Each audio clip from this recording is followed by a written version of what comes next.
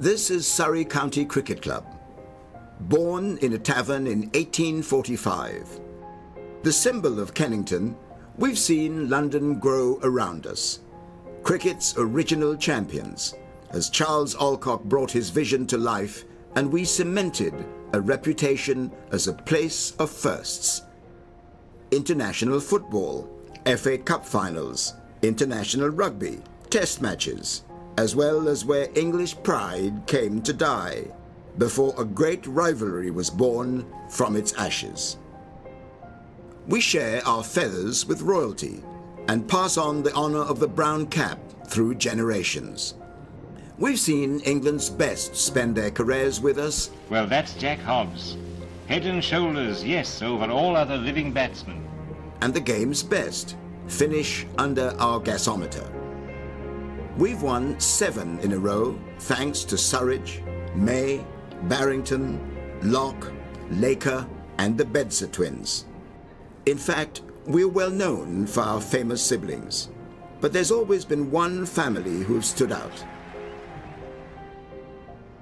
We saw the West Indies grip a nation on our doorstep, and a pioneer set records galore in the women's game. The end of the century brought a fresh take on Ik Dien, as Holyoake and his England teammates transformed us on the pitch. The changing of the oval skyline brought the greatest of finales. There it is. England have regained the Ashes. And an era of final test triumphs. Alistair Cook has done it. A century in his last. Well played. On our way to our own red ball century. We're one half of the game's oldest rivalry and its only London derby. Can you clear the pavilion? Local players are always the too. We've come through tragedies.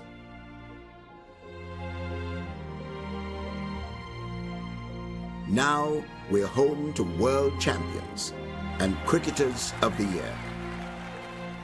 175 years have passed. There's much more to come. This is Surrey County Cricket Club, heart of London, pride of the county, the grandest stage in world cricket.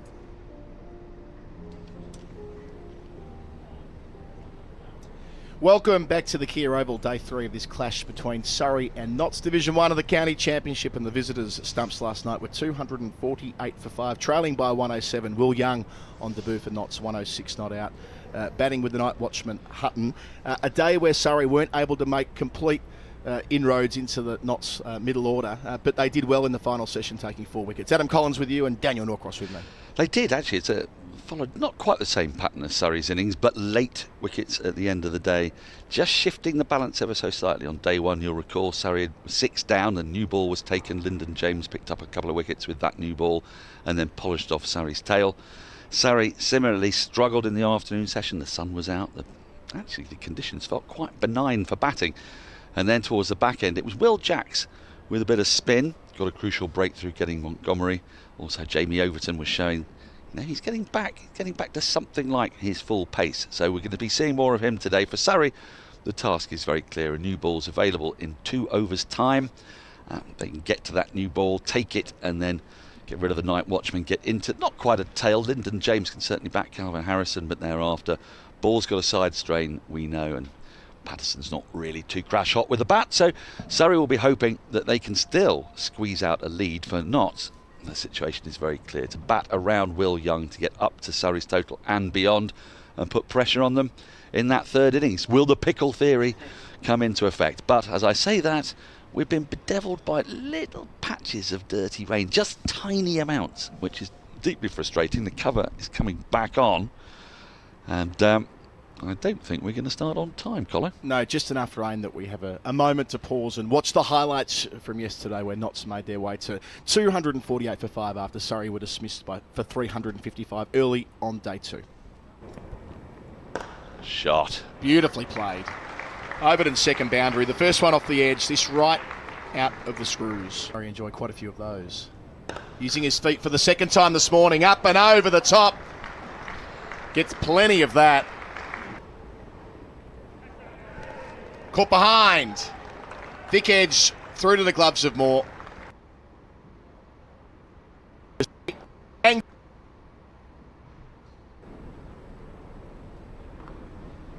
Outside part of the bat, away for 4, down towards the Bedser stand. Nice soft hands from Slater into the turf, past the diving Overton. It'll run away for 4 as well, batting all the way through. Edge and over the top, a second slip for 4. Worrell finishes. It's a pretty good shot in the end. That's Whippy, all wrists from Hamid.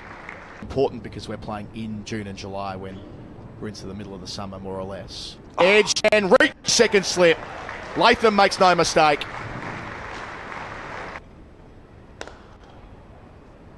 Shot. That's a lovely shot, isn't it? That's great. Oh, it's a lovely shot. Up towards the groundsman's hut. Oh, that's a lovely shot. Just to the left of mid-wicket. Oh, a mighty shot. Great shot from Asib Hamid. Straight back past the bowler. That's flicked away fine. And the pace that Overton bowls, that's going to run away for 4. That's really nicely played. Down to the boundary for 4. In front of us here, Worrell finding his line of length early. Bit fuller and driven down the ground by Hamid. That's a lovely shot. Struck 2 beautiful boundaries through the onside. That's a great shot. That'll be 50 for Young. Keeper today.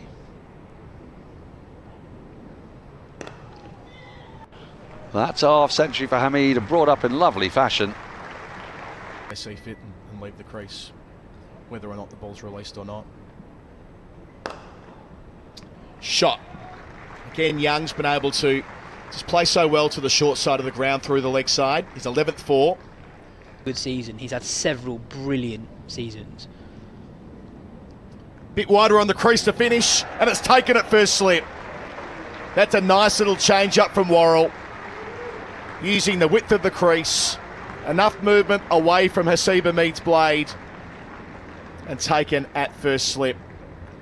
So in addition to the low knees you referred to before. Gets it very fine there. It'll be 4 runs. The other players would be sort of happy hookers from yesteryear. Ooh, squares him up. Reaches the gully. That's been on the cards with Overton. Into the hands of Latham. His second snaffle. The big wicket of Joe Clark. Go. Proper luck. Abbott here, new over. That's just caressed by Young. Lovely shot. Just in front of square, across the practice wickets. Anyway, Tom Latham. Getting quite deep here. Oh, that's flashed away. And that will be 4. That wasn't a million miles away from Gully, actually. Ooh. That's the wicket. Will Jacks did indeed toss it up, and he's bowled Montgomery just for the 11 off 30. Montgomery has to go.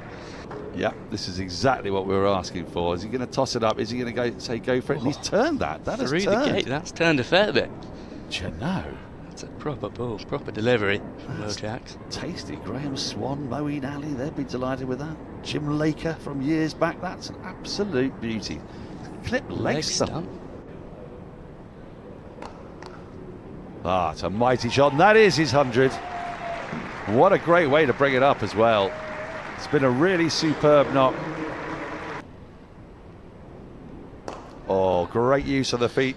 1 bounce, and then it's going to skip on for 4 more. Edged, gone! That is the breakthrough. Overton into the attack to get that wicket, and he has. He's made the breakthrough. Moores has gone. Notts have lost their 5th wicket. And whoever comes out to bat now has got a rather horrible 14 balls to negotiate. Well, what a great bowling change from Rory Burns. Perfect timing. Try again, perfect timing that is. The highlights finishing as the players make their way to the middle, and suddenly the sun's out.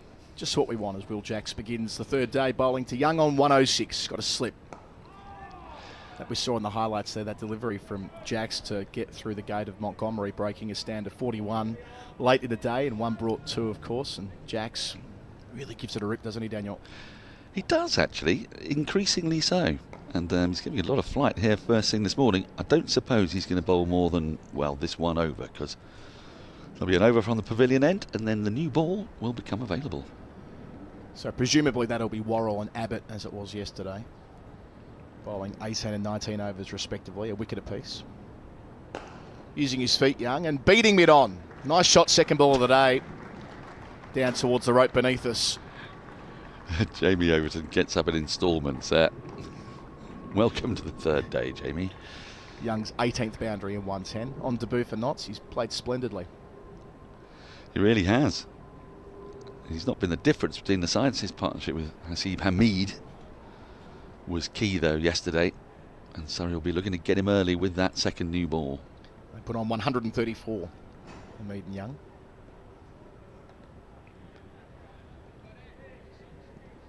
Interesting position he fits into in English cricket, Jacks, isn't it? He's now played Test cricket in Pakistan last year, but batting at 7 or 8, he was used in a bit of a floating role. Extra turn there again.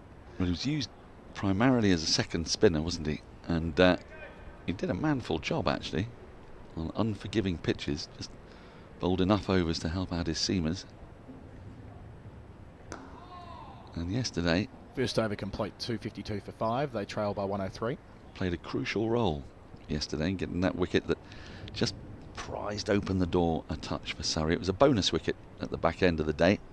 Bonus couple of wickets as the ball was old, a bit manky. There's one more over with it to go. Notts, by the way, with that boundary have brought up their first bonus point with the bat. I actually thought before Moeen Ali became a bolter and a factor in the selection conversation when Jack Leach was ruled out of the Ashes injured, I thought they'd go to Jacks. He fits the mould in terms of an aggressive player, can bat down the list and make useful, unusual runs, and of course the spin option for England if they needed it. But well, I think that spin is still a bit of a work in progress, isn't it, in fairness, especially in an Ashes match. He's a very handy second spinner, slightly in the root mould, but not yet a frontline spinner. And Surrey didn't use a frontline spinner last year in the championship winning side until the very last game they played, when Dan Moriarty came into the match against Lancashire with the title already won. Bowled well up there at Old Trafford as well, Moriarty. Now, what do we think this means if Overton is going to bowl the 80th over? He's got the short leg as well, into Hutton, the night watchman. Oh, lovely shot, first ball of the day from him. Hutton out through the covers to the short boundary. Well, mark with a 4. He looked a little tentative yesterday. You wouldn't blame him for it, because he came out slightly grey skies, and Overton was in the middle of a spell where he was really getting some serious wheels going. The first ball he played, he somewhat flinched. That short leg was almost in play, but the last over or so he showed his mettle, got in behind the ball, and he's going to be an awkward wicket for Surrey. Bowled a really quick spell after T. Overton yesterday. Short delivery there. The wicket of Clark, which you would say is the most important in the Notts lineup, on the basis that he made an unbeaten double ton a couple of weeks ago, squaring him up, spitting out to gully. That was genuine pace. Oh, absolutely. I mean, he has shown what pace can do here. He's disturbed some of the Notts batters. It's why, we talked about Mark Wood when he came into the England side for the Headingley Test, what a difference it makes. Normally calm, composed batters suddenly get a bit ruffled. I wonder how the summer would have played out if all of the quicks were available at the start. Not just Archer, who of course is kind of a separate case in many respects, but if Wood had been good to go first up, Ollie Stone, who had that bad hamstring tear about 6 weeks before the Ashes and has subsequently been injured again, and Overton. I mean, they were dead keen to fight Australia with pace until the point where they couldn't. Not too dissimilar to their tour there in 2021-22, when all of their real quicks were unavailable with the exception of Wood. Again, through the offside, doesn't quite get all of it, so even to the short rope they'll only get a couple, but it takes the deficit down to 97. Laws does the fielding. Well, I'm not sure that we'd have known about Josh Tongue. I mean, those who know about him from the county scene, but I don't suppose he would have Had a debut against Ireland and then played really well at Lord's. His first 2 Test matches being at Lord's, quite a curiosity there. He's going to play a lot more, I reckon, Tom. I think you might be right. Especially when they'll be reluctant to play Wood too often, precious as he is. Now then, what does this mean? Overton bowling this over. Are they going to take the new ball? And if they do, will it be Overton who takes it? Which would be a surprise. Maybe a short burst. Or is this just an attempt to get rid of the night watcher with a bit of pace? You would think that it's a Worrell and Abbott second new ball partnership that's about to start. Final delivery with the old ball. In theory, at least, to Hutton.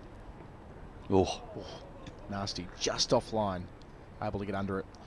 So 80 overs gone. Second new ball due. Notts 258 for 5. They trail by 97. Young, he's been chanceless through his 110 so far. And you've got your finger out, Daniel. You've worked out what's going on. It's going to be Dan Worrell. Yep. Dan Worrell just handing his cap over to Dom Sibley. Dom Sibley's got a wonderful shuffle when he walks. The shoulders go from side to side. Something like a sort of a funky bear. I was thinking more a model. Oh, a model.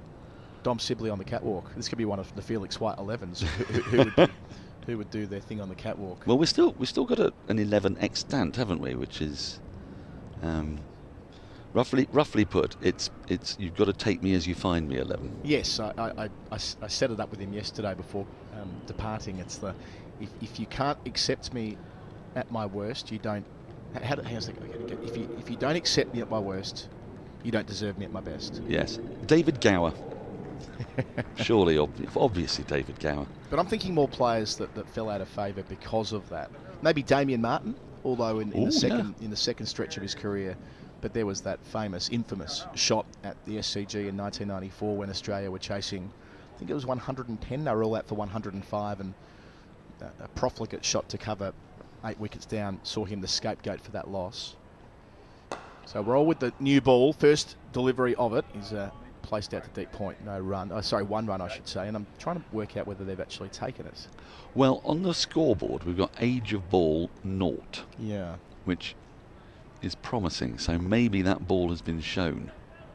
Let's get the binoculars on it. See if we can tell in his hand as he walks back to his mark. It is, yes. It's shiny. It is the new Kookaburra. Right. So Worrell starting with 2 slips to the gully.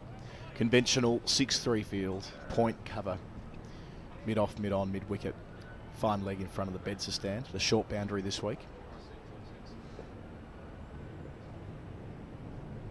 The gully jumps in the 3rd slip. Oh, that's a beauty. That is just Dan Worrell 101. It certainly is, and Surrey need him to be here because they don't want this partnership to drag on. They don't want this innings to drag on. They really want to be batting by lunch, and they would love a little lead because this now becomes awkward for Surrey. They've got to, obviously, until the Nottinghamshire innings is over, it's hard to say, but their game plan will be bundle knots out for as little as possible, get cracking with the bat and set a target on the 4th day. You talk a lot on test coverage about 3rd innings pickle theory, and I suspect you'll arrive on it again today, but set it up for us. What does 3rd innings pickle theory look like? Well, it's one of the reasons why Stokes likes to bat last. And the most obvious example of it was New Zealand against England at Trent Bridge last year. New Zealand scored in excess of 500. England went hard to try to get as close or beyond as they could. Nice looking shot. They got up to within 20-30 odd runs, and New Zealand, who were 1-0 down in the series, this is a sort of the perfect apex of pickle theory, where the side batting 3rd needs to win or wants to win, as Surrey do here because they're in a championship chase. And the issue then becomes going hard enough to set enough time, a big enough target, but with enough time to bowl your side out, your opposition out, or, if you're not careful, in the pursuit of those runs, losing wickets and ending up setting a much lower target than you should have done. And the other factor in this as well is when the team batting 3rd might halfway through their pursuit of quick runs, realise, oh dear, a draw might be useful from where we are. From where we are. And then they play more conservatively, lose wickets anyway, and they end up in that same predicament. That's where the pickle comes. It's Johnny Barron who invented the name, the third innings pickle theory, but it's been a phenomenon that's been around for a while. You've really appropriated it in recent times. I have. Well, you know. To complete the first over with the second year ball, 1 run coming from it. 259 for 5 knots. They're 96 behind. He's a wise old sage, is Johnny Barron. He's been in this box many, many times before. And I think I like the naming of it. I'd always been aware of the phenomenon of it. But pickle theory, I think it pretty much sums it up. You get into a pickle. You get confused. You're not quite sure what you're doing. Your plans aren't clear. And Surrey will have that to contend with, you would imagine, in this third innings. Unless, of course, Notts bat for a very lengthy period of time, bat out till beyond tea. And then Surrey will actually have fewer options. Their option really will be to get out of this game with a draw, which would be no bad thing. They've got a little cushion at the top of the table. They do not want to lose because a couple of their rivals are going quite nicely. Warwickshire in particular. Hampshire, though, was stalled yesterday by a double hundred from James Rue, the phenomenon. Clark gets the new ball. He's got 2 out for the short ball, a couple of slips as well. Young to 112. Just a little reminder of the situation today that Surrey's major contenders in action will be Warwickshire, who are in a very strong position against Kent. Took a first innings lead of 378, Kent to 62 for 1 in their second innings. Essex, of course, who have been blighted by rain, all up 282. Lancashire 37 for 1, but the delayed start, more rain there in Blackpool. A lot of that up there last couple of days. Well, it's rather typical of England, isn't it, that our most popular seaside resort should be an area that's about as wet as you can get in England. The prevailing Atlantic. There's a replica Eiffel Tower up there, isn't there, or something like Pretty that? much, yeah. Yep.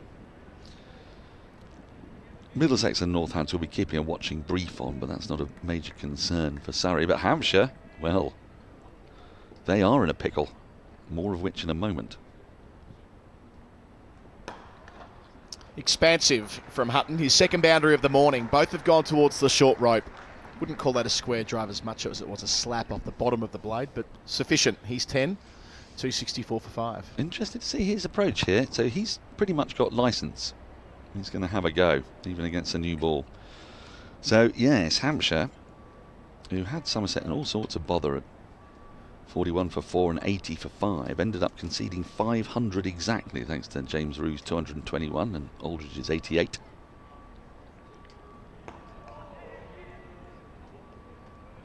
There was even, a last wicket partnership of 108 between Bashir and Rue. You'd start to get extremely cheesed off with that. Especially when you've got Barker, Mohammed Abbas, Carl Abbott, Liam Dawson, James Fuller. Doesn't get much stronger than that. Only Surrey can rival a bowling lineup as strong as that. They're the best 2 in the country comfortably. But this morning, Vince is out, Gubbins is out. A bit wider on the crease there from Clark, and they sneak through for a quick single. So Hampshire find themselves 71 for 4, still 429 in arrears. I can't see a way in which they can win that game.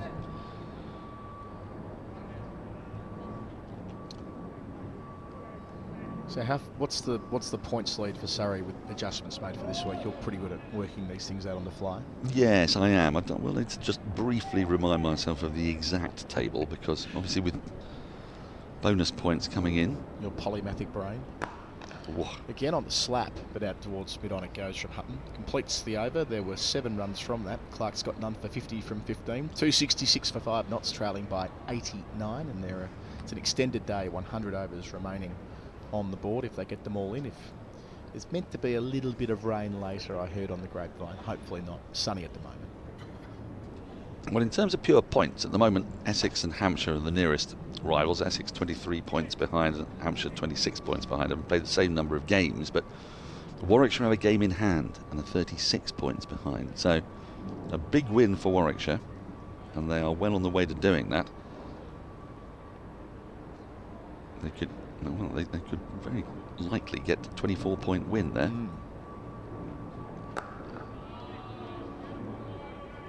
Warwickshire, who of course won the comp 2 years ago, then came within a whisker of being relegated final day of the season. Liam Norval, 9 wicket bag, an all-time performance to keep them up and pressing towards the top again. Hampshire, who've been there and thereabouts for the last few seasons and haven't been able to completely make the most of that bowling attack I mentioned before.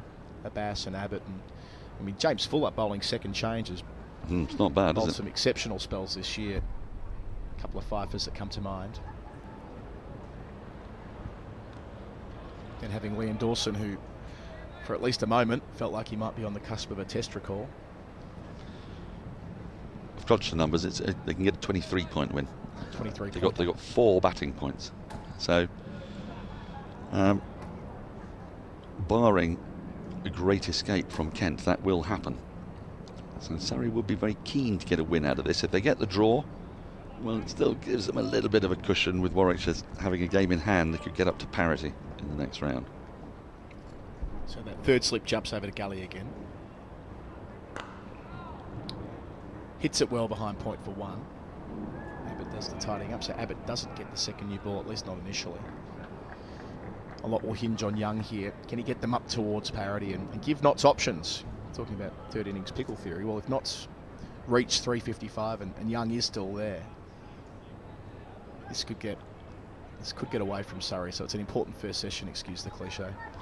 Yeah, well, they have teams breathing down their neck. I mean, they've been delighted to see that Kent are losing so badly. They didn't pick up any batting points. They didn't pick up all their bowling points, Kent. So they could end up with just 2 points on that game.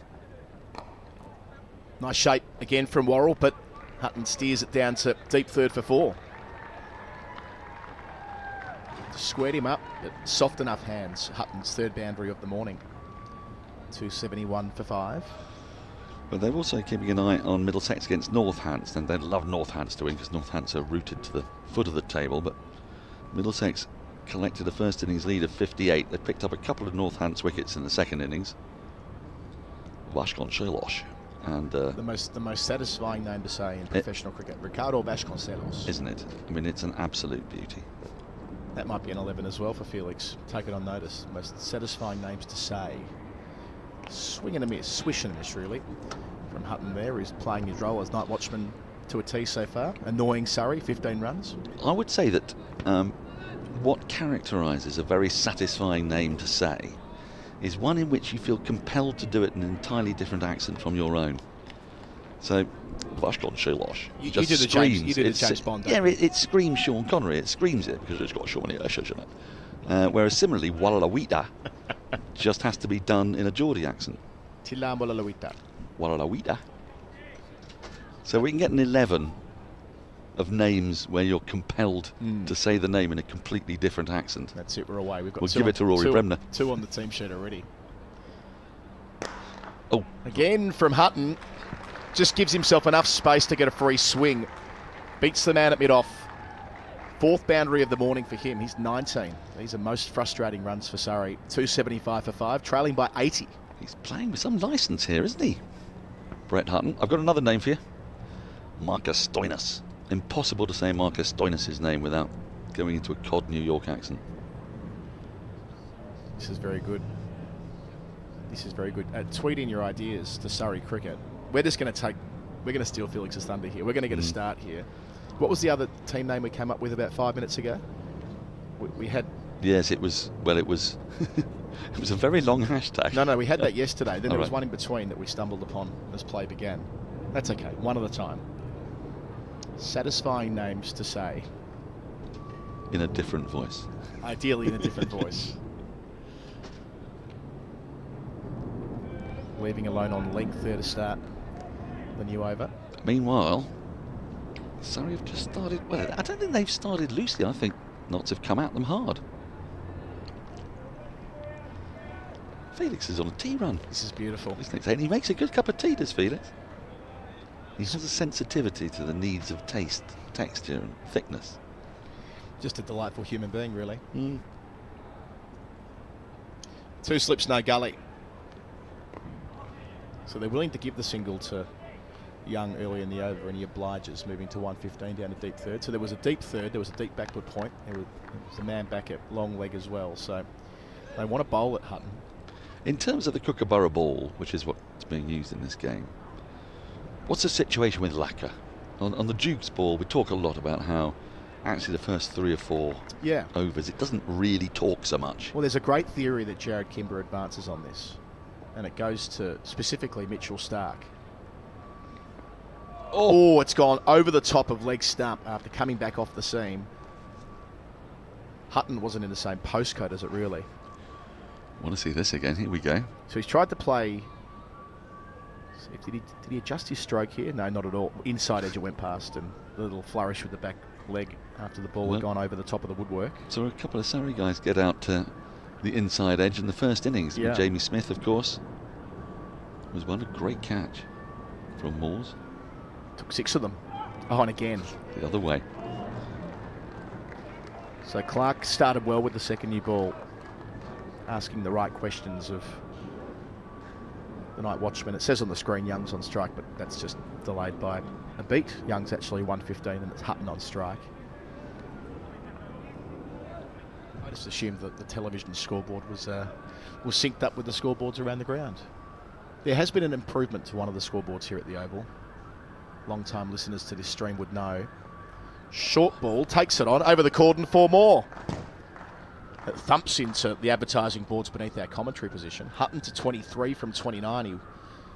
He was 0 from 8 overnight. So 23 from 21 for him today. 280 for 5, trailed by 75. Yep, but a good fortune here for Hutton. Fortune favours the brave. He's gone for it. I'm telling you, I think he's come out here with a licence to attack, which is a good move from Notts, because don't forget they're also in a position where they'll think they can press for victory, but to do that they can't afford to dawdle too much. And a hard new ball, it's almost like a kind of bonus partnership this for them. So still 3 out. Last ball here beats him. So a good over from Clark, did a lot right, but 5 runs from it. 280 for 5, just to complete that thought from before. For a long time on this stream, I've advanced my concerns with the 2 electronic scoreboards, that there's not enough information about the bowlers. And you see the bowler's name, what end they're delivering from, but you don't know what their figures are. It's a relatively easy fix. Yes. It wouldn't take an awful lot. If you had next to Worrell, and Clark here, which we'll try and bring them up on the screen momentarily. See if this can work. If I say it down the microphone, can I make it come true? Ooh. Am I being heard? If I'm being heard, this will work well. We'll come back to it after the first ball here, hopefully at least. Worrell, third with the second newie. To Young, the main man on 115. He's done everything right so far. There we are. So Worrell, Vauxhall End. All you need next to it are his current figures. So, you know, in this case, you'd have on there.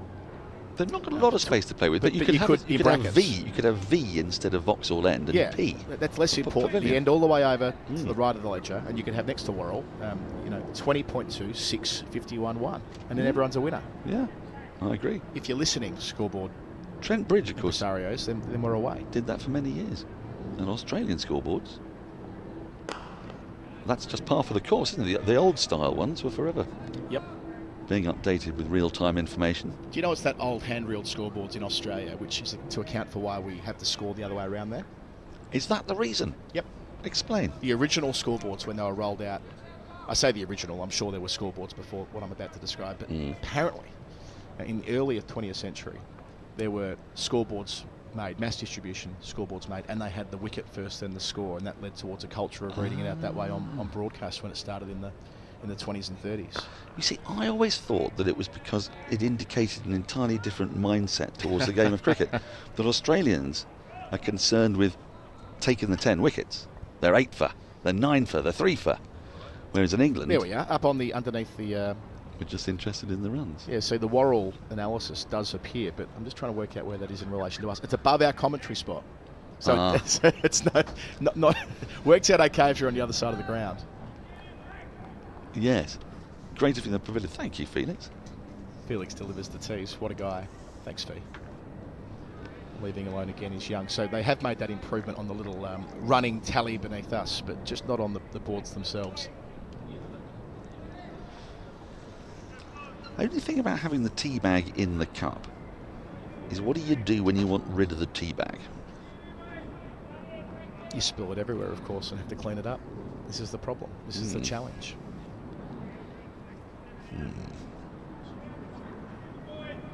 Best scoreboards. Adelaide. Perth's a good one as well. Well, the old Perth, the whacker. Inside part of the bat, good delivery from Worrell. Just back off the seam a wee bit, just enough to ask questions around that middle to leg stump line. Back in the day when the scoreboard on the gasometer side was hand done, it was on lovely rollers, they were very smooth. They used to be so quick that they would anticipate, a bit like Richie Beno, that'll be 3. They would put the 3 up before the batters had crossed. It was magnificent.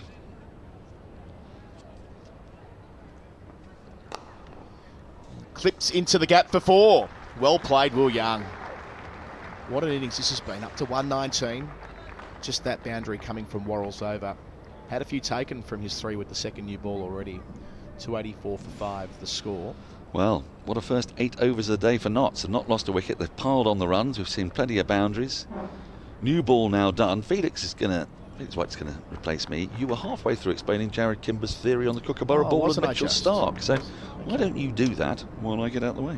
So the theory runs, thank you Daniel, that Stark's got, might even be the best record ever for wickets taken inside the first 5 overs of a test innings, like the highest strike rate or the greatest frequency or something like that. But it only applies when using the Kookaburra ball.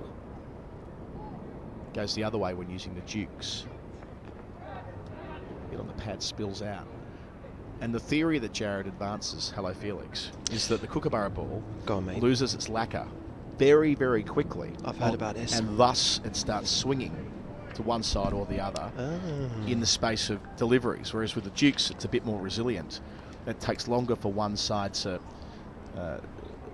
experience a bit of wear and tear. Okay. And therefore the Dukes ball just takes a little bit longer to start hooping around. But when it does, of course, it does for longer.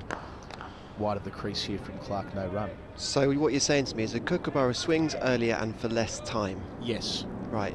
Have we seen that in this game? I don't know if it swung much at all. We saw a little bit of movement with the new ball yesterday when Abbott and Worrell started and had,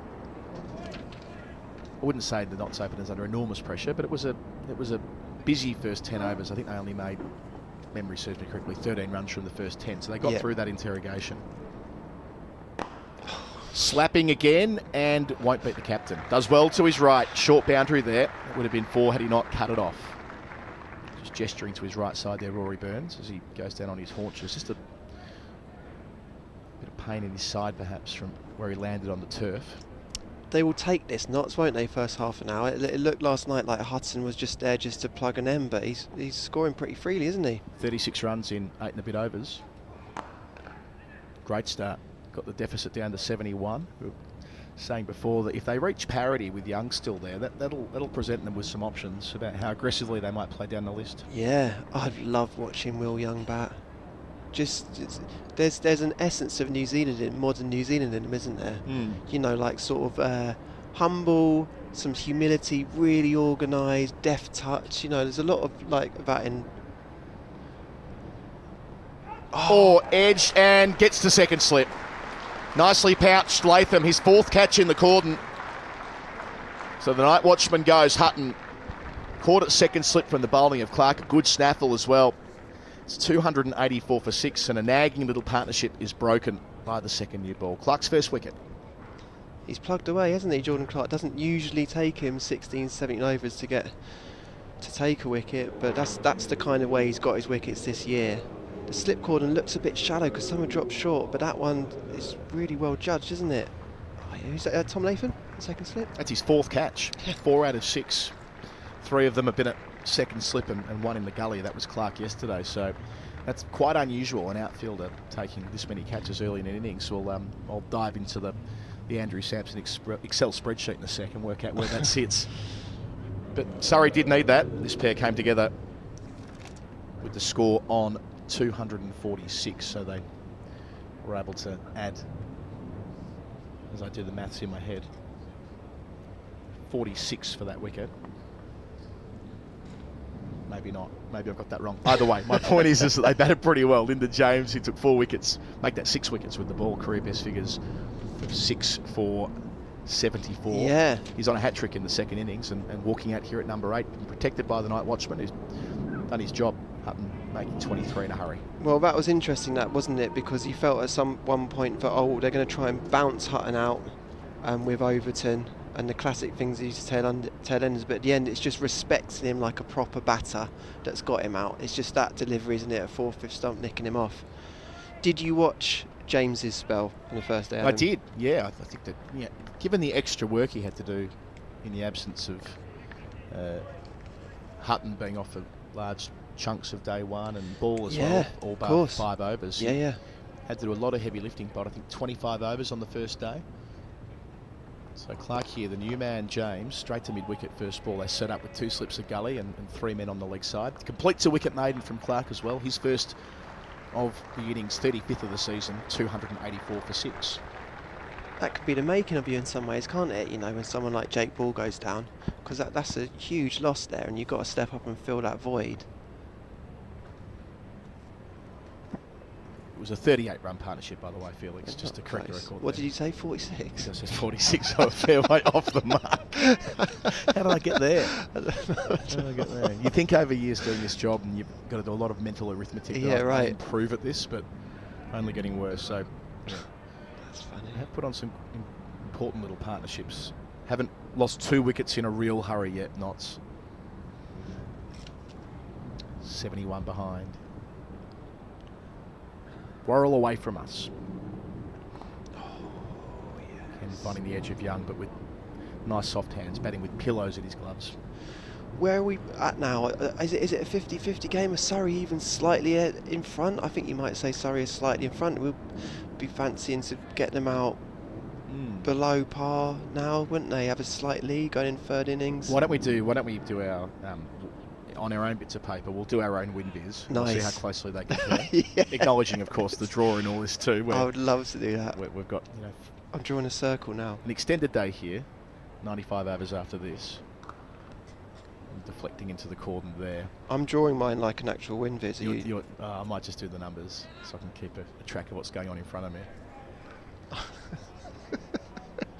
I hope we can get this on camera, my win viz. Oh, believe you me, we can. We've got the Snoop cam in here. It's an occupational hazard working on radio commentary these days with the camera in the box. They cut up everything, and if you're gesticulating and carrying on, as I've been known to from time to time, that can generate a bit of scrutiny. That's okay.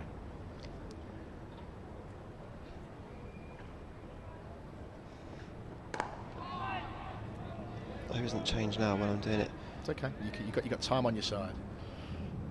I'm just trying to the key thing is making sure you don't go up to more than 100 as well. Thank you for your advice. With the draw thrown in there? There's a draw in there, don't worry about that. I know you like a tie as well. You always like to put a tie in, don't you? I'm always predicting the tie. I know you are. So if you keep predicting it, eventually it might come true. It's like that economist in Australia that's predicted 20 of the last 0 recessions. Alright, I've run my figures. Okay. I'm not quite there yet, but I'll get there. If I go like that. Jake, I don't know if you can get... can we get WinViz on camera, please? So I've run the numbers. I'm not going to look. I've run the numbers. Project here. If you can see that at home, there we go. They've seen WinViz. You're going to have to thrust up a bit higher here. There we go. I think I can see the Surrey number being quite high. It's quite complicated. There we go. Okay. That's the game situation. Surrey 57%. I like how bullish you are on a result. 11% for the draw. We've got 11% for draw and Notts at 32%. Okay. Don't pull me up on that. That's just what WinViz says, okay? Yep, sure. It's just the algorithm. It's backward looking as well. Exactly. Don't blame the machine. I've gone similar for Notts. I've got them at 35. You had them at 32. Yeah. But I've got the draw at 35 as well. Okay. And Surrey at 30. I think it's going to take a lot for Surrey from here because they're batting third. It's often easier in games like this to be batting fourth. Out through the onside for 4. Young just clipping to the short boundary, had one man to beat, did so convincingly, up to 123. A boundary from the final ball of Worrell's over for the second over in a row. 288 for 6, trailing by 67. Well played. There's something beautiful about watching Will Young bat in that there's no excess energy wasted. Everything is with economy. That's a beautifully weighted shot flicked on. The reason, going back to my WinViz versus yours, Adam, I don't know what computer yours is going through, but there haven't been many draws this year at the Oval. I'm not sure if there've been any. I don't know if it feels like we forced results here. Well, this is the fourth home game that Surrey have played. They've won 2. They beat Hampshire and Kent convincingly and lost to Lancs. New over starts here from Clark, no run. So if anything, I've been generous to the draw, even giving it 11%, because Surrey likes to force results here. I feel like the reasons I've got the draw a bit higher is the little hint of rain later, potentially today, might take some time out of the game. And I'm always of the view, when a game's in the balance, bowling third gives you, bowling third and batting fourth gives you more options. So basically, you know what your task is on both fronts. You've got to take 10 wickets and you know what you're chasing. If you're batting third, as Daniel articulated nicely earlier, James off the mark to mid-on, you can get in what he describes as the third innings pickle, where you're trying to do both things at once. You're trying to preserve wickets but score quickly, and you can get in a bit of a jam, which I'm not saying Surrey will end up in said jam, but they might if they reach about parity when they're bowled out, let's say. I've seen this kicking about, the third innings pickle. So Johnny Barron, Surrey's own Johnny Barron, did he come up with that? Yep, as Daniel was just giving us the history on it before. It's a Barron theory that Norcross has appropriated, cultural appropriation, I could say, from Norcross, from commentator to commentator. And he's found a way of advancing it on, certainly on our test radio broadcast. He's always going on about it, which is fair enough. It's a good theory. But yeah, I think that on that basis, Notts might just have their nose ahead here. But that doesn't account for, and WinViz does account for, how strong the sides are on paper. Exactly. And Surrey are, I mean, it's improbable that they'll have Smith missing out again. Latham got a start, didn't go on with it. Burns, second ball duck. So maybe I'm being a bit light on for Surrey on that basis. Oh, hit on the pad, but a fraction high. Easy decision for Bailey. I don't know, because they've been beaten very recently at home here in a game that they felt like they were in front of for long periods of time, or pretty much the whole game until day 4. So I don't know. I think they'll be more nervous than they would have been here. This is the test of champions at the moment, isn't it? I think Notts have had 4 draws through the season as well, so they know how to shut games down if they need to. In the scenario where they're chasing and it doesn't quite go to plan. Dan was saying this is the difference really in the first division especially, is that teams can compete with the top 2-3 sides for 2 or 3 days, and then the arm wrestle just goes one way. It's about being consistently there. So that's what we're going to find out really back end of today. How long this resistance will last. But Will Young has been just class. A lot hinges on him. Can he bat all the way through on leg stump? Won't mind that, albeit only for 1 down to Worrell. Wants a second, won't get it. 124 for the New Zealander at the end of the over. 2 runs from it, 290 for 6 after 88. So trailing by 65 the visitors. So you mentioned there that you've already discussed the third innings pickle with Dan Norcross. I couldn't help but notice you were discussing other things as well, like different 11s are arising. We unfortunately got on your pad, which I felt bad about, so we pulled out of the conversation. I'm happy for you to, because I left with we only got 2 names. You only got 2 names? I think you and I were doing it, then you and Dan had 45 minutes, didn't get anywhere. We had, well, I thought I was going to roll it over, so to be honest with you, last night I went to sleep cross-eyed thinking about this 11, so I'm quite happy that you've invented another one. What's your one? So, well, we've got satisfying names to say. And Dan's extra bit was using a voice different to your own. So Ricardo Vasconcelos, for example. Oh, wow. As Abbott gets his opportunity. First ball placed out to mid-on, no run. So he's replacing Worrell at the JM Finn stand end. The thing with that one, I think, is you're going to need Dan because he can do the accents. He can. But we can all give it a go, can't we? I mean, Marcus Stoinis, he mentioned early on as well. Is what a sort of Boston, New York type? Yeah, he the sort of New York cop. Yeah. New York City cops.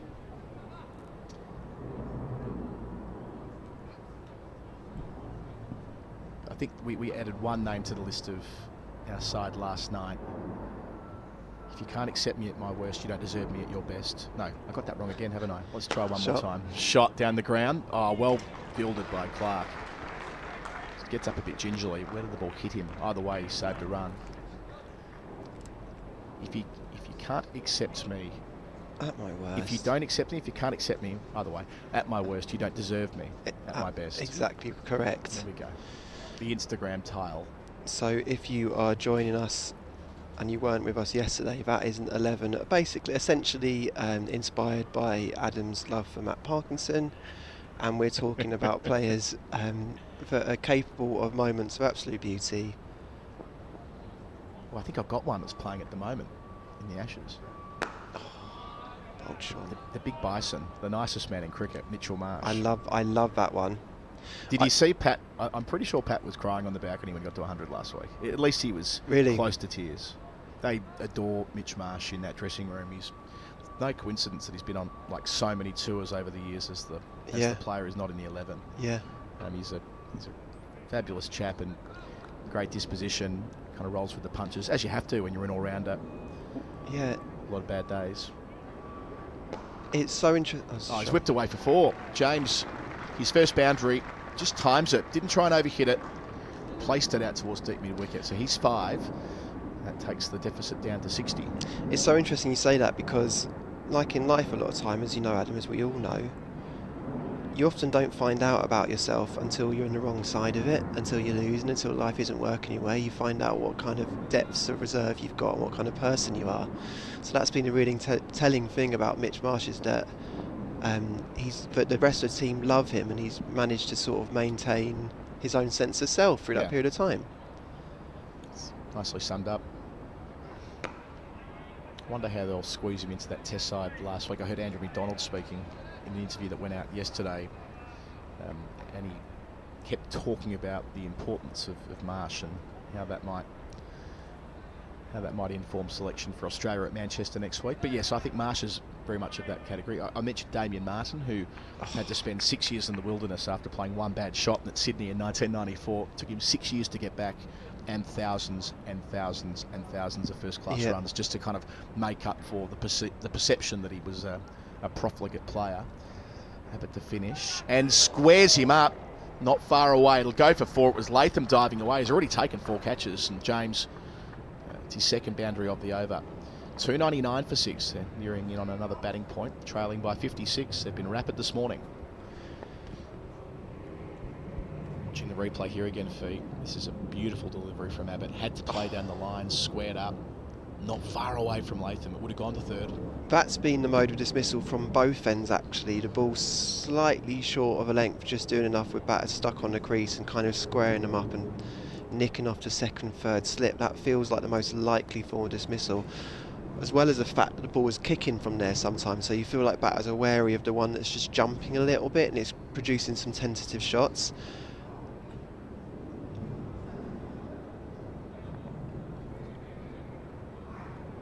New over starts here from Clark. I love that shout, Adam, and do you know what? That's focused my mind, and it's reinvigorated me on this 11. I feel like this 11 should be current players only, so not players from the past.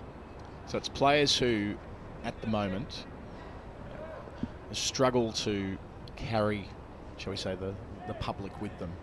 Exactly, but we feel romantic about them because they're capable of such beautiful things in isolation. Such as James Vince, perhaps.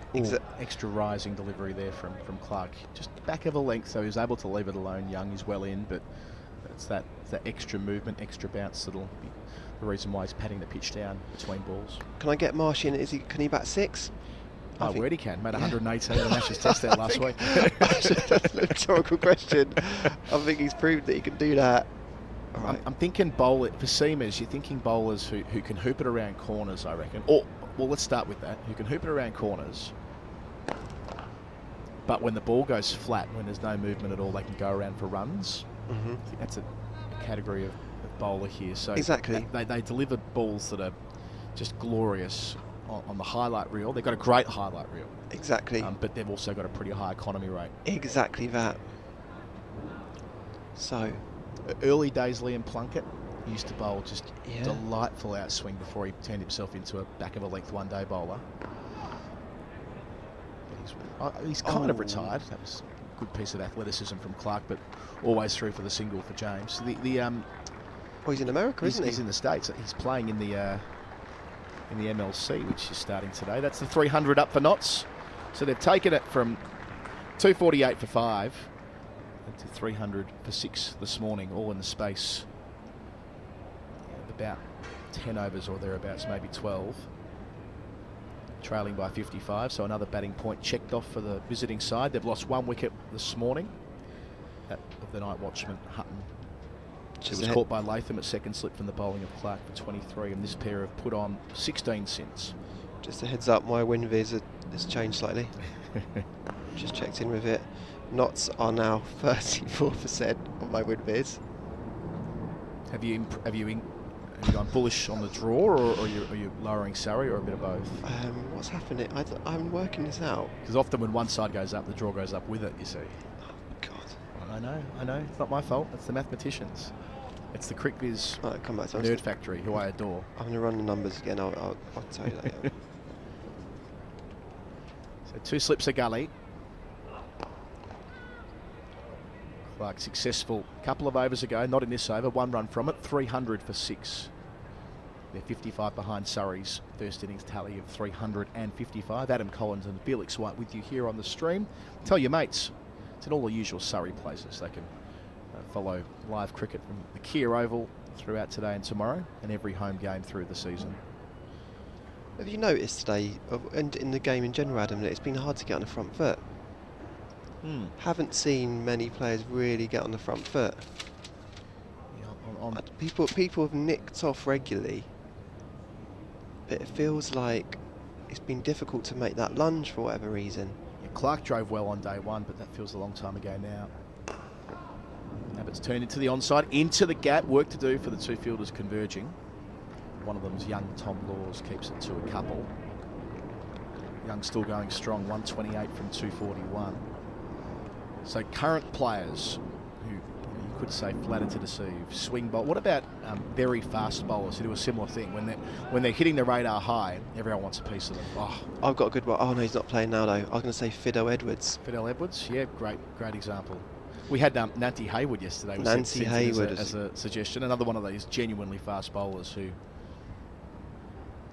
didn't enjoy a hugely productive Test career, but on his day looked a world beater. Thank you for getting in touch with names. We've had a lot of names. I can reel them off very quickly. I saw if I won't name check you all when I do, but we've had Stark, Malcolm, Vince, Crawley, Shah, Butcher, Walsh, War, Peterson, Sibley, Tavares. That was actually Dan Norcross. He always suggests Chris Tavares. Hooper, Martin, Hayward, Frazier. Carl Hooper's a belter.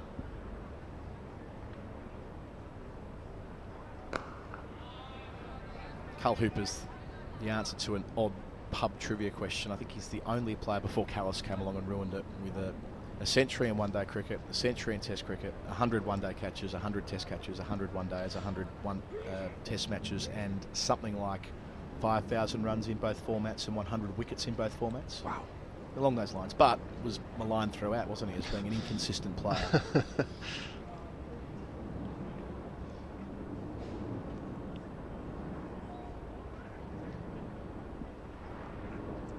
There's that movement Abbott's been getting a couple of times and over, way to the cordon. Classy stuff.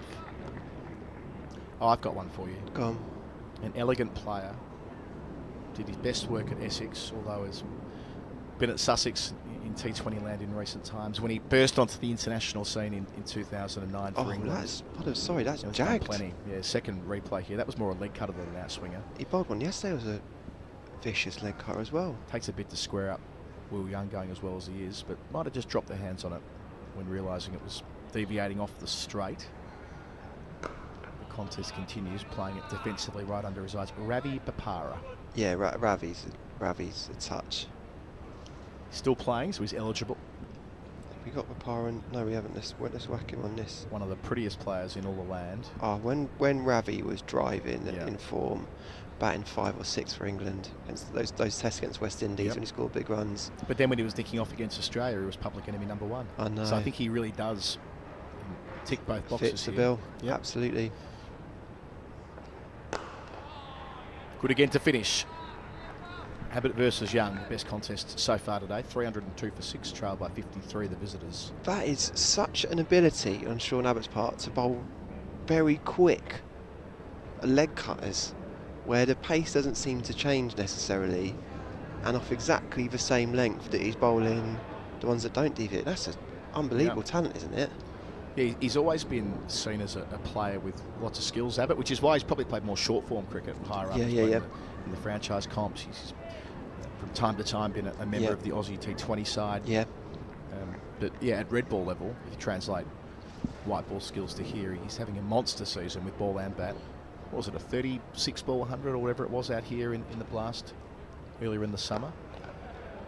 Broke the record for the fastest century in that competition ever. That was an amazing innings. I love the innings when it feels like it's even a surprise to the batter himself. You know what I mean? Yeah, he won't be far away from higher honours for Australia as far as Test cricket's concerned. I'm certain of that. Never played a test? Never played a test, but he's been in a lot of squads. It's just the depth, isn't it? The big three, Stark, Hazelwood, Cummins, have been together for so long now. Yeah. That invariably two of those three play. Outside part of the bat, but played with soft hands by James, and then the bowling intervention, which came from absolutely nowhere. Where, from when he got called up for that MCG squad a couple of years ago, we're like, wow, that's a huge call. Yeah. Well, the rest is history, really. I was going to ask you about Byron. What have you made of him this summer? Because a lot of people in the know that received wisdom was he'll do really well this summer. Yeah. He looks born to bowl in England, doesn't he? A bit wider on the crease here, Clark, defensively again from James. In the World Test Championship final here, on that final day, he was extraordinary. I mean, he landed the ball in a shoebox, moved it both ways, nicked off Kohli, nicked off Jadeja, game over, Australia win the Mace.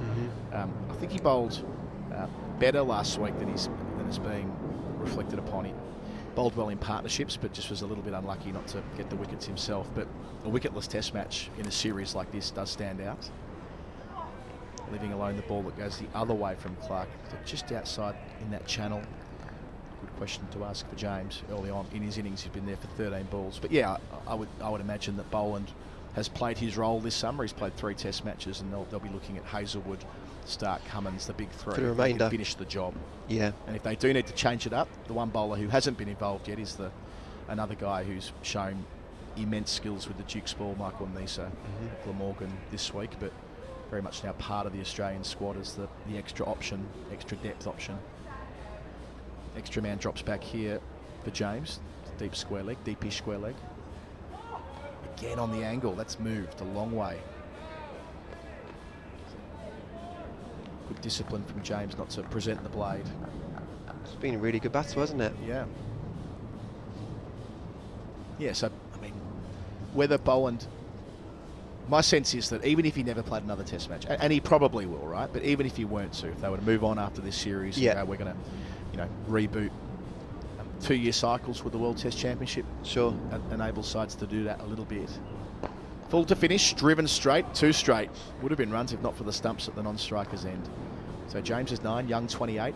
302 for 6 remains the score after the Clark maiden trail by 53. Yeah, even if they decided, look, that's done, like that was wonderful, but he's played his role and it's next generation or whatever it is. The Boland story is still it's film worthy.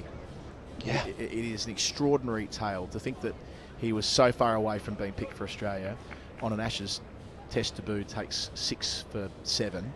Well, I think it was he finished with 6 for 9, but had 6 for 5 at one point, whatever it was.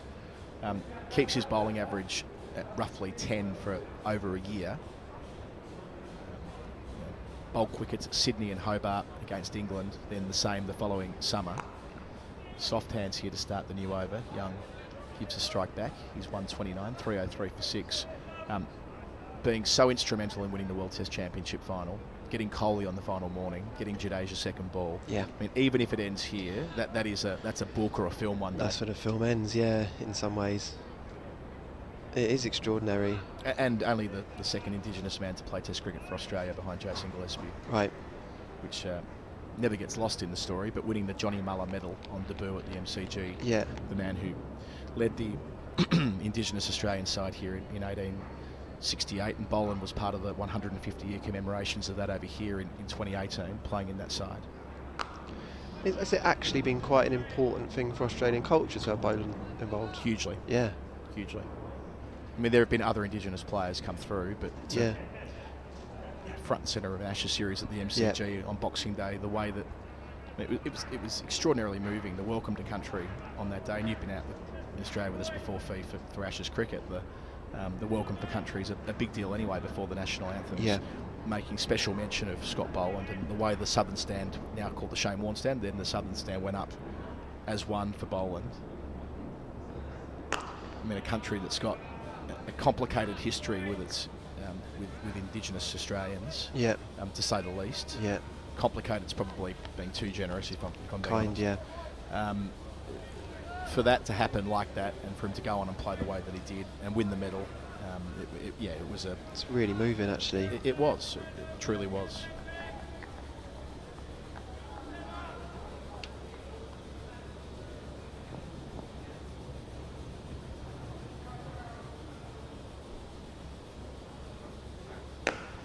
Bowling well here, Abbott.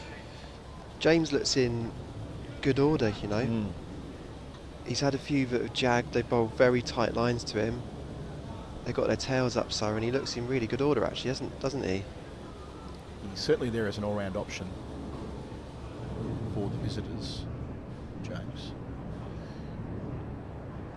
Going through his season with the bat, he's not had bulk returns a high score of 41, but typically batting at 7, giving them balance, playing under his eyes here. So yes, it's been more with the ball than the bat that he's delivered so far, but consistent starts, 32, 41, 20, 26, 28, 29. So he's been getting to base camp, hasn't really been able to go on with it as yet. He looks a proper player, proper enough for them to protect him last night when Hutton came out. They identified that as a tricky period with Overton bowling quick, and that he was ribs with a leg slipping.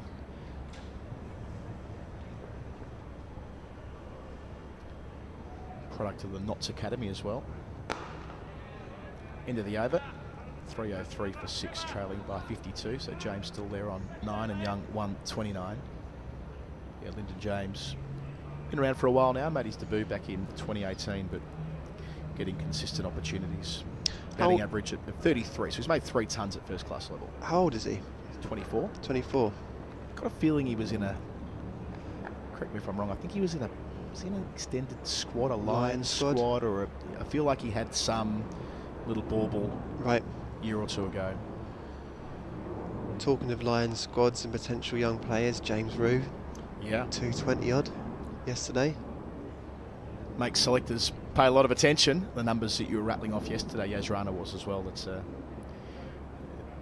fact that we've got Lions tours happening again post-COVID is really important. It's how Josh Tongue got in. You know, Josh Tongue gets in the Test side because he bowled well for the England Lions. That's how it should be. That's how it's meant to be. Young, new over, facing up and driving, but just wide of the captain Burns, who can cut it off in time. And of course, delivering in the championships what gets you the chance to play for the Lions. But always come back to Mohammad Siraj, the Indian quick. No one should have been surprised when he played his first Test match in 2020 that he was good to go at Test level. He'd taken 75 wickets for India A, first class cricket. Out to one of the 2 men set back, Young to 130 with the single, 304 for 6, deficit 51. I mean, that's where India have done a great job of taking their A squad and sending them around the world, always playing somewhere, pre-COVID that is. And someone like Siraj was the beneficiary of it, and the Lions have got a good track record of that as well. A lot of the guys who are front and centre of the England team at the moment have performed at that level down. Ben Duckett, notably. I guess it's as much as having those competitive games, it's as much as just like having them amongst a squad and just getting a feel for the person and the player and how they do you know what I mean? Respond to pressure. Well, it's a lot different. I mean, I suppose there's some analogous to what you've done in your music career. It's one thing playing a pub, another thing playing a major festival, right? When you're in that high performance environment, added scrutiny, not comparing county cricket to a pub, by the way, but just that step up to having a lot more people paying attention.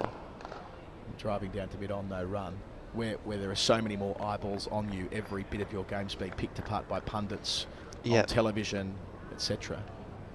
I mean, that is another layer of scrutiny that can only improve a player. I've never thought of that analogy, but that's so true, because, for example, if you're doing Glastonbury, you're so aware that everyone's just sat at home just slagging you off, basically. I had slightly different, this year I was at home, watching a lot of Glastonbury ahead of my wedding, and, trying to keep a relatively low profile. Watched Arctic Monkeys set, and, enjoyed it, because I guess I'm predisposed to enjoying it. And then waking up the next morning, seeing the torrent of abuse towards Alex Turner. Right. I'm like, was I watching a different thing? And I realised very quickly that's the culture. Yeah. Slagging off Glastonbury off the telly is part of the... Yeah, that's very much the culture. It's part of the thing. Very English. Down the leg side to finish something on it. Question asked. And finger stays down. Umpire Bailey says no. Jordan Clark himself was the least interested in that. He sort of half-hearted went up after he saw the slip cord and go up and Ben Folkes, and they were sort of vaguely asking a question rather than knowing it. Let's have a look. It didn't feel... hard to tell from that angle, but... Not sure whether our replay will be conclusive. I mean, my gut is that's his bum on the way through. Yeah. Back thigh pad high up. Actually, this might help. Side on. Where was the bat? Was it out in front of the pad? Yeah. That's hit somewhere on the back leg on the way through. If you can rock and roll that for me. Yeah, rock and roll it. But yeah, that's an interesting analogy, and that's so true, because that's not dissimilar, that Glastonbury thing, to batting for England. Well, both the childhood dreams for some. Yeah. Abbott starts a new over. I just realised, by the way, when you said rock and roll, I've got an umpire for our satisfying names to say. Yeah. Murray Erasmus. Oh. Did you know Murray Erasmus? A little bit round the traps, not too well, but I've met him on a number of occasions. The most, it used to be Gunnar Gould, who was the umpire you could always speak to as a journo. Right. I shouldn't be saying that, but Gunnar was always approachable at the bar. Right. Richard Kettleborough is an absolute belter. Yeah. As well, Has Final Word ever done a long form interview with an umpire? We've been trying to get Kettleborough. That would be great, wouldn't it? And he's keen to do it as well, but. Into the turf here for one to backward point, Young 131. But the ICC don't let their umpires do interviews mid-series, and we're only ever seeing Kettleborough at grounds that he's officiating at. So it's been getting in the way. But we will at some point, because he's an interesting guy. 1050 this year, Richard Kettleborough. He was in the frying pan here at the Oval during the World Test Championship final as the TV umpire with the green catch. Green catch, yeah. Which, of course, was very out, but did anger about 1 billion Indian fans who all wanted to remonstrate with Kettleborough.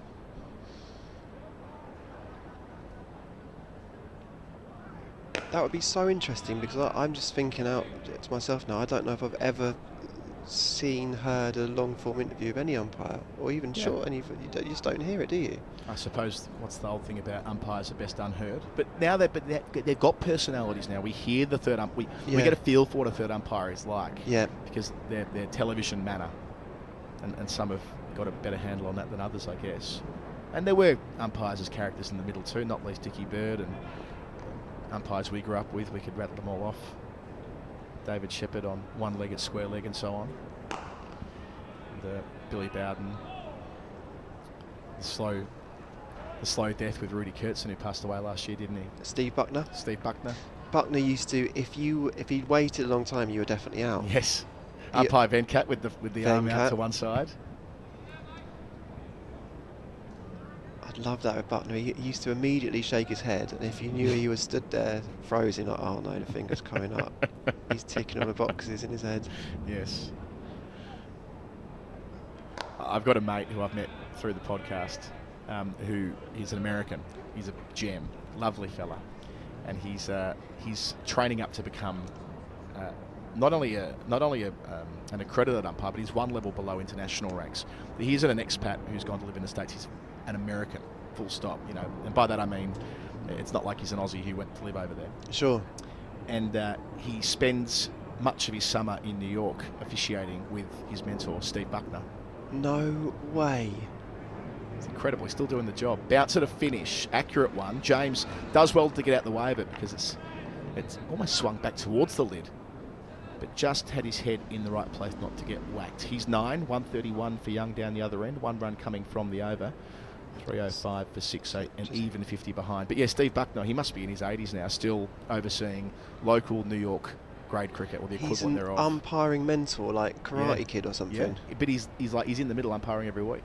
Amazing. Isn't that cool? His name's Brian Kane, the chap I know, and he's reached that level of where the next promotion gets him into ICC land and doing events. I met another budding umpire at your wedding. Is it Laura? Laura, yes, from Laura Ireland. Corney from Ireland. She's been a high-level umpire in Ireland. She's moved to London now, so she isn't involved in the game at the moment. But yeah, Right. she was on the pathway there in Ireland, where they've been trying to get as many umpires as they can up to scratch, because there's a full member nation.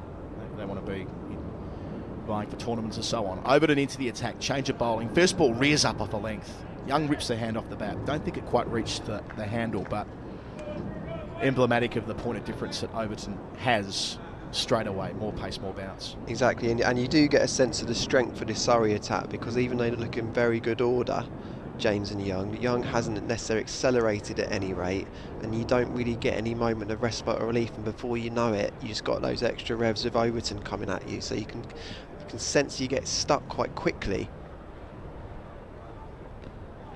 Just on leg stump, helped away. Albeit maybe off the pad, looking for a signal for leg by, and it doesn't come. Must have been an inside edge. It's been interesting seeing Jamie this week, because it's gone a bit forgotten, but he nearly scored 100 in a test match. And last year in county cricket, he scared people, he bowled so quick. And what with everything that's gone on since he's got injured, it's easy to kind of gloss over what an exciting cricketer he was at one point last season. He would have played Ashes Test this summer if not for the layoff with injury. I love this feed. I've just been tweeted by Tom Barker. So as you do in the middle of winter in Melbourne, you tune into the county championship, which is the great thing about the streams, isn't it? It's on YouTube, watch around the world. All right, Tom. And he's enthused to hear you and I talking to him through the stream. Well, g'day, Tom. Pretty sure that's the Tom Barker I played cricket with about 15 years ago. Oh, really? Hello, Tommy.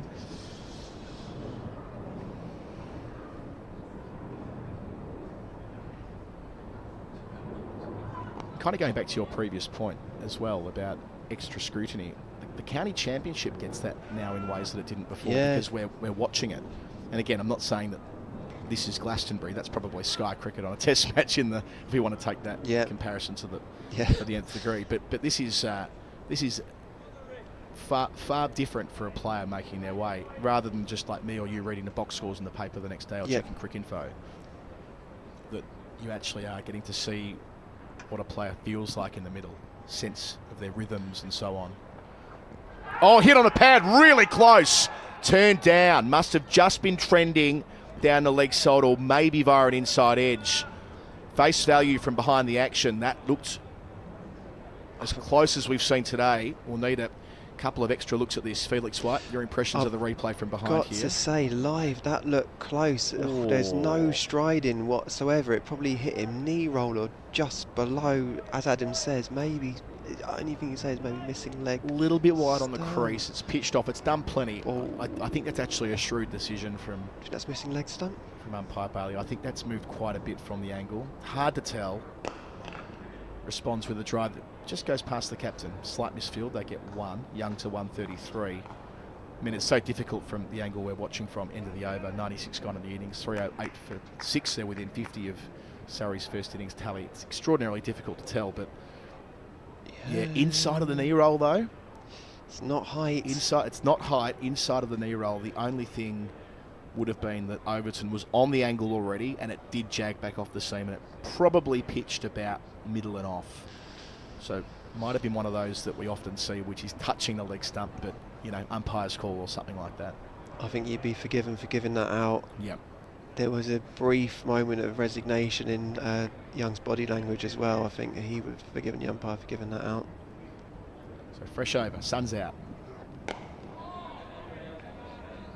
It's a sort of one that if it's a lower order player and the game's reaching its natural conclusion, the fingers going up every single time without questioning the integrity of the umpire here. Just there is something about LBW decisions and how how many more are given towards the end of a match, especially without TV replays.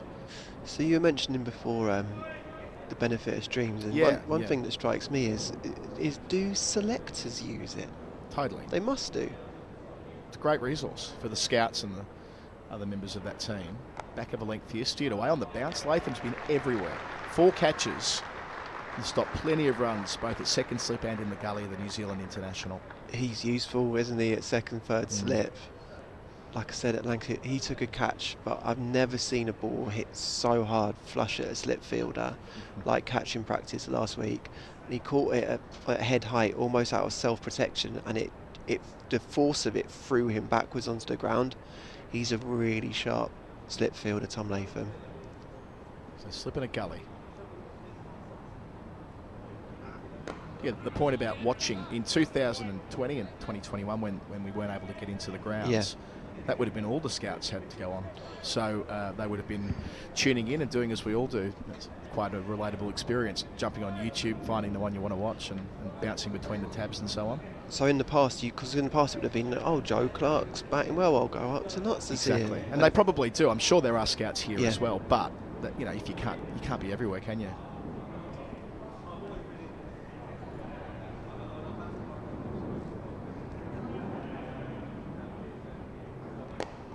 Maybe they can message in. If you're one of the England scouts watching right now, just drop us a sly DM.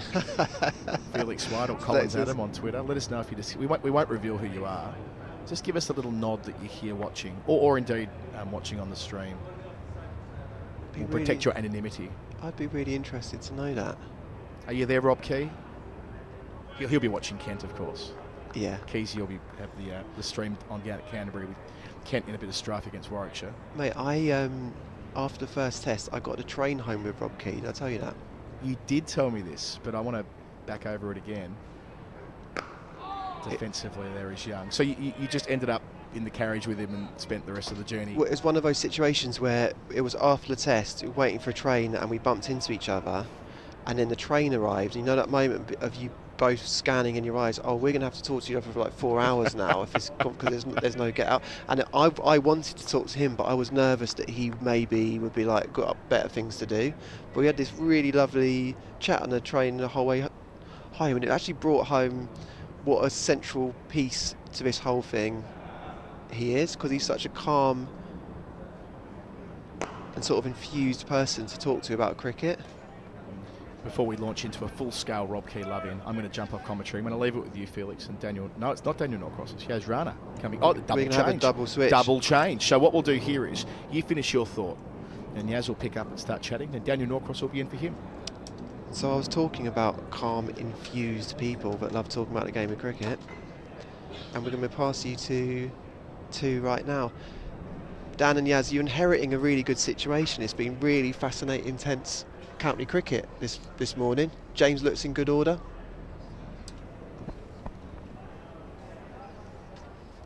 Afternoon. Notts 308 for 6, 97 overs gone. Jamie Overton to continue from the pavilion end. Good morning, Yas. 4 catches for Tom Latham. I'm always minded, of course, when staring at the Mickey Stewart Members Pavilion of that famous day in 1957. Who could not think of it when that fine old doyen of Surrey cricket, Mickey Stewart, took 7 catches in an innings. His record for the number of catches that summer must be just behind Wally Hammond. I think it was 77 in the season. And what did Hammond get? I've a horrible feeling it might have been 78. I need to double check. Whoever has that record, you feel that is a record that will never be broken? Well, 28 games in a season, that sort of thing. It's rather helpful, isn't it? You're going to struggle in a 14-game season to take 77 catches, I suppose. I don't want to bring the mood down, but to win a first-class game, you need to take 20 wickets. And we're currently just past the halfway point, and Surrey have 6, Dan. Yes. Yes, well, you have brought the mood down, yes. Thank you very much for that. And I thought they might have had one a couple of overs ago. Jamie Overton's last over, bowling to Will Young. Now, I have to say that I was watching from the box next door. But this might be the replay I'm looking for. Well, now it's not height that's the issue. We can tell from that side-on view. I'd love to see from front on. He looks quite guilty as well there. He's been pulled, but into the ground. So another run for Young, who's batted exceptionally well for Notts throughout this innings.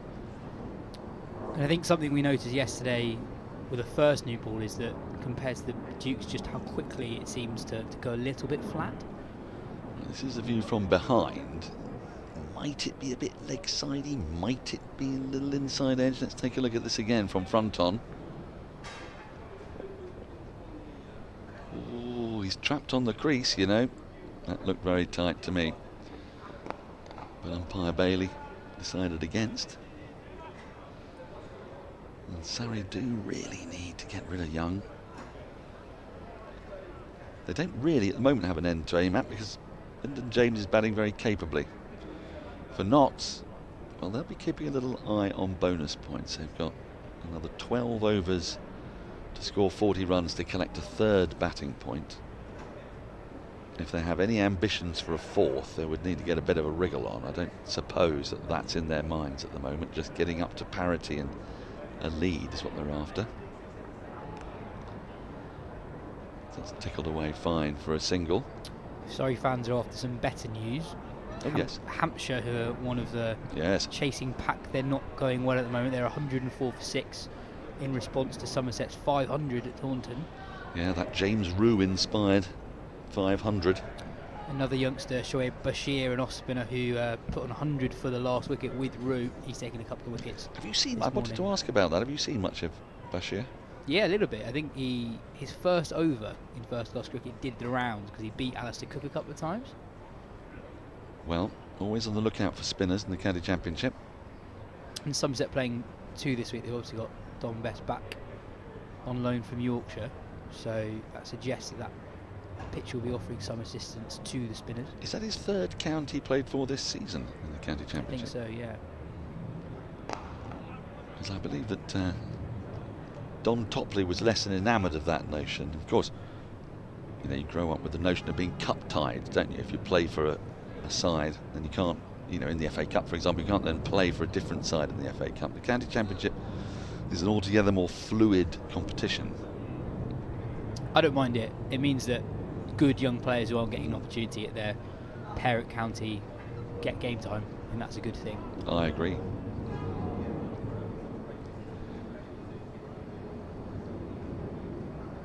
I think Somerset, a little bit like Surrey, more than one eye on finals day. They've rested Craig Overton and Matt Henry for this round of fixtures. Sorry, obviously no Gus Atkinson or Sam Curran here. Yes, finals day. Well, finals day is looking a little bit shaky at the moment. Have you seen the forecast? I haven't, no. Is it not good? It's suboptimal, Yas. There's a fair bit of rain in the air. I'm due to be heading down there for TMS.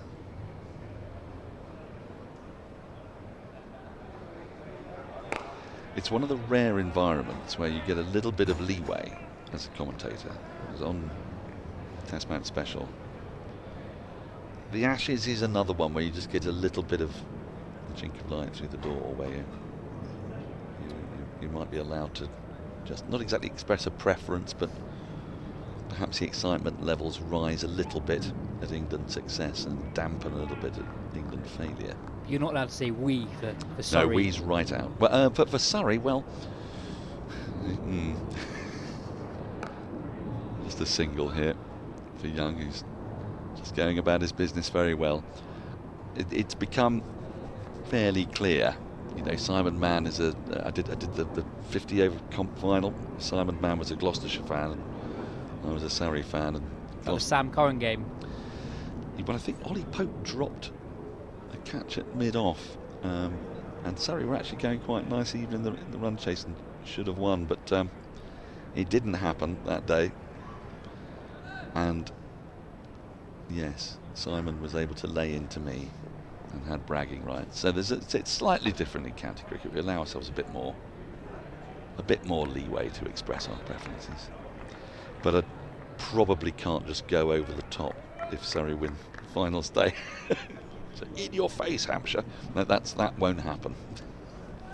Talking of rain, there's been a fair bit of rain at Blackpool. Oh. So in the game between Essex and Lancashire, Essex are currently in second place in the championship. Essex scored 282 in the first innings, Lancashire 76 for 1 in the first innings there. So that could be it's all about bonus points, isn't it, there really now, you'd think. That game is a long, long way from a result at the moment.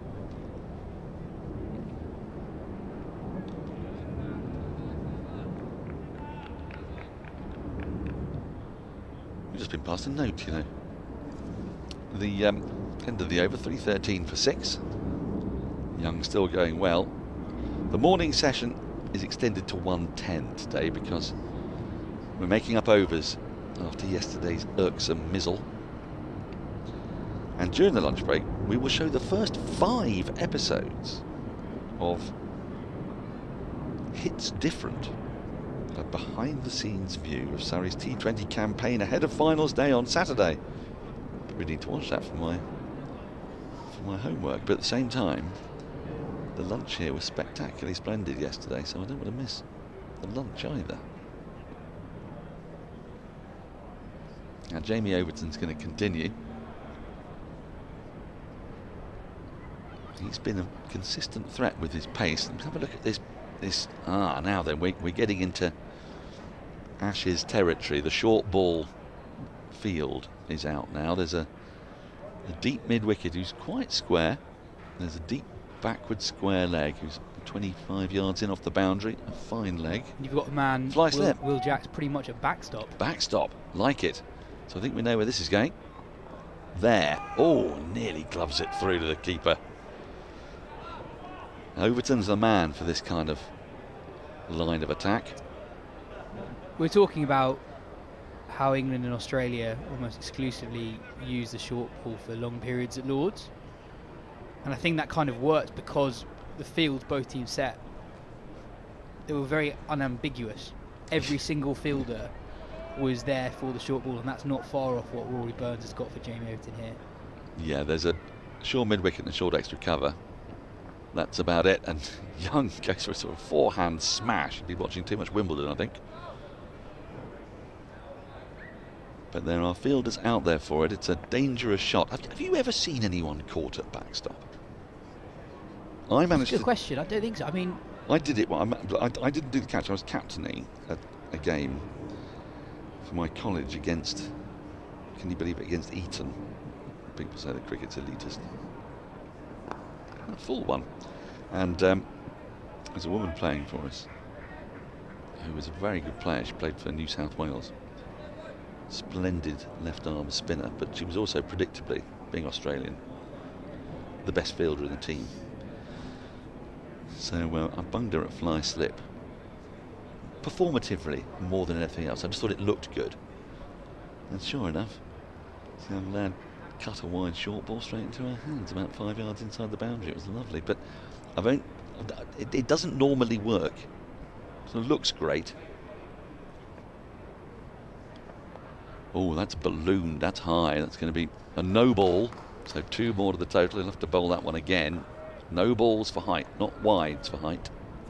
What you saw at Lords and what you're seeing here is that obviously you're only allowed 2 men behind square on the leg side. But spiritually, you've almost got 5. You've got a square leg just in front of square. You've got a deep square leg just in front of square. You've got a backstop who's just to the offside. Yeah. Yes, I mean, he can take one that goes to very fine leg, can't he? There is a fine leg as opposed to a long leg, but he's a relatively wide fine leg, if you get my drift. That's it. I think I just having a recollection of when it did work. Neil Wagner for Essex against Somerset.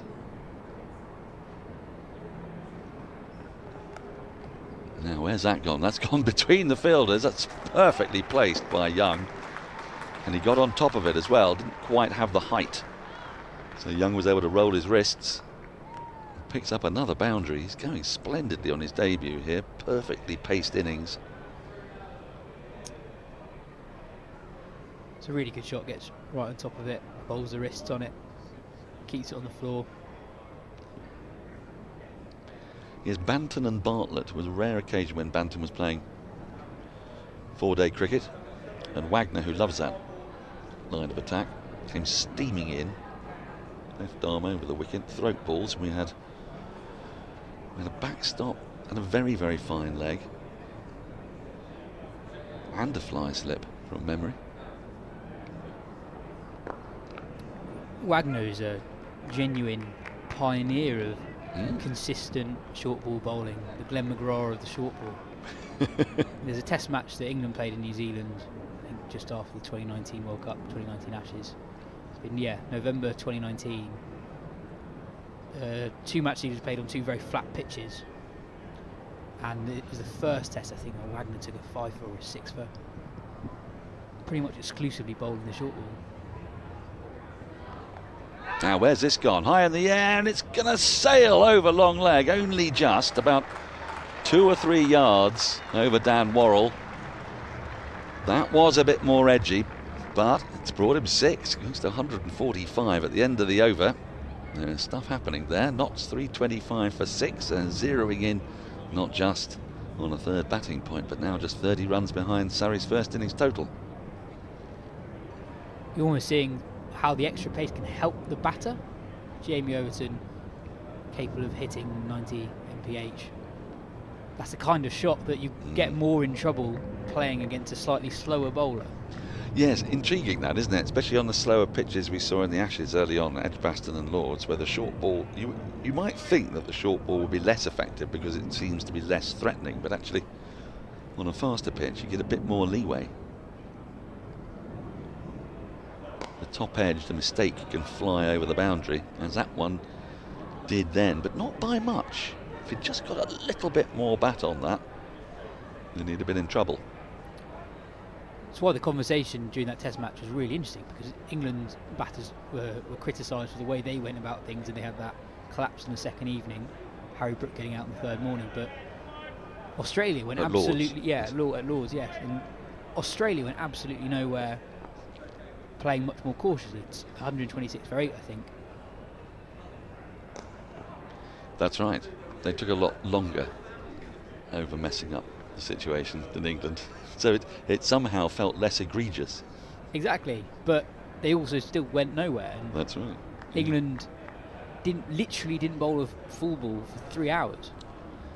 Yes, I was listening to that, so I had to leave that game that day to go to the women's T20 International Women's Ashes at Edgbaston, and the commentators didn't sound as enthused as perhaps they might have been. Another short ball wanged into the pitch, a sort of older, slower ball on a rather manky pitch. Yeah, but the reason why I brought that up was actually because England's bowlers, with the exception of Josh Tongue, didn't really have much pace behind their bouncers. And I think that actually meant it was harder for the Aussies to kind of go anywhere. There's so little pace to work with. England bowled very accurately, sure, but there was never really going to be one that just flew off the top edge to the boundary. It's just uppish for a little while. It doesn't make it all the way to Jordan Clark in the air, at least at mid-on. Yes, it wasn't something that we were anticipating in the build-up to the Ashes. It was all about, Scott Boland in English conditions, England having Anderson and Broad and Robinson, and it turned out that what I really wanted Robinson to do was bang it in at 78 miles an hour on a slow deck. Talking earlier about the loan system and how there are some people who don't like how fluid it is, and I'm not making any complaints at all. I like that we get this injection of quality. I found it so interesting that a good bit of mid-season recruitment can make such a difference to a county. Seeing Will Young come in here to instantly solve Notts' first innings top order woes with the absence of Ben Duffy, who's away with England.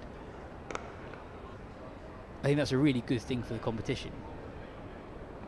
Well, you want to see the very best players, don't you? I mean, from a Surrey point of view, it would have been nice if they could have signed him for the next 4-day game rather than this one, but in all seriousness, you do want to see the very best players playing against each other, and the quality and the standard of the county championship this season has been eye-opening on occasion. And we started very early the second round. Jimmy Anderson bowling to Alistair Cook at Chelmsford. England's leading wicket taker and leading run scorer head to head. In April at Chelmsford. I think Cook was on the receiving end of a couple of LBWs that, had that been played in international cricket, may well have been reviewed. Oh, you've analysed those, have you? Outside the line? I think I was on commentary here with Felix, who obviously has got the inside line to Jimmy. End of the over, sorry, 326 for 6. And he was saying that Cook had been sending him text messages about what he thought of those two decisions. Well, do you ever trust a batter? They're never out. Going back to Blackpool for a second, I've just taken a couple of wickets for Essex. Have you? I think as soon as I said that blanks were 76 for 1, they lost 2 wickets in 3 balls. Keaton Jennings falling to Sam Cook, and then Dane Villas run out for naught. Second ball. Run out? I've not seen a run out all season, you know. Wherever I have been. This is the first time since 1998-99 that there's been no run out in the first 3 test matches of an Ashes series. That's a great stat, isn't it? That is a brilliant stat. Was that something you noticed yourself and dug into, or was that?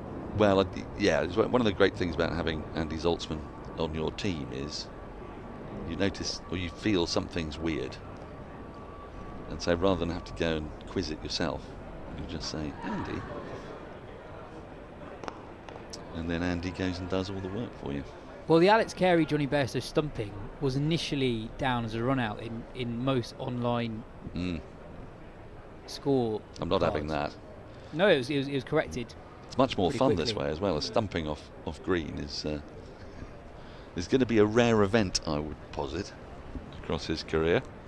So I don't think many people are going to want to stand up to green. Tall fella.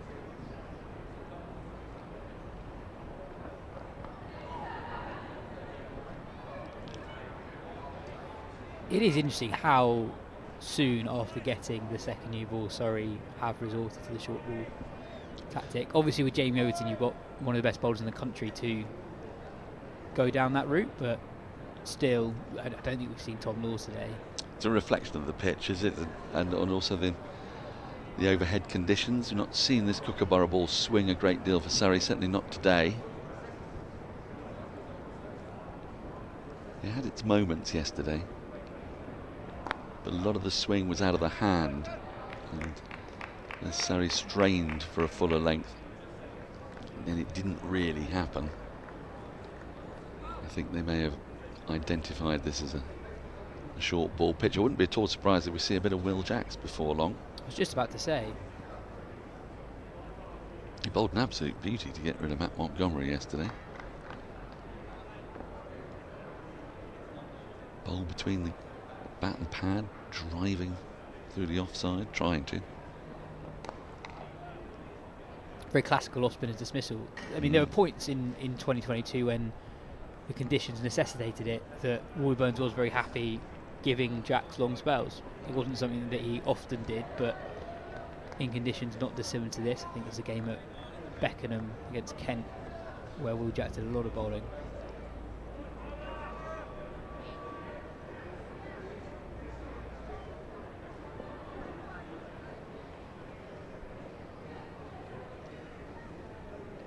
I tell you what though, there's a very real danger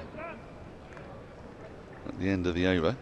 Surrey, Notts rather, 326 for 6, of Surrey losing their unique distinction of being the only side in Division 1 of the County Championship to have maximum bowling bonus points this season. Picked up 24 out of a possible 24. At the moment they've only got 2 here. They would need to pick up 3 wickets in 8 overs, which is feeling increasingly tricky. Well, we called for the man, yes, and here he is, Will Jacks. Can he break this partnership?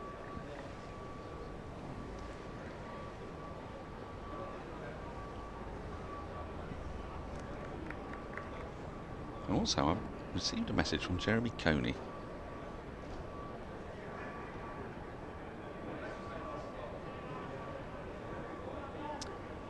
Jack's in conversation with his skipper Rory Burns, just trying to work out exactly who he wants on that short leg side boundary. I found it interesting that all game the main spinner for both sides has actually bowled from the Vauxhall end, so therefore bowling to the much shorter leg side boundary on the Archbishop Tennyson School side of the ground. We've got long on, deep mid wicket, and a deep backward square leg. Got a silly mid on.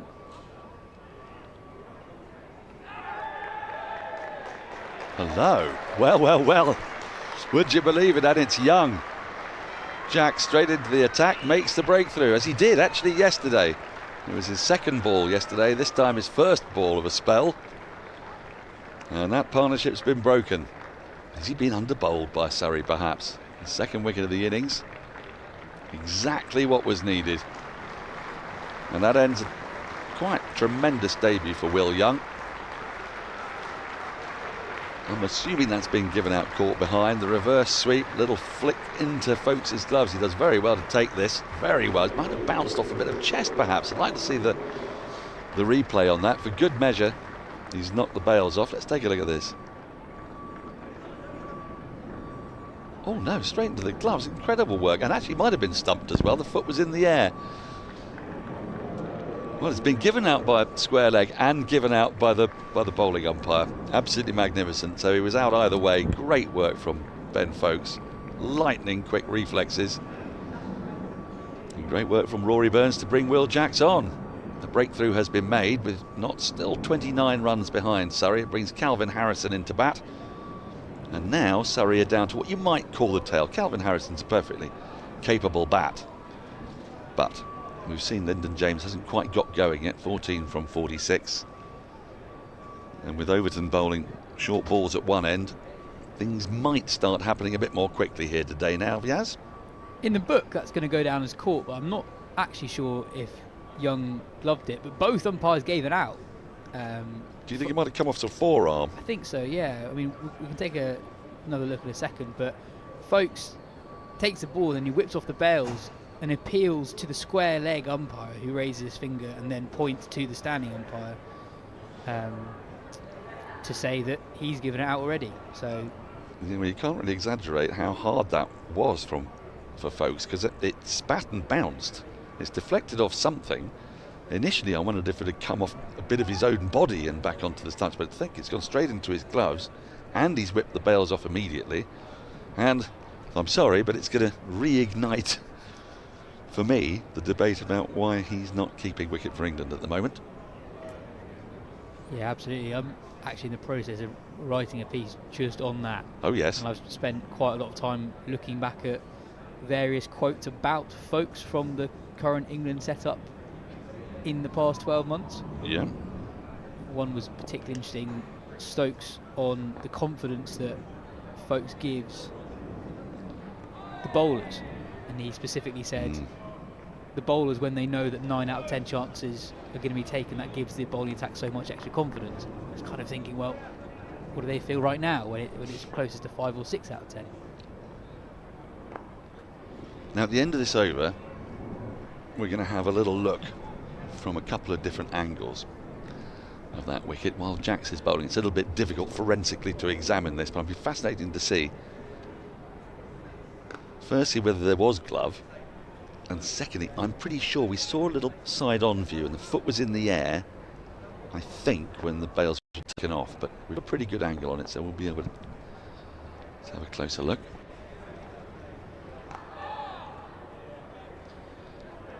Harrison's underway, just dropping a little short there. Jacks is Sibley with that distinctive style, chases after the ball. I mean, however it's out, that wicket ball does show what Jacks can do with the ball. Just an extra little bit of bounce, more than Young expected.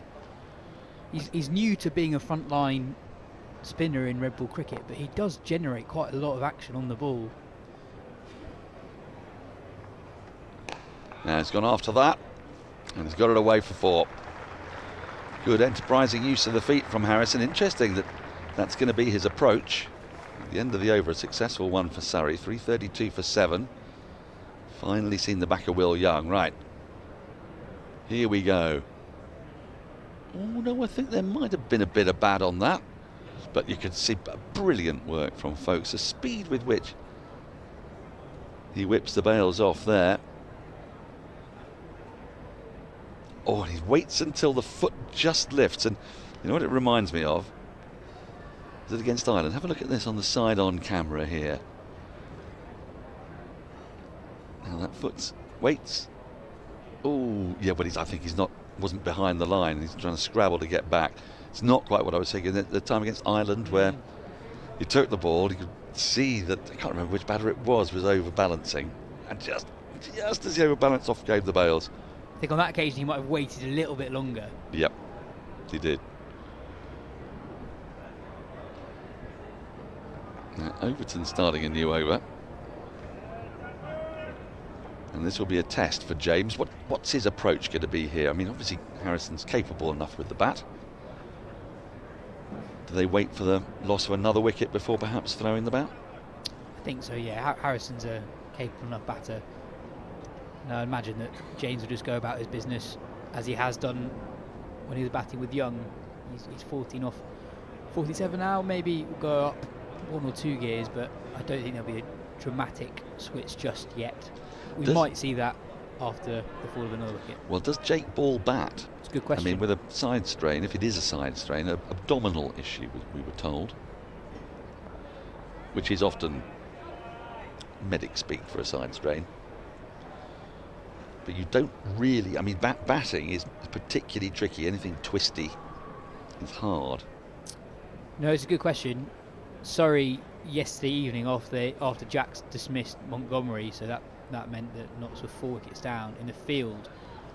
The chat definitely was 5 to go lads, 5 to go lads.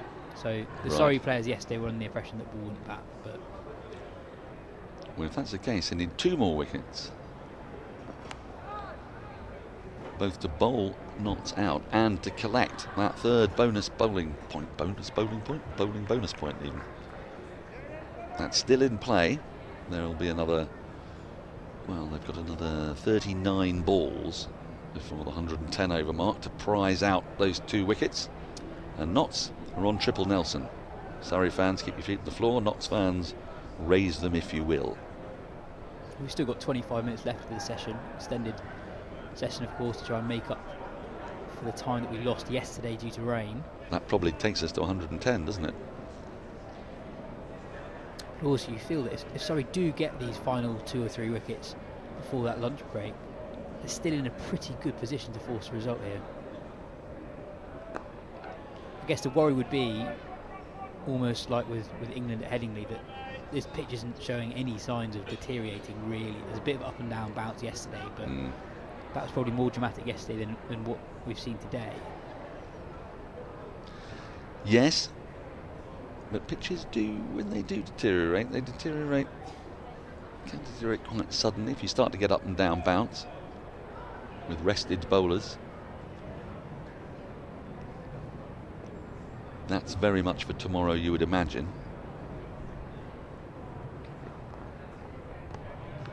Yeah, Surrey get these final 2 wickets. It's essentially a 1 innings shootout in not far off 2 full days play, because obviously we have more overs bowled today than you'd ordinarily get.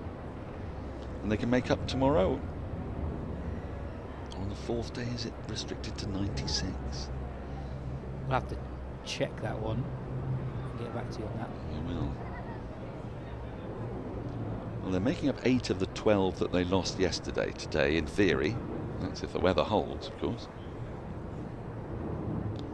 Oh, that's not far away from leg slip. And it speeds away for 4. Harrison's only just arrived. He's in double figures in no time. Notts are off triple Nelson. End of the over, 337 for 7. Rory Burns at leg slip there. Really thought he was in business. Away. It wasn't far.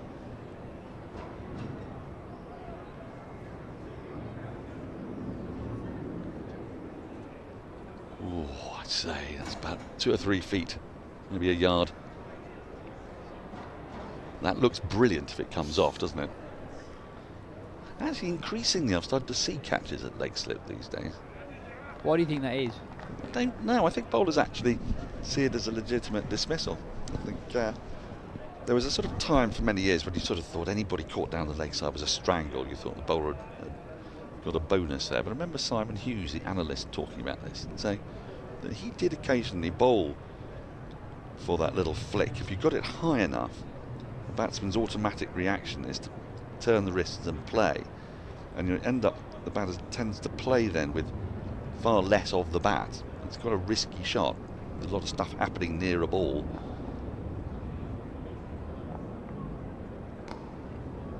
It can be a positive unintended consequence of another plan as well. So you see Mitchell Stark picks up a fair few wickets in that mode, maybe not caught a leg slip but caught down the leg side, and swing and a miss. Quite often he's angling the ball in. So if he's bowling to a left-hander, he's angling the ball in, trying to bowl what is in swing to the left-hander. And if you get that slightly wrong, it can be hip high because of his height. Exactly. And that very quickly becomes almost the second or third most likely way he's going to get a guy out. And that's been not timed at all. For a moment I wondered if that was going to spoon in the air, but thuds into the ground. Unlike what Jax is doing here though, just a little tempter for James. He's batted solidly, but he's not shown any aggressive intent. While Young was there, he was perfectly comfortable just keeping the senior batter happy. But now I just wonder if he might be tempted into a shot or two. Mid-off is up. Here we go. He's got it through the infield. It's being pursued. It should be clawed back just inside the rope by Jordan Clark.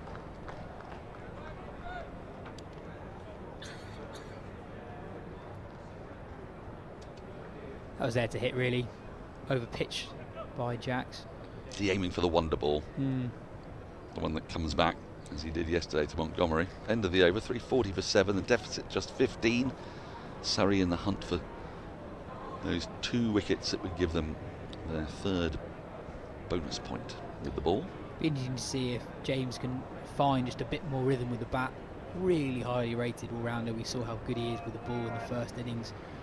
He's 6 wickets, essentially part of a 2-man seam attack for most of the game. He's had a really quiet summer with the bat, averaging around 15 in the championship, never present for Notts. Got England Lions recognition over the winter. Really, really highly rated young all-rounder. Not quite happened for him in 2023 with the bat. Well, he's got a pretty decent pitch to bat on, but he has a not inconsiderable mountain to climb of dealing with Overton's bouncers. That one's full. It's Harrison on to strike, which I think Overton will be happy with. Wants to bowl at the new bat.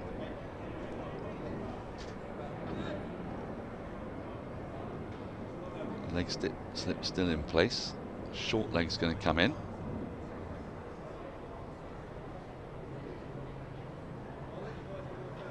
Notts approaching their 3rd batting bonus point. Dan, did you have any strong views on the change of the batting bonus point system in 2023? Yeah, I thought it was daft. I thought 400 was right. 450 is just silliness, really.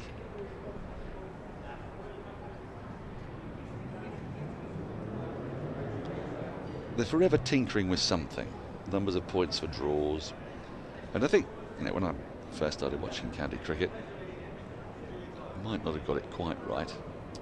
It's quite interesting. Jamie Overton just pulling out as a cheeky little shy at the stumps to make sure Lyndon James is in his ground. And he is in his ground, but only just. Because when I first started watching, it was 4 points for batting, 4 points for bowling, 150, 200, 250, 300, but they're 3-day games. So. Then you got bonus bowling points at 3, 5, 7, and 9. I think I quite like the shift. So just see that again. Did the bail come off? It did, yeah. It did, right. Do you think Overton would have, or at least Burns, upheld that appeal if James had been out of his crease? I mean, that'd be one of the more interesting run-outs at the non-striker's end. What, because Overton's body language... Because he's actually thrown it. That's true. As opposed to taking the ball and just... But fair play to James, he's actually not got out of his crease. He's looking at Overton. He clocks that Overton isn't going to actually deliver the ball. And he sort of crouches down a little bit further and really ensures that his bat is behind the crease. Solidly forward, Harrison here. Goes back to bonus points. I'm fine with 5 and 3. I just think that 450. So we just see this again. James is very alert to that situation. I like that.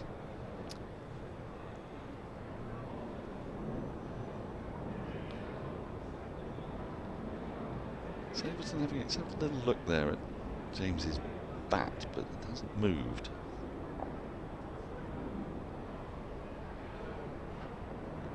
Oh, I say that's close to short leg. Smith just lifted up a touch as the ball came off the bat. Had he stayed right down, I wonder if he might have got that. I need to have a look on the replay. It's a natural response. Not flinching exactly, but just a rise. Here we go, let's take a look at this. Well, he doesn't stay low. It's not so much that he rises as he doesn't keep low. His body weight was more towards his heels. He needed to be leaning forward, really. But it's interesting Will Jacks isn't in there, isn't it? Just about to say that.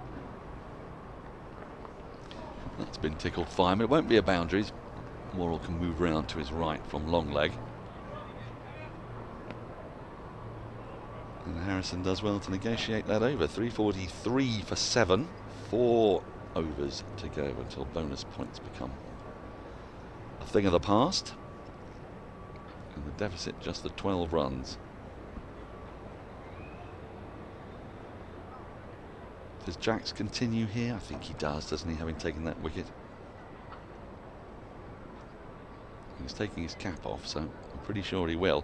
Yes, and I wonder why Will Jacks isn't at short leg. I saw him take absolutely season-defining catch against Lancashire in the pink ball game, which produced one of the great images I've ever seen, with half the Surrey team running off in delight in one direction towards Will Jacks, the other half going the other direction, like a schism. Marvellous. It's a key moment in the game. It's a key moment in Surrey's championship winning campaign that year.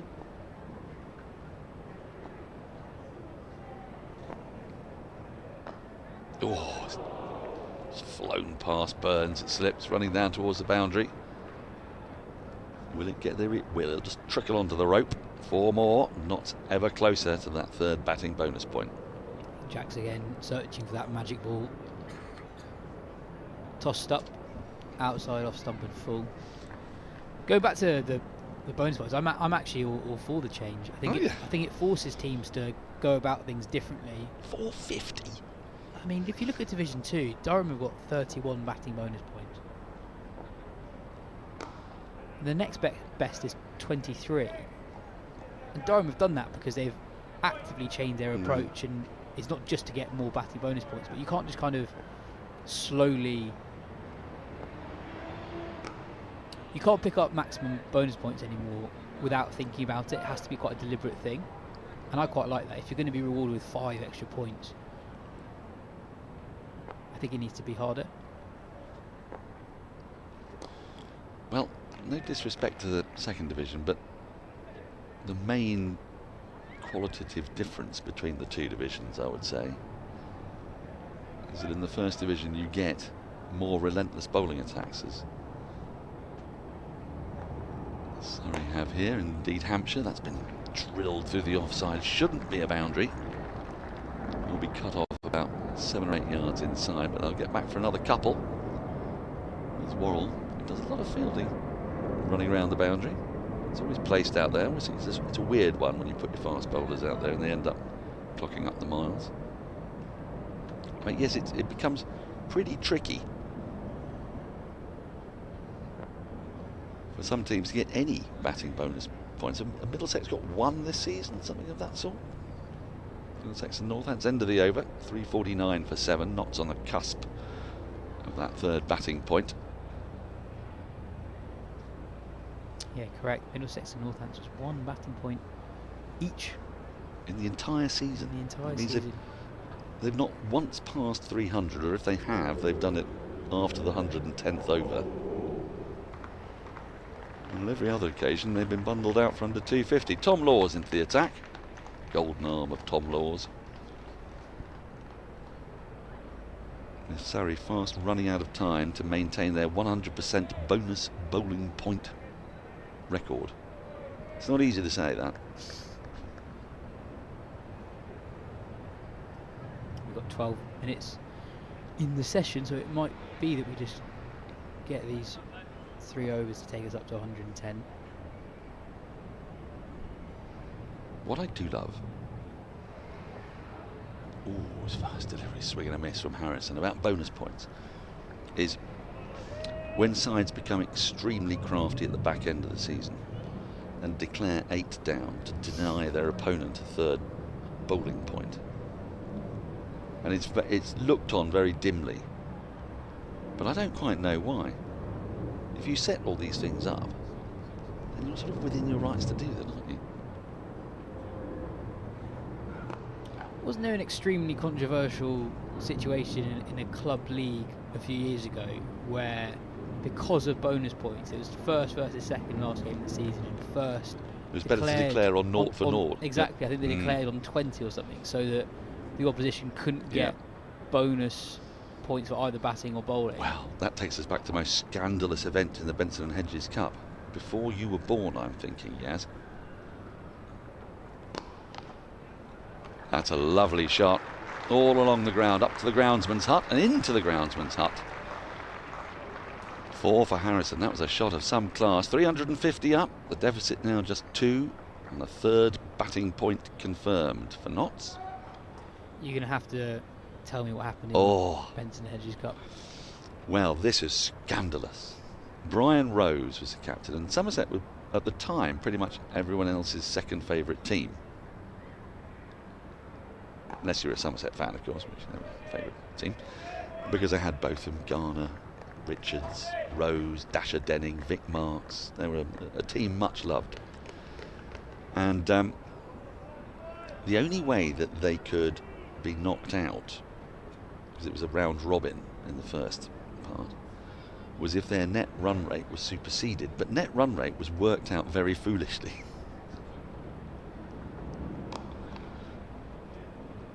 That single moves Notts to within 1 run. So it was worked out as actual total runs and number of balls, rather than if you declared on 0 for 0, then that counted as 50 overs. It didn't. It counted as 1 ball. And so Rose, who won the time selected to bat, did exactly that. And all these people had turned up to a game, professional game, and of course it's done and dusted within 12 minutes, including the restart.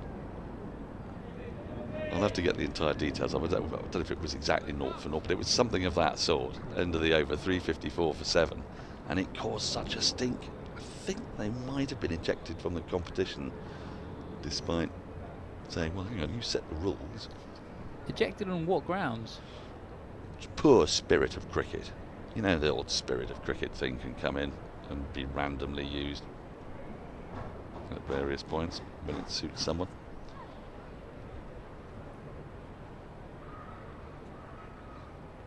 I'm going to find the details for you.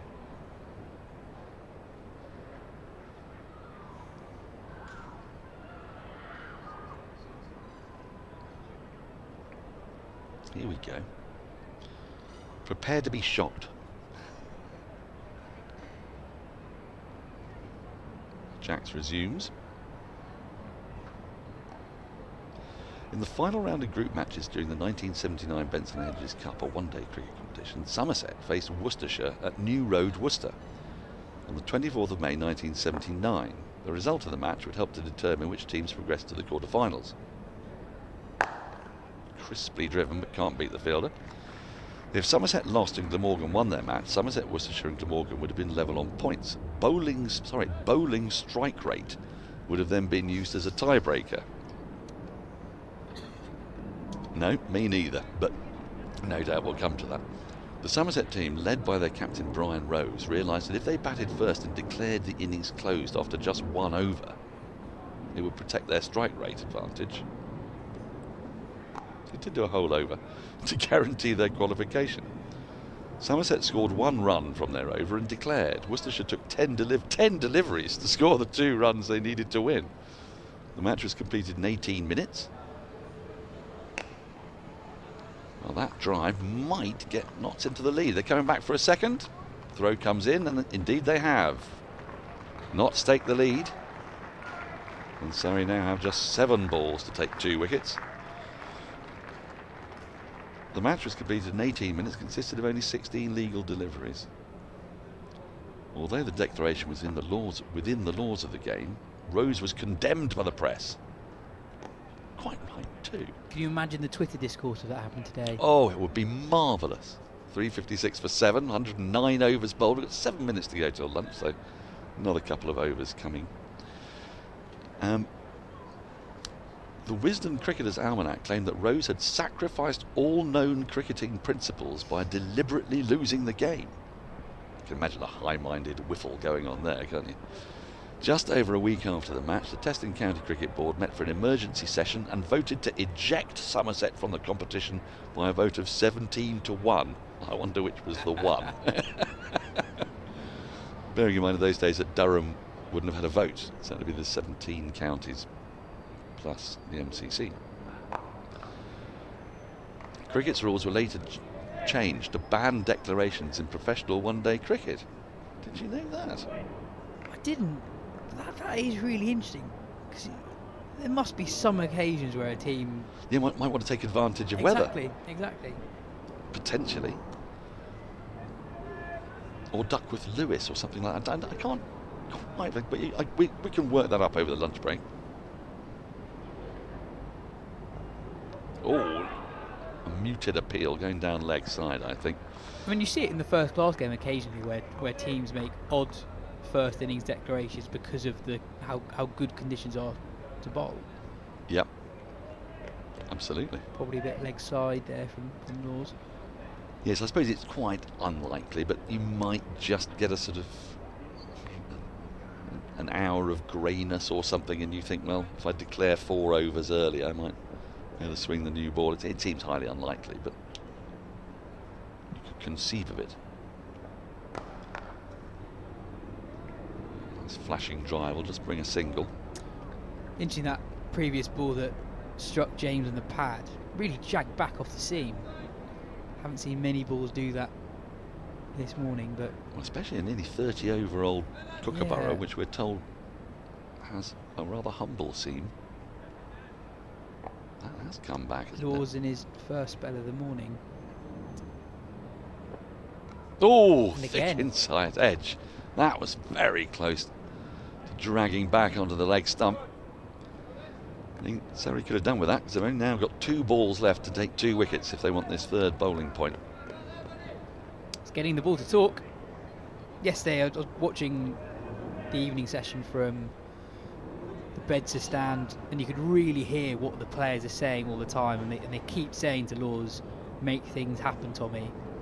He's got that reputation here at Surrey. He's the kind of guy who comes on first, second change, ball's not doing much, but he creates problems from nothing. Yep, he's a very impressive young cricketer, Tom Laws, but barring a miraculous run out off a no ball, Surrey's streak is over. Surrey's streak is over, yes. It'll only be the 2 bonus points with the ball today, which was not what we were expecting yesterday when Nottinghamshire started their innings. Dug out, and there we go. 110 overs bowled, so Notts will get 3 batting points, Surrey will get 2 bowling points, and Notts in this match have won the bonus point race 6-5. There's no more bonus point chat, we can put that behind us now. It's always a relief when the bonus points are over for a commentator, you just don't have to think about it anymore. But isn't that scandalous? Brian Rose. England player, of course. And he would have, I think he would have played for England by then, because that was 1979. He went on the 78-79 tour of New Zealand, which incidentally was the first time England lost a test match to New Zealand. Now the bonus points are done with, what do you think Notts' game plan is from here? Pile on the runs. Back time. They don't really have an imperative to speed up, although I think they might collect 4 there. Slightly wayward delivery from Jacks down the leg side, tickled away fine by Harrison, who's batted very well and proactively since he got out there. He's almost level with James now on 23, and that's just Jacks just losing his line momentarily. I suppose their way of injecting time into the game is building as big a first innings lead as possible, to mean that they don't have to bat as long second innings in a run chase. Absolutely. That lead 8. 4 balls to go in this over. I imagine even with Jacks bowling that this will be the lunch break. And coming up during the lunch break, we have the first 5 episodes of Hits Different, which gives you a behind-the-scenes view of Surrey's T20 campaign ahead of finals day on Saturday. The squad travel up to Edgbaston in pursuit of a trophy that they won in its inaugural year under the genius captaincy of Adam Hollyoak. Slight change here. Jack's coming around the wicket. He brings Jamie Overton in from long on to mid on. It's drilled through the covers. Worrell's after it. Should cut it off. He does. Another minute ticks by. 2 balls left to be bowled. 10 seconds to go. I think I can safely say this will be the last over before lunch.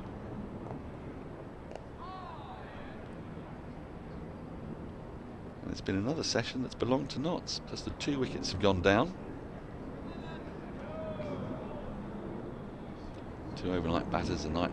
Watcher Brett Hutton and Will Young played a great knock, just a single to finish the session. Dabbed out towards deep backward square, and Notts will finish on 366 for 7, a lead of 11 and 2 wickets to fall. What has been a pretty benign surface today, as it was a little bit yesterday. 2 men to fall. Brett Hutton caught by Latham off Jordan Clark for 23. Played a kind of pugnacious little knock to start with. Seemed to have like free rein, licence to have a go. He made 23 from 35, and then Surrey, struggling to find a wicket, brought Will Jacks into the attack as they did do yesterday, and he picked up a wicket with his first ball, getting Will Young out.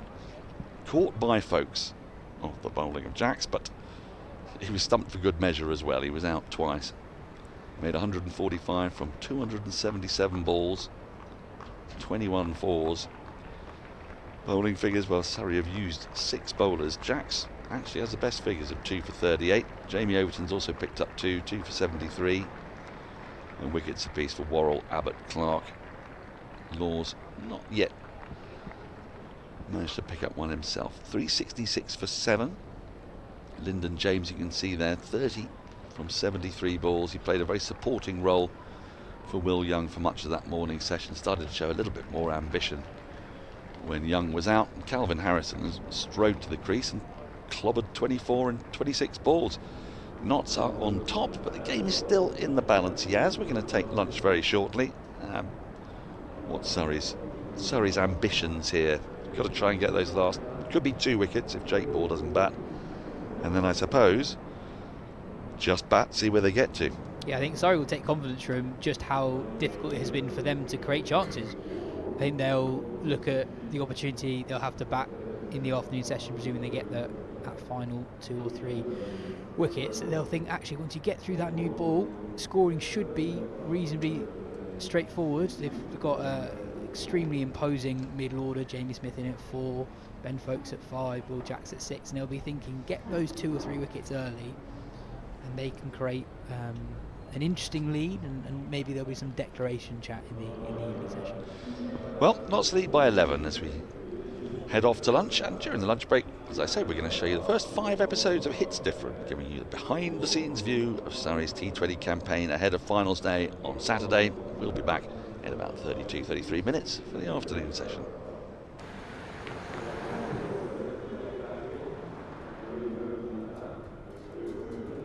First season wasn't probably my best season. I didn't bowl that badly, probably didn't get the chance. A bit of luck every now and again you need, but probably just felt a little bit unsettled moving to a massive county like Surrey compared to Somerset. But yeah, since then it's been good. We obviously won the championship last year, so can't really complain about that. Obviously played for England last year, which was another one of my big steps, big goals. But yeah, it's gone well, and I can't really complain so far. So I had a scan in January, hoping it was just going to be sort of some like joints or stuff, but it turned out to be a stress fracture, which is not the end of the world because it sort of meant I had a decent amount of time before the summer back here starts. So I've not missed a load of cricket, but it's disappointing when you get injured, but it's just one of those things now.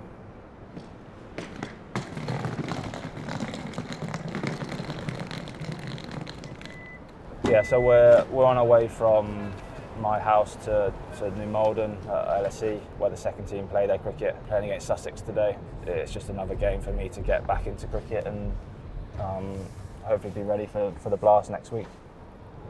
As a club, we want to win trophies, and the squad that we've got in T20 cricket, we should be there or thereabouts every year. Like you look at some of the players, it's sort of phenomenal the amount of talent that we've got in the squad. We obviously managed to get to the quarterfinals last year, and we didn't quite go over the line against Yorkshire, which was very disappointing at the time. But looking back, not necessarily a bad thing. It probably can make us a bit hungrier this year that we actually want to get the final day and win that trophy. So yeah, it's obviously disappointing losing last year, but yeah, I think the lads are looking forward to sort of correcting that this year and rectifying it.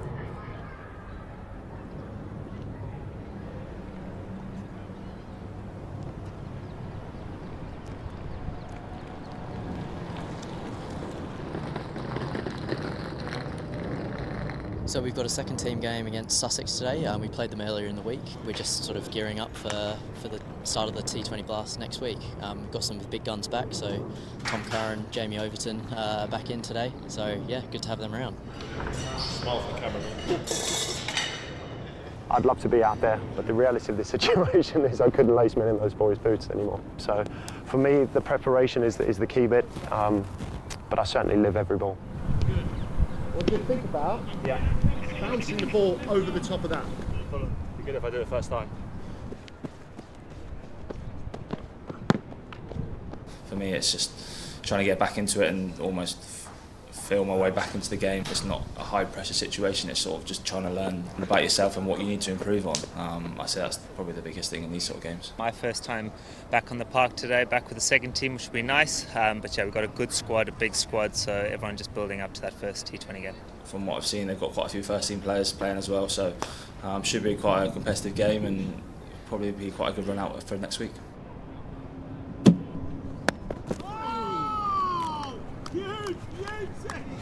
We've had a good side for years now, but I guess you could say we've underperformed to a certain extent.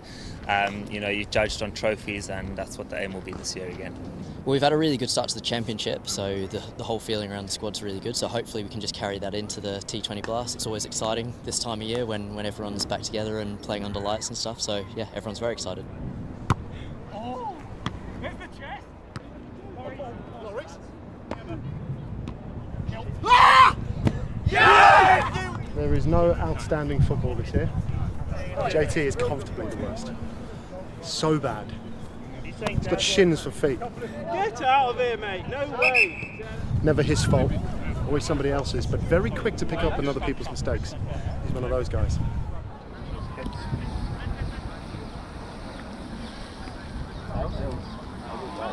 Sorry to that. Good luck, Ed. Good luck. We won the toss and we'll bowl first. Yeah, we played it the other day and it's quite a small ground. The ball disappeared over the boundary a fair bit, so hopefully capitalise on that, whatever we're chasing.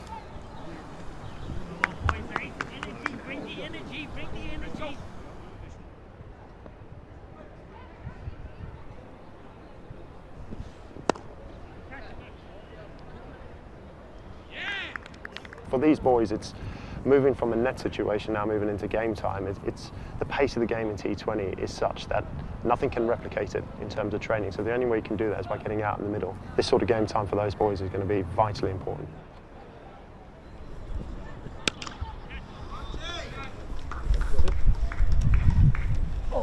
Still got it. Well, first of all, it's competitive games. It's second 11 T20 championship. So one is competitive nature, and also to see how the youngsters are doing and progressing, who's pushing to get into the first team squad. And then we've got 3 or 4 players coming back from injury who, if fit, are likely then to be, if not in the 11, but certainly in a squad of 14 come the first game.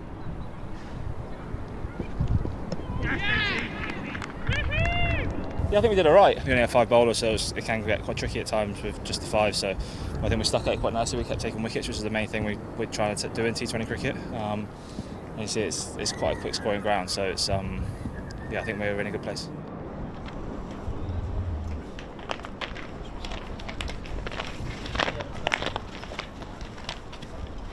There was a bit of a bitter taste left in their mouths. Absolutely dominating the group stages last year, being unbeaten for so long.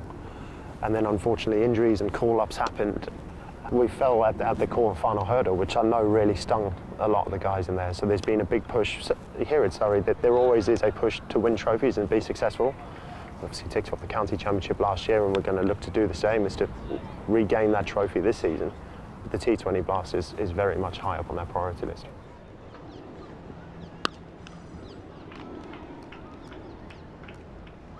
You start the season aiming to win every tournament that you enter. So we haven't actually lifted the cup since 2003, so we want to be doing that sooner rather than later, and why not try and do it in 2023? But other sides will be saying similar. So we've got to concentrate on what we can do.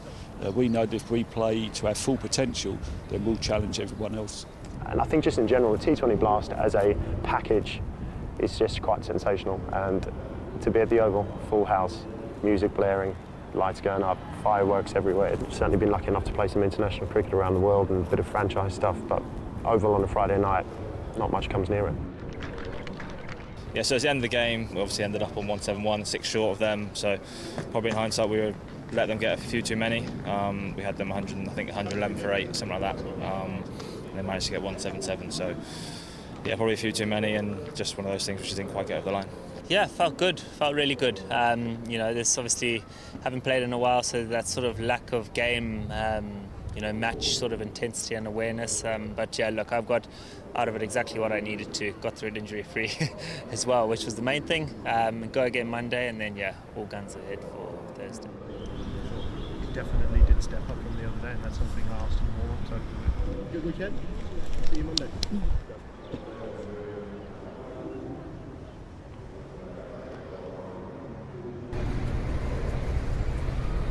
So our Friday night Vitality Blast offering is Surrey versus Kent. 2 really good sides with superstar players and both confident after an early win in the tournament. Pretty big win to kick off the season, especially being a London derby at Lord's. So couldn't have asked for much better than that, but certainly a few things here and there to improve on and taking it tonight. So definitely hope that party atmosphere that I've heard so much about is lively tonight. I can't wait to get out there in the Surrey colours. Obviously first game back at our home, so let's enjoy it and put up a performance for a bigger crowd than Lord's last night. So let's have a lot of fun. So I'm here actually with Kia. We've got the best seats in the house, like right next to the game, and when the sun's shining, like a great crowd, there's nowhere better to be. Friday nights at the Oval have become the stuff of legend in the Vitality Blast, and encounters against Kent tend to be relatively spicy ones. What an amazing shot from Will Jacks. A little bit of movement. Wow. Tries again and dismissed. Length a little different, and the dangerous Will Jacks comes and goes for 17. Well, direct it, it's always going to be close. Electric from Jordan Cox. The wickets continuing to tumble now. That's the end of current. Sean Abbott, I would have been expecting to come in at this stage of the game. Wow, that's sounded very good off the bat by Sean Abbott. Whoever's caught it has won £1,000. Not a bad evening out. And that has been slogged for another 6 to Abbott. Oh boy, here he goes again. It's a drop kick this time. Well, that one's out of here as well. It's gone. All the way, 30 from the over. This is some striking from the big Australian. Oh, it's down the ground. Has he got the legs? He has, he's done it. Oh, wow, that's absolutely awesome. Sean Abbott, oh, yes. That was pure box office. What a moment for Sean Abbott. What an innings. 34 ball 100. Previous best, 41. You mentioned the name of Andrew Simons, the standalone fastest blast 100 in history. That man in your picture now shares that honour with him. The Kent Spitfires will need 224 runs to beat Surrey.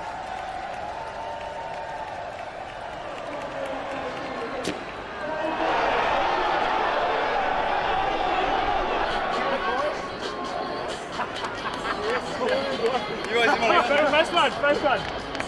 First 50, yeah. First over. Yeah, go, let's go. First 50. It's going to be the highest successful run chase if they manage it on this ground in the blast, so that just gives a bit of context. I'm going to show these two. He will go to a half century. Congratulations, young man, just 22 years of age, and that is an eye-catching innings. Big shot leg side this time. Not found the boundary, finds the fielder. Slapped away for 4. It is all set up nicely. That required radius just hovering around 12. Picked up and taken. That man can do nothing wrong. But Muyeye has played really, really well. That's the end of an outstanding innings.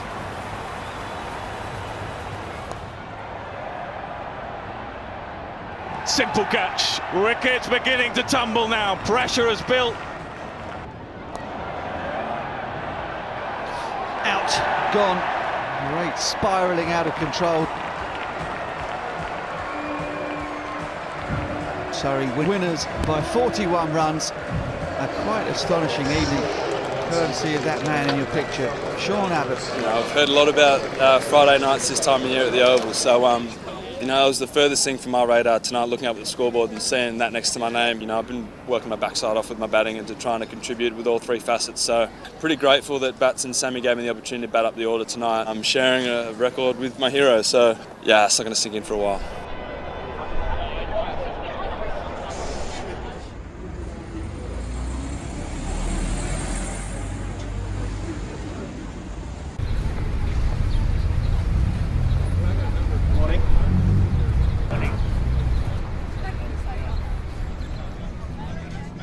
For our T20 Blast season, we love bringing families to the ground. We partner with Xbox to run our family zone, which is a great activity for the kids. They come in, they watch a little bit of cricket, they can play some Xboxes, get involved with all the activities there, some photos, some face painting, all those sorts of things. It just gives the chance for our families to come in and enjoy different elements of the venue. It definitely inspires you. You see the emotion that they show off, and it kind of gives a great vibe around the group. This is our last home game for a while now before we go on a little road trip, so it'd be good to win again here and start that trip nicely 3 from 3. Sorry. Quite significantly, we get a lot of young people in here now, and that's part of us delivering what is a family-friendly atmosphere. As a club, we've been fantastic. We see some smiling young kids and older kids as well. It's the best place to be watching cricket, that's for sure. Hello. Everybody, how are you? Good? Surrey bat first after Ravi Bopara, the Sussex captain, won the toss. It is an absolutely beautiful afternoon out here. There's a nice hum around the ground, people still flooding in, and we have an intriguing cricket match upon us.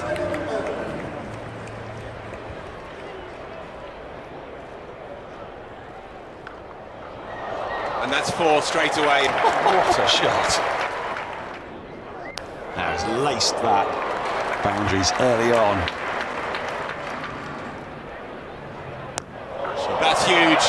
Gives himself a little bit of room, and that is a big, big hit. Bowled in! That had plenty of gas behind it. Sussex needed that. No, he's going to go high, and he's going to go very long, and this could be caught in the crowd. Has it gone too far even for that? Dropped. Curran's gone high on this. Might get away with it. Oh, what a great catch. A really good catch. Bowled in! That is your lot. Thank you very much. Surrey, 148 all out. We're very lucky to be sort of partnered with Kia, who deliver a lot of the different activations in bowl. There's a Kia high catch and the lap of honour at half time. All right, we're going to get this underway in 3, 2, 1. Here we go, Zoe. Oh, so close. Oh, I heard that brush your fingertips. Go on, I believe in you. Last one. Oh, this is difficult. This is really difficult. Okay, you were both so close. We're going to send you home with caps today. So congratulations. Can we hear it for our competitors?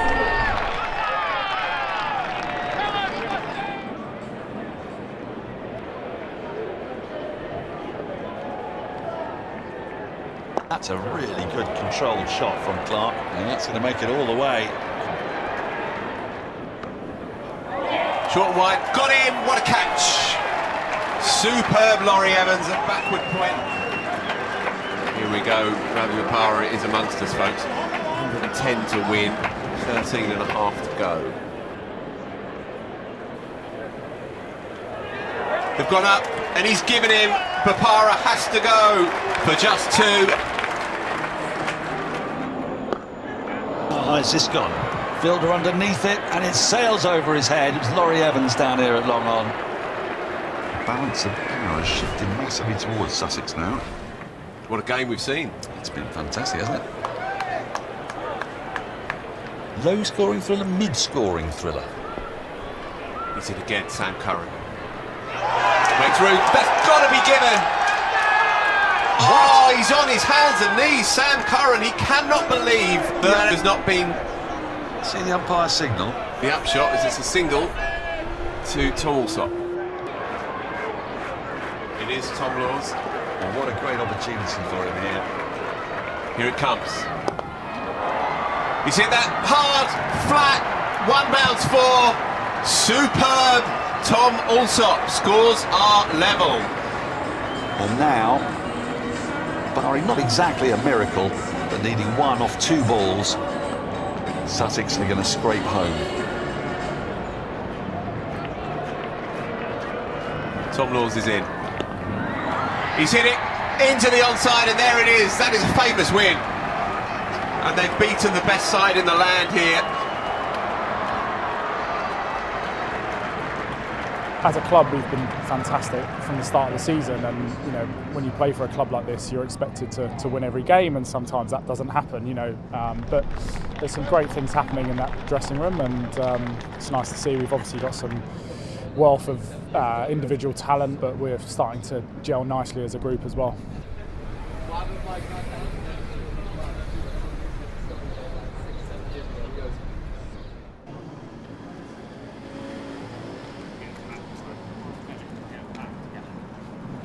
Finally back home. Right, lads. Right.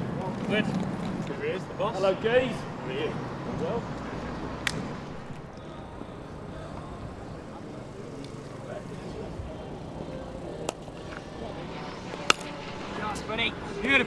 The flash points that we all look at and go, oh, he's whacked it out the ground, is born out of good basics and born out of a clear headspace. No clutter, try and keep it as simple as possible. You go take on your opposite number. Bat v ball, ball v bat.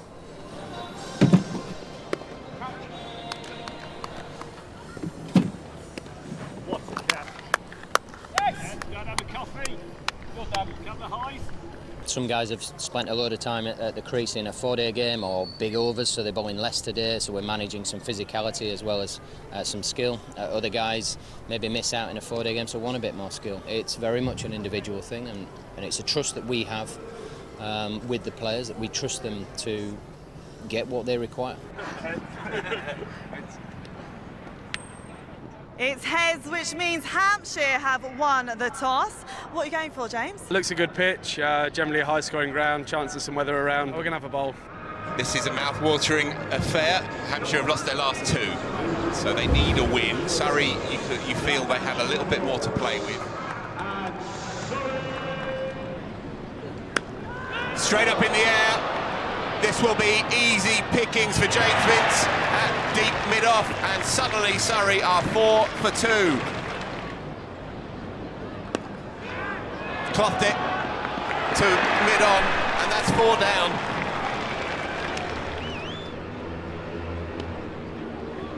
Chris Jordan's played that very nicely, and that does run away for the second boundary.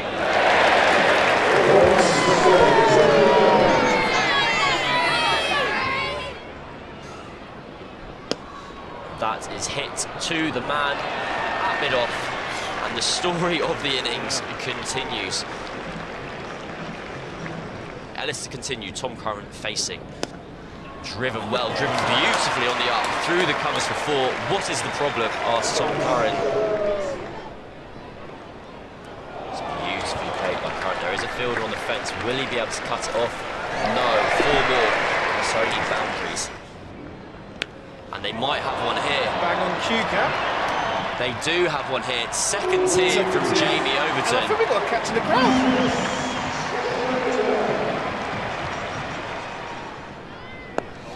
Free hit, goes to the leg side. Is it 6? By my eyes, that's gone. Pulled hard. Does it split the field as it does? It's gone racing down the square.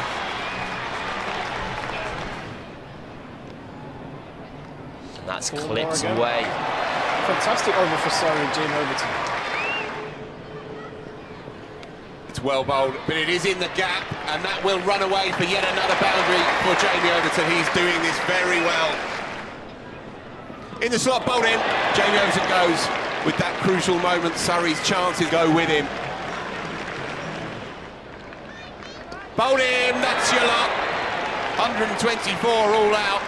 Hampshire have been inspired. Lisa, Surrey have to bowl Hampshire out for less than 120. It won't go the distance. That's very clever by Ben McDermott, and that's just a 1 bounce 4. That'll be 4, clubbed straight down the ground. Short, wide, carved. That's gone high, and it's cleared the 2 men on the leg side boundary comfortably in the end. More runs, easy as you like for Ben McDermott. Running it down off the face.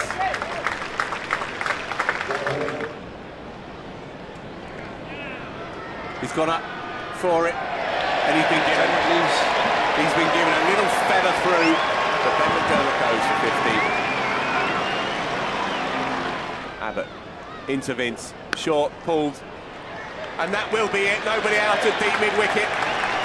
It'll be a disappointing defeat for Surrey. They may get back in the changing rooms and say, chalk it off, move on. We'll run again very, very soon. We set the stall out to win every game of cricket that we play. That's probably not realistic, but that's our aim. And today we weren't good enough. Hampshire started fast, we didn't, and we never really got a foothold back into it. 2020 cricket, you're not going to go through a competition and win every game. It's how you react to failure, basically. Viali said it the best. You never actually lose, you either learn or you win. And I think that needs to be our mantra. But it's certainly not the world has ended today. We've lost a game of cricket. Yes, we're disappointed, and it hurts like hell, but we get another opportunity on Tuesday. If we win on Tuesday, today will be forgotten about pretty quick. Yeah, I think Jamie and Tom's little, it was only about 20 balls, but the way they did it and the skill that they showed with it is very impressive, and we all need to just take a little bit of thinking from that. But no, I thought that small period of play and Jamie's striking was quite magnificent.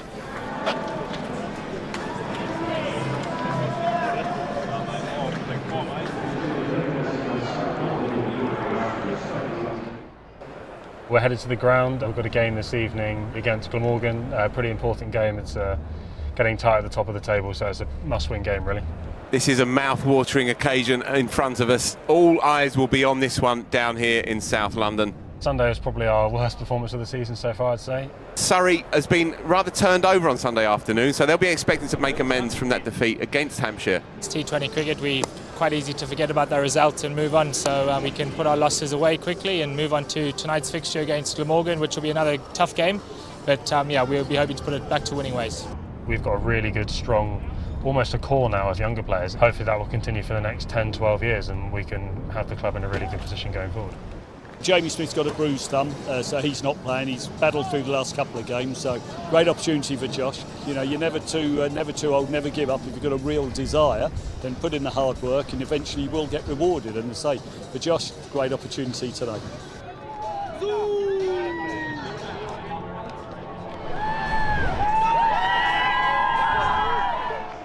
The crowd is filling out nicely. We're expecting a good 17,000 or so. Just missed the man. That is the first boundary of the day, and Rory Evans is away. Slashed away behind square. No third. Will Jacks. He is a ticking time bomb of a cricketer. What a shot. Cleared the man. That was right out of the screws by Rory Evans. First maximum of the evening. 4 more, easy as you like. Clobbered that beautifully. Absolute classic Will Jacks. Unstoppable. So at the end of the power play, 64 for no loss Surrey. They're doing it well. Effortless by Sun and Ryan. Skewed into the offside, and Will Jacks carries on his merry way, just a single now shy of a 50. That will be his 50. Well batted, Will Jacks. Cut away and out. Will Jacks just gets a little top edge. And the fabulous Curran brothers are in. Sam Curran doing Sam Curran things. That's an extraordinary shot. Short. Hook for 6. And it's another big one as well. It's gone way back. 2 maximums, 1 for each brother in this over. That's short, it's clubbed, and it's just cleared the man at long on. And James McElroy there could do nothing to claw that one back. 2 left in the innings. Make that another, my word, that's huge. What has he got left here? Short again, cut past the man extra, that'll be 4 more. Sam Curran, turn it in, please. Oh, that's glorious. Shot of the day. Sam Curran's enjoying himself. Point to prove after Sunday afternoon, and Surrey have done that and plenty. 238 for 5. Sam Curran, having had a 10-minute breather, is back in the fray. Just saw out the corner of his beady eye what the batsman was trying. This is why he is so in demand everywhere he goes in the world. So Billy Root is away. Clothed into the onside, and that is taken. That is the end of Sam Northeast. Conventional dismissal, really. And Josh Blake takes a nice catch there, Chev. Lovely catch for Josh Blake there. He's worked hard, he's got his T20 debut, and a nice catch behind the stumps for him.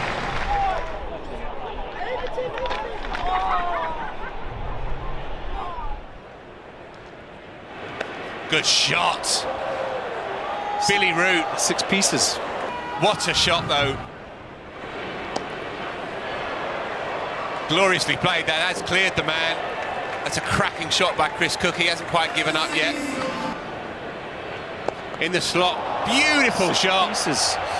We've seen some big ones this evening, and what a shot by Chris Cook. And had Surrey not already scored 240, Glamorgan would be putting together a very respectable total here.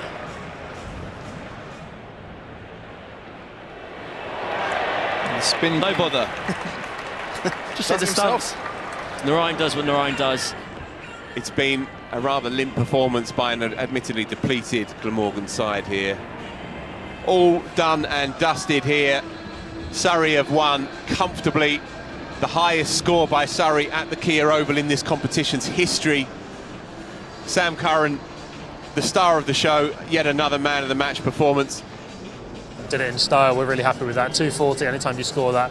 Record score at the Oval, we're very pleased with that, and then good performance with the ball as well. It's T20 cricket, you've got to keep being fearless and just play with freedom anytime you play, so I try and do that no matter how many runs I get, and I'm really happy with how I performed. Would have loved a few more, it's always close to getting that 100, but really happy with that, obviously. The last week or so, last 5 games maybe, Sam's been brilliant. He's hit a ridiculous amount of sixes and pretty consistently as well. I think he's really relishing in that role, coming in the back end and teeing off.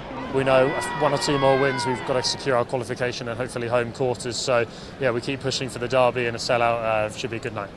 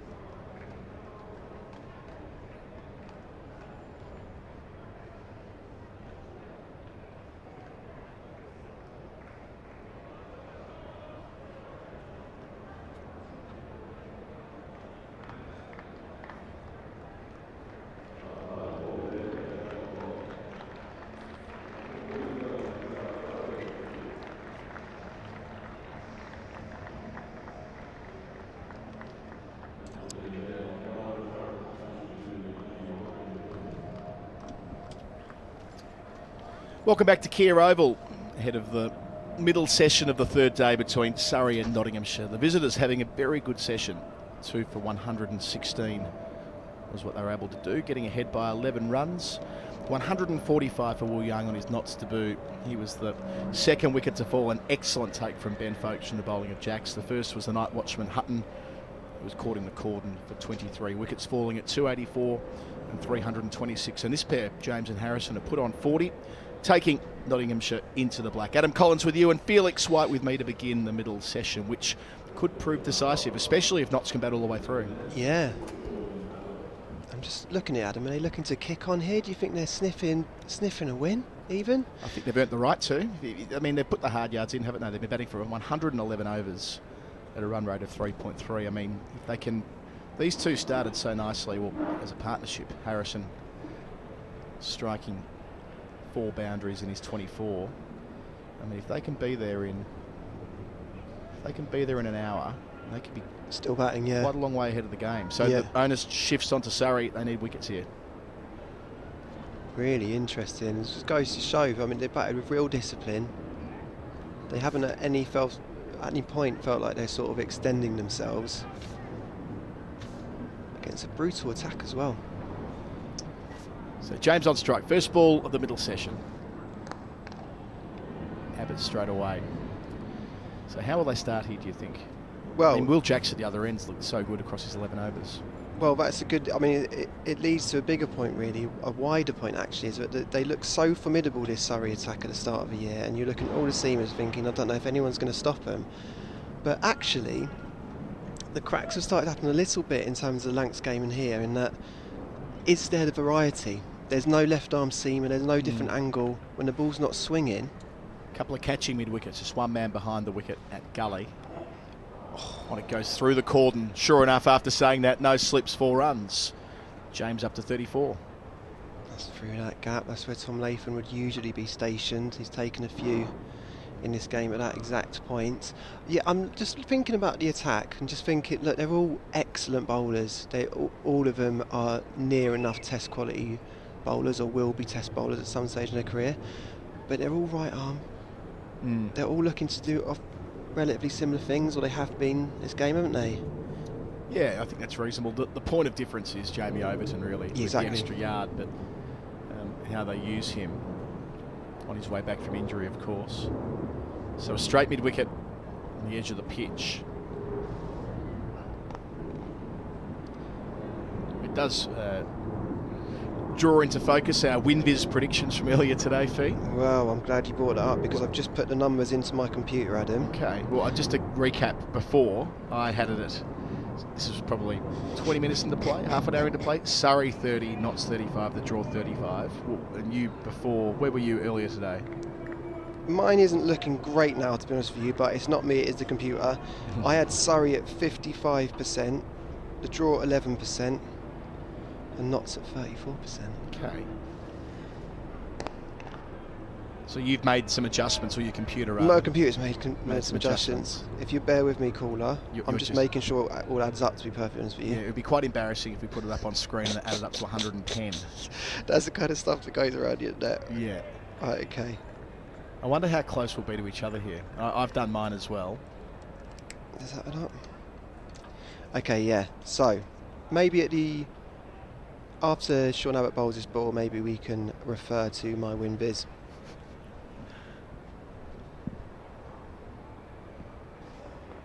Short one.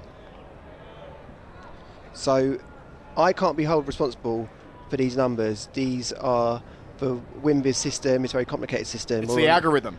History of cricket goes into it. There's a lot of numbers. They get fed into the machine, and it's spat out this. Can you see this? So I've got Surrey at 27%. Sorry, WinViz has got Surrey at 27%, draw at 33%, and Notts at 40%. Interesting, very interesting. What about you, Adam? We are frighteningly similar. Is it? Like, as in, when we didn't consult each other on this, I made sure there were some walls put up. Ends the over, just the boundary from it, so 370 to 7, leading by 15, the visitors. I'll put mine up. You can see all my notes in the process probably, but we'll see how we go here. I've got Notts at 41, Surrey at 25, and the draw at 34. That is, what are we at by there? That's how you read a game of county cricket right there. Yeah. So we're one off on Notts, we're 2 off on Surrey, and we're 1 off on the draw. There you go. We're in sync. I love that. Will we be proved really wrong? Or will WinViz be proved really wrong? It is going to be Will Jacks to get another crack from the JM Fin stand to start the middle session. Cloud cover above. Harrison's first ball after lunch is driven down the ground to long on. One of 2 men. Make that 3 men setback. A long on, a deep mid wicket, a deep backward square, and on the offside to the longer side of the ground this week towards the gasometer. A deep point. Slip backward point, cover mid off, and a catching mid wicket. Bit full, slaps it through the covers and doesn't quite beat Clark to his left. There's almost a bit of a sort of tantalising carrot that's been dangled now in terms of Notts, because they would have had the mentality for much of this game of just hanging in there, hang in there. We talked about those 2 bowlers putting up in the first day. And yet, they find themselves ahead of this game now. So the intriguing thing will be, do they accelerate at this point? Do they risk just having a 50-run lead for the sake of just attacking and trying to take this game away now from Surrey? Bit of extra bounce and turn there from Jacks. I think that they've earned the right to have a dart is the guts of it. Look, if it doesn't work out and they lose a couple of wickets, they can consolidate again and regroup. But if they get on top and really win the session comfortably, well, they'll have options later today. Yeah. Good options as well. Still got the slip. Again, a sign of intent. On the front foot, James. Just over pitched, but giving it absolutely everything out towards the rope. That's his 8th boundary. He's having a bit of a game, isn't he? 6 for, and now he's looked really organised, in good order today when he's batted. He weathered the storm when he first came in with Will Young at the other end. And like you say, now he's pushing green. Another game going on over at Bristol, the first of 3 women's one-day internationals, part of the Women's Ashes. Australia have won the toss and batters, and in the 14th over, they're 71 for 2. So England have already picked up Elisa Healy and Phoebe Litchfield. So 2 important early scalps there, both openers. That's the end of the over as well here. 378 for 7, lead of 23 for Notts. And that is Kate Cross picking up Healy in the first over of the match, leg before wicket. And Phoebe Litchfield was dismissed by Nat Sibberbrunt, caught by Eccleston for 34. That was, according to Cricinfo, a screamer, a one-handed take by Eccleston, taken at mid-off. So England well and truly in the game there. A reminder that England need to win all 3 one-day internationals to claim the Women's Ashes for the first time since 2014. And at the moment for Australia, Perry, the ever-reliable, is 23 from 34, batting with Beth Mooney at 4 in the one-dayers. Normally opens in the short-form stuff. She's 2 from 8 with Eccleston freshly into the attack, the #1 bowler in the world. You know what? That's a massive game, because if they win that, having just done the T20 sweep, there's only 2 games left, and are they getting close to box seat there? Well, Australia need to win one of them to ensure they can't lose the series. The complicating factor. Throws his hands at one, a deep backward point for a single. They've started well after lunch, Notts. Is that Australia, having won last time and the last few times, a retention is as good as a win. So there's 4 points on offer for the Test win. Australia won that, and 2 points for every limited overs game. Sure. Australia won the first and lost 2 and 3. So on points at the moment, it's 6-4. And if England win today, it's 6-all. With 2 to play. Another easy single in the same direction. But yes, it does mean that Australia only need to win 1 of the 3 to get to 8 points, and thus they can't lose. But that was how it was in 2017 in Australia. It was 8-all at the end, and England did well in the T20s, which were at the back of the series, and won the last 2. Australia already wrapped it up. It didn't quite feel as competitive at the end. Yeah. Whereas this certainly does. It really does. I've used the phrase a couple of times in the last couple of days about Surrey, about other county teams humanising them now. It feels like something similar is going on in that series, actually, where England have just got under their skin a little bit, haven't they? Yeah, Australia missing their captain, Meg Lanning, and did well in the Test match. Ash Gardner outstanding with the ball. But it does rather draw into focus the fact that England have been involved in a pretty productive rebuild over the last 9 months under the new coach John Lewis. They didn't make the World Cup final in February, but they did play quite an exciting brand of cricket. They fell short in the semi to South Africa. And they're a team that feels like they're on the rise again. And Australia, having been at the top for so long, as we know, with sides around the world, it takes something special to keep finding new ways to stay incentivised. Well, that's it. Oh, that's taken off after hitting the crease outside the leg stump. Extra bounce, well taken by folks who completed an excellent, well, it was caught behind in the end, but it was also stumped to get rid of Young just before lunch on 145. Interesting in the women's game just to see those new faces, because obviously Catherine retired very recently, and there was that feeling of, and Shrubsole, is anyone going to come in for them? But we've already got Bell, Filer, Wong, Capsey. There's a whole new generation peering their head over, aren't they, and looking very, very capable. Yeah, they're actually playing 2 spinners today as well, England, so they've gone against the quicker Filer. Back foot again, just relatively easy runs being conceded after lunch. 3 singles here from Abbott, who's bowled 28 overs, 1 for 78. Knots 381 for 7, a lead of 26. This partnership building nicely. Yeah, the bowling attack today, Cross and Bell, the seamers, so the veteran Cross and the younger, taller opening bowler. Then Nat Siva-Brunt, the all-rounder, followed by Eccleston, who's in the attack now, and the leg spinner Sarah Glenn. So they've decided to stay away from their quicker 2, Izzy Wong and Lauren Filer. Lauren Filer in the Test match, what a find she is. Fire. Well, quick, didn't she? We talked about it with Overton here. It just makes such a difference when players are rushed. Jacks to continue. Lovely contact. Out through the covers. 1 man to beat, and it does. So on the front foot here, James, a couple of times since lunch, has found that gap through the offside, moving on to 46, batting so well. He's having the game of his life. He's, like I said, he looks so organised and tidy to begin with, unrushed, and now he can really accelerate through the offside. Talking about Will Jacks bowling there, Charlie Dean isn't even in this England team. There's a lot of options, isn't there? Bit of bottom hand in that as well. Extra power for James, a boundary away from 50. Back in defending. He looks a bit of a player, doesn't he? Sure does. Especially the extra workload on day one with a couple of Notts bowlers going down. Extra responsibility for a younger man. Rose to that challenge. Remembering he's on a hat-trick at the start of the next innings. He picked up the last 2 in 2 balls. Right, and then theoretically, either later today or tomorrow, the workload's going to fall on him again with the ball, so he could be in for a genuine game of his life.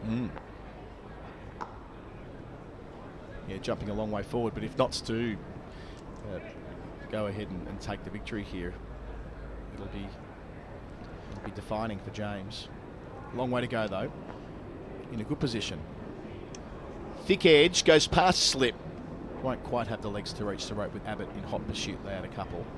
James 48. How's he win biz moved in the last 5 minutes? I might just move Notts to 44. Yeah, I think mine's. Don't know where I'm taking the 3 from. Yeah, I'm going to take Surrey to 22. I'm going to get the draw where it was. We saw how quickly Winviz jumped around in that test at Leeds, didn't we? Yeah. It's kind of over to over. Wild oscillations. Ends the over, 7 from it with the single. 388 for 7 with James 1 short of a half century, and he retains the strike as well.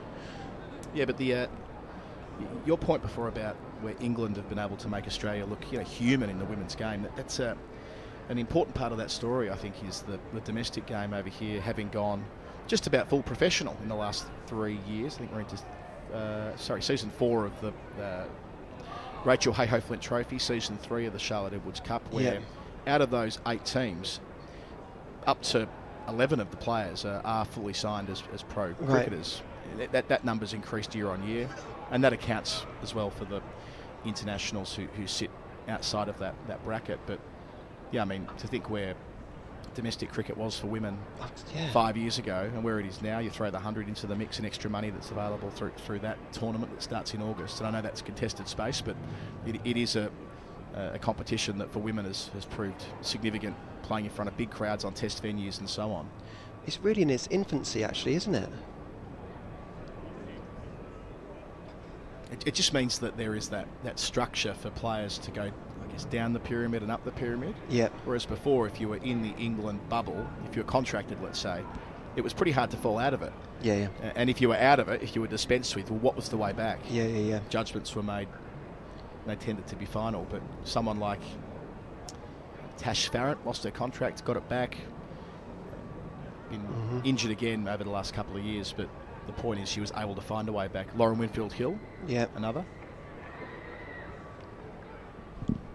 Bit of rain falling, I'm told, as Abbott starts his fresh set. James on 49, who tucks it round the corner, and that'll be a half century. A well-made one as well. Came in just when Notts needed to make sure that they were able to consolidate. And they've done exactly that. And after lunch, they're putting their foot down as well. Taking the lead to 34. He's got 3 first-class tons and he's halfway to another one, 389 for 7. It's been really well judged, I would say. It took him a while to get going. He batted with Will Young, sort of at that low resting heart rate type level for a while. And now he looks really classical for the offside, actually, as he develops the innings. Harrison playing his role as well, getting off strike pretty much every ball, placing balls to deep backward point as he did there. But yeah, just to finish that point, so Australia went into that turbocharge much earlier. So England got professional central contracts first for the national team in 2014, and Australia got them shortly thereafter. But Australia in 2017 dumped so much money into the domestic game that for the last 6 years they've been able to sort of turbocharge what's been achievable. And England are now pegging that back as far as the levels of investment. Spears up towards Latham, who takes a 5th catch in the innings. And he puts his hand up to reflect that achievement. In the gully, ballooning up. And James has gone for an even 50. Just when Surrey needed a breakthrough, Abbott's got one for them. 390 for 8. Yeah, we were just saying how organised he looked, but that's the area that's been difficult to bat in during the entirety of this game, really, where it's just short of a length and it's just gets big on people, and that's exactly what's happened there with James. He looks so organised and he's walking off pretty despondent, actually, because he hadn't been rushed really all day, had he? And that one's just jumped and got big on him. Do you know what? He's found extra wheels there, doesn't he? Yeah, watching it back on replay, that was a nasty short one, and had no idea where it went. He was looking out towards fine leg, but landed in the gully. I mentioned Latham 5 catches. I've quickly brought up Andrew Sampson's spreadsheet here that he kindly sent me before the match. The most ever for Notts in the history of the club for an outfielder in an innings is 6 catches. Right. For J.D. Clay against Derbyshire in 1957. So right. one more to pull level. Right. Dare to dream, Steve. Dare to dream. For Notts, sorry, for Notts. Surrey. Oh, my apologies. I'm looking at the wrong team. Got the wrong tab open. For Surrey, they're playing against Notts, aren't they? Let's get that right. The most catches, well, that'll be Mickey Stewart. Mickey Stewart took 7 in an innings. Okay, so he could level it here. So where are we here? So that was Mickey Stewart, who the pavilion's named after here. That was also in 1957, by the way. So I wasn't too far wrong. Against Northampton at Northampton, he took 7 catches, and Daniel and I were speculating yesterday that many of those would have been round the corner at leg slip with Lock and Laker in operation. Nice. So that's within the realms of possibility. In terms of Surrey against Notts, let's have a look here. Most catches in an innings for a fielder. He's done it. No one's ever taken 5. Really? There's a bit of history for you. Oh, hits him on the body. First ball round the corner. What did it hit? It hit the bat. Patterson's gone for a golden duck. Abbott's on a hat trick. Surrey have gone bang, bang, just when they needed to. 390 for 9. The lead's still 35, but against the flow of play, Abbott's given Surrey the chance to be batting again soon. Adam, I'm so glad for you that they've managed to get bang, bang in for yourself. I've probably got to stop doing that, don't I? No, not at all. You've taken to it with glee and no one delivers it better. And Abbott's just found that extra bit of pace, hasn't he? Actually, to be honest with you, I've had to look with both those deliveries again because I've to check it wasn't Overton, because he's just suddenly found that extra yard. And he's rushed James, and that is a nasty one to get first ball, isn't it? Oh, yeah. 2 short balls that have reared up.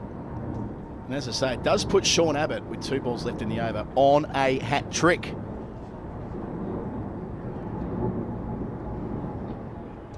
probably got the skills between the two of us to work out the last time a Surrey bowler took a hat-trick. I'm looking at Jake at the back of the box. He said a few things. He can hit up Google while we're waiting for the Notts number 11. And it's Jake Ball, the injured man too. So he's bowling at an injured number 11 on a hattie. Jake Ball's coming out. Very interesting. Now, I don't want to overplay this point. I don't want to make it self-referential either, but I've never seen a first-class hat-trick. I've been to 150 test matches, never seen one there. Certainly not at first-class level either, so I'm a little bit more excited than what otherwise might be the case. I feel like this is on. I'm excited for you. I'm not excited for Jake Ball, who will know what's coming here because he's seen the last two balls. Let's not forget he's injured. He might not be able to bowl. And he's just seen last two batters effectively get hit in ribcage area, fending off. So in his mind he's going to have, is it going to be the same ball or is it double bluff Yorker at the bottom of his stumps? So 2 back for the short ball, a slip in a gully. He's got the short leg and the leg gully around the corner. A fly slip as well. It's going to be short, Fee. So Sean Abbott on a hat-trick, in at ball. The bumper and he keeps it down. Didn't quite get up actually. The 2 previous balls really spit up at him, but well defended by the taller number 11. Adam, I was filming that for you because I thought I was going to capture a moment. I thought I was going to capture a moment. Not to be.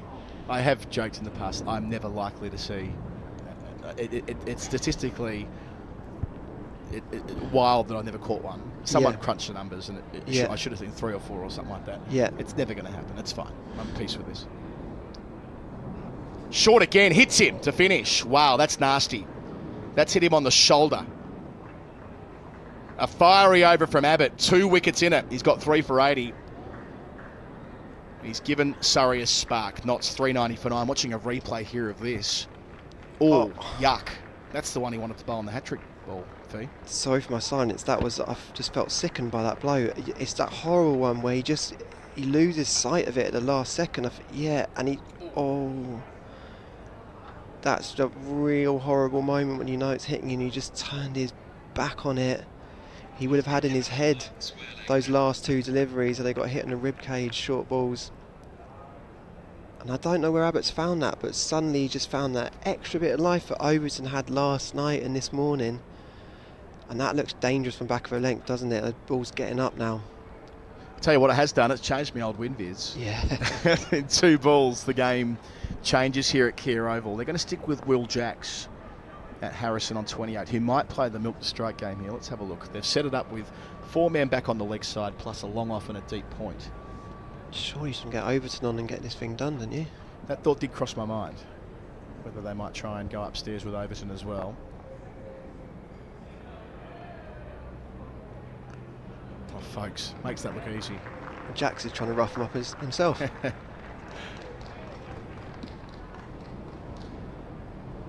So Slip the only catching man. Sibley in the covers. They won't take the single, so we're going to be playing the game for a little bit here. I'm still processing. That was quite a brutal over, wasn't it? That second one, the one to Patterson, was out of nowhere. Nasty as you'll see. Interesting that he's bowled the other end. He spent most of his time bowling at our end here. And so bowling from pavilion end suddenly, he just found that extra life, and that's actually where Overton was getting the surface to kick as well. Sneaks down the leg side. What that does do, it makes my draw number come back a bit. I'm taking because 2 wickets just gives a bit more time to the game, so I'm sending the draw down to say 31. All right, so let's say if there's going to be a change of innings soon, let's get our win with. We'll do it at the change of innings. Yeah, exactly. Time to kill, if you like. Not kill, but to recap and so on and cast forward. So last ball of the over, the field has to come in. They're duty bound to come in. Rory Burns knows what's going on. He's been here a long time. They'll keep the deep point out though, which is interesting. If he wants to hit against the spin. Deep backward square comes up. Long on stays back. But Latham on the angle at mid-wicket should be able to cut it off if he prods in that direction. Deep mid-wicket, back on the short rope, and Rory Burns himself will jump out a slit. Send Latham round to a slightly squarish mid-wicket. So they've got the boundary protected, but also 2 men on the same, roughly the same angle on the one. So the job here for Harrison is to get it out for one to deep point if you can. Jack's short, tucks around the corner, gets 4 instead. They won't mind that. Just inside the line, it was a dart, a misdirected one. Harrison to 32, 394 for 9. Remembering that, I was going to say another batting bonus point, that's now dealt with because we're beyond over 110, but near 400 nevertheless. Poor delivery to finish. From a Surrey perspective, I'm disappointed there that we haven't sort of sensed for a moment, and Overton or someone hasn't bowled from this end there, and Jack's bowled a couple of half trackers, and let's just get this thing done. Well, it'll be Abbott to ball at least, so they might have sacrificed the boundary, but in doing so they've kept him there. Another crack at number 11. They probably would have taken that, I reckon, at this stage. Does Ball look, I mean, it's hard to tell from here, does he look like in any way fit? He doesn't seem like his movement's too restricted, but... Like an abdominal strain, didn't it, on day one? Right. There was one quite high-profile instance when Jake Ball was bombed by short bowling at the Gabba in 2017 when the Australians in the second innings bowled a flurry of short balls at his head and at his ribs and all the rest of it, and he looked in real distress that day. Mike Atherton wrote a great piece about intimidatory bowling, and there's that law of the game there for that, but it's never drawn to in modern cricket with helmets and so on. But it did feel, I was there for that test match, and it did feel like he was in real danger. He feels like he's in danger here as well. That last ball we received from Abbott, he just turned his back on right at the wrong moment.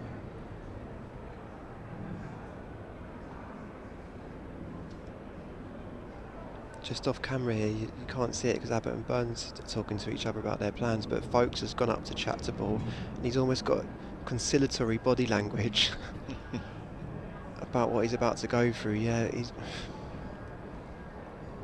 that ball from the previous over we're seeing back hit him high on the left shoulder, and the way he threw the right hand off the bat as well.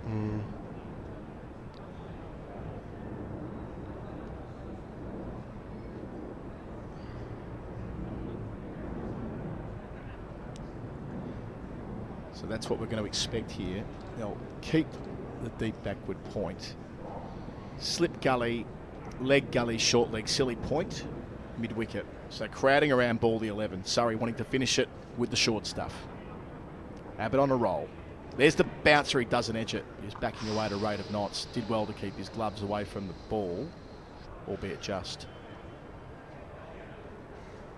I think Abbott's found his end, let's put it that way. Yes. He looks 5 miles an hour quicker from the other end. Something about bowling at the lower order when you can charge it. Just tails up, yeah.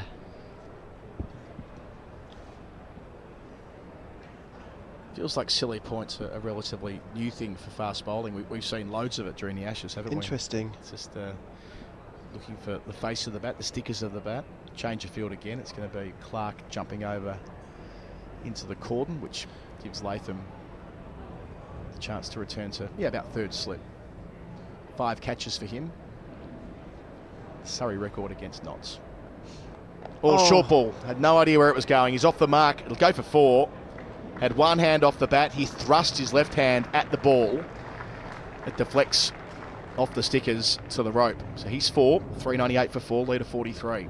I don't think I've ever seen someone seem so disappointed for their own shot going for 4 as Jake Ball there, as he turned to realise that he's going to have to face another one right now. There's this horrible inevitability here, isn't it, where everybody knows where this ball is going. There's not much you can do really other than try and watch it and get out of the way last minute or get something on it. It's now fly slip, Worrell beneath us. On the turf, on the deck. Jake. So that'll be his 2 for the over, I reckon. This is what you get for your troubles. Coming up to bat for your team, injured. Just see where this went through on replay. Was that? Yeah, that's actually lower than shoulder height, so he'll have the chance to bowl another bouncer. That was a nasty length. Only word for it.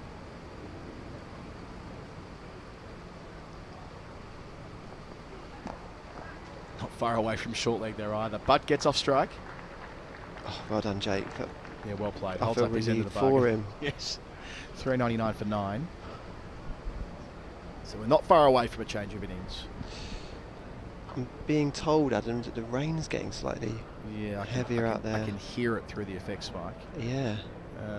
Although I can't see any umbrellas as yet. It's a bit dense overhead.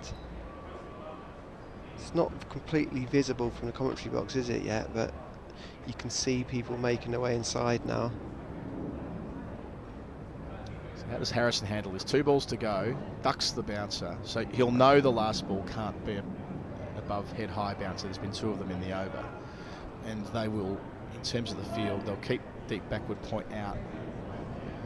Deep square leg and a fine leg, but his job here, Harrison, will be to find a single. There's one man with a brolly. He's already put it down. That's a good sign. This is such a brutal spell of accurate fast bowling, isn't it? Not wrong.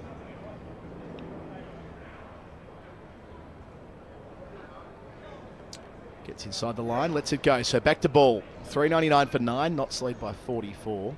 Abbott's got 3 for 85. 2 of those coming straight after the lunch break. Getting rid of in quick succession. Lyndon James on an even 50 with the short ball taken in the cordon by Tom Latham, his 5th catch, and straight after that, next ball, Dane Patterson, who had no idea where that was going when flying off at the shoulder of the bat towards Will Jack's leg gully. Nice take, golden duck for him. And this pair have put on 9 since. And it will be pace from the JM Finn stand as well. Dan Worrell back into the attack. Yeah, this makes sense. I'm surprised not to see Overton, but Overton has been bowling from the pavilion end, where the ball's rearing from a length, and Abbott's doing that job at the moment. So you'd imagine what they're going to try and do here is Rory just bowl his line in length, nick someone off, and we get in, and with a game, well, I was going to say roughly at parity, but Nottingham 44 ahead. It's an interesting part of the modern game where tailenders just cop a bombardment of short bowling because the analytical side of things says that's the quickest and most efficient way of getting rid of them. Yeah. But that's not really Worrell's go, is it? No. He's not by nature a short pitch bowler. They have got the leg gully though. The ball plays him in fairly regulation way behind point. Ball will be relieved by the fact that it's Worrell, not Overton. Yeah. Oh, it just changes the feeling, doesn't it? It makes you just shiver a little bit when someone's bowling quick like that. It just gives the whole thing a sort of sense of palpable danger suddenly. Not a bad time for Abbott to show that he can do that as well. Yeah. Not that it's ever been in doubt, he's quicker than the average bear. However, there's a short one, wafted at. The very fact that Australia have turned to the short pitch attack through the series quite a lot against England, not every bowler is well suited to that. Ball's in a bit of trouble here down towards his right side. We've seen that being the injury that took him off the field. He's not going to bowl, is he? Oh no, wouldn't imagine so. Chance. You can see there after playing that swish, he immediately felt for his side. Ooh. What do they call that? The grunt muscle. Fast bowlers. Fair play to him. He's brave coming out here and taking some cop for his side. So the fly slips back as well after that swish. Leg gully, short leg.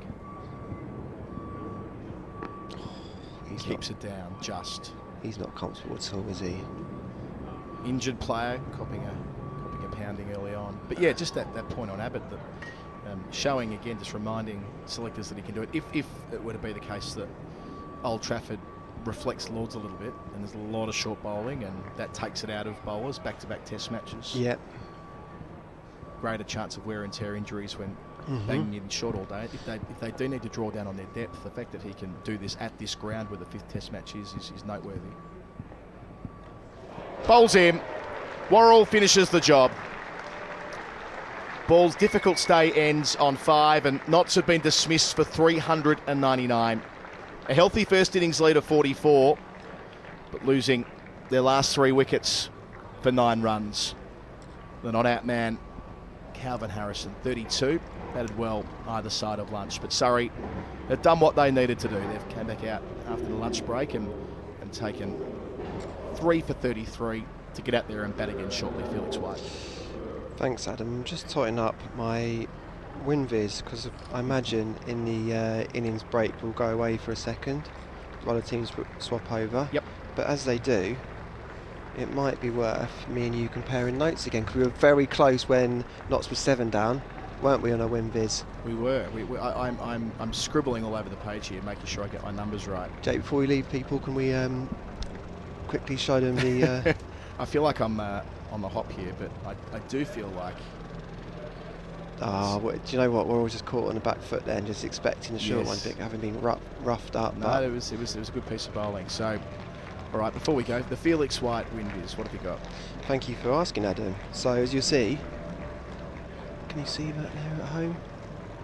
Oh, this is very professional. This is frightening how close we are. So you've got the draw. I've got a draw at 30%. Yep. I've got Notts slightly ahead at 37%, and a Surrey win, given that they're 44 runs behind with a day and a bit left, at 33%. Well, I'll show my workings. That's a very elegant way of getting the book up here. Am I close? Yeah, I got that. So I've got the draw at 30 as well. Yeah. I've got Surrey at 34. We're so close. And Notts at 36, so 1% off. All right. We're in sync, Felix. We're going to take a break on the stream. Notts all out for $3.99. It's a good game. Top scorer Will Young, 145. Supported by Hasiba Mead, who made 67. Lyndon James, an even 50, out just after lunch. For Surrey, 3 for 85 for Sean Abbott. 2 for 59 for Dan Worrell. 2 for 57 for Will Jackson. 2 for 73 for Jamie Overton. So we're at the halfway mark of the game as far as where we're at going into the third innings, with Notts ahead by 44 runs and Surrey out again in about 7 minutes' time.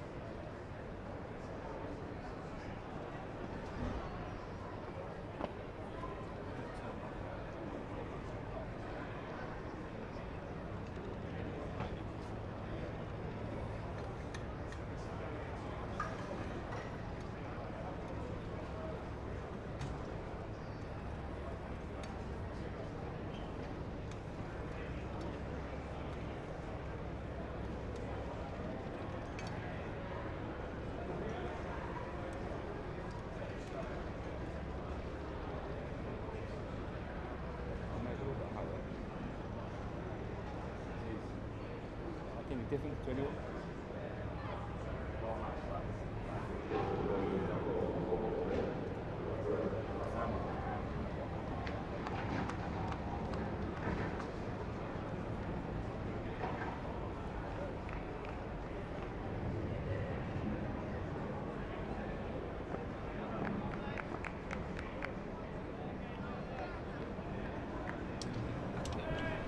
Welcome back. So, Surrey, a deficit of 44 runs. Need to be careful here. Third innings pickle theory we've talked about before. But this is a key moment in the game. Brett Hutton is bowling. He batted very nicely this morning. He limped off in Surrey's first innings with cramp. He was clutching his hamstring. It'll be fascinating to see how he holds up. Here's his first ball. And Rory Burns, who was LBW tournament, the second ball of the match, is on a pair. And there's a little bit of shape there for Brett Hutton. Yas Rana alongside me, Daniel Norcross, as we will Surrey to get up and ship those 44 runs away, and then who knows, start to put a bit of pressure on Nottinghamshire towards the back end of today perhaps. They don't have Jake Ball, so their bowling attack is depleted by one. We're keeping our eyes on Brett Hutton. Now then, I don't know where. I'm not an expert on biomechanics, he has, but that didn't look super fluent to me. Not 100%, but Hutton isn't the kind of bowler who. Some bowlers look like they're using every ounce of energy they have to get it down the other end. Hutton's quite economical at the best of times with his movement. I'm just interested in that delivery stride, because it's the front leg that he struggled with, his left leg. Getting it down okay. His follow-through's a little short. Burns already threw more balls here than he got through in the first innings. Hutton had a very, very clear plan to the left-handers in the first innings, bowling from over the wicket, getting that new ball to shape into the left-handers, Burns and Latham. And we've already got Lyndon James, I think, had a catching short mid-wicket.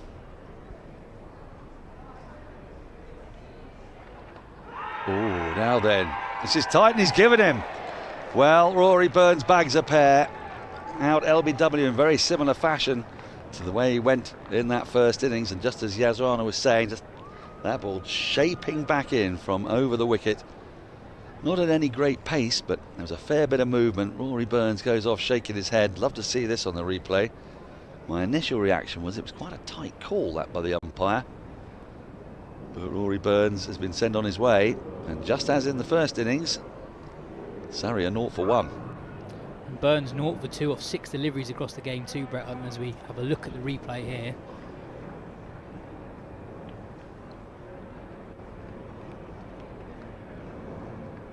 Oh, unless there's a bit of inside edge on that. I don't think he's quite got outside the line there. Might be able to tell a bit better from the camera behind. Be a first if we can. It was perhaps tight on impact. Might be umpire's call on impact. Maybe Burns thinks he got a little tickle on it. The umpire didn't. Yeah, at that pace it's not going over the stumps. Impact was the big question, but the umpire had no hesitation in raising his finger. And once more, Tom Latham, a man used to facing the new ball, comes in the first over once more. You see from that side on view, height, as you're absolutely right, is not an issue. He's not advanced forward. He's stuck on the crease. And I just wonder, impact umpire's call, maybe just outside, but definite hoop back into the left-hander, so this will be an issue for Latham as well. And all of a sudden, Surrey, 84 all out in the second innings against Lancashire a couple of weeks ago. Oh, don't bring that up. 70 for 4 in the first innings here. It's been a quiet few weeks for a famed top order. Yep. Since that mammoth chase against Kent, which for my money contained the 3 most perfect hundreds a side can have. 100 off 78 balls or so, was it, from Jamie 70 Smith? exactly. 70 balls from Jamie Smith. Incredible innings. Wonderful knock. Folks off 198 and Sibley off about 360 odd. You You couldn't ask for 3 more perfect hundreds if you're trying to chase down 501 to win.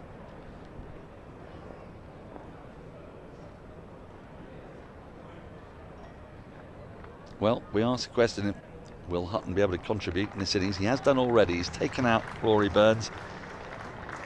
And he's bowled a wicket maiden first up. And Surrey, that deficit, 44 runs still, and now just 9 wickets in hand. There's some clouds scud across the sky. We're at that point in the day when the forecasters told us there were showers around. It's going to all be about hit and miss. It's this time of year.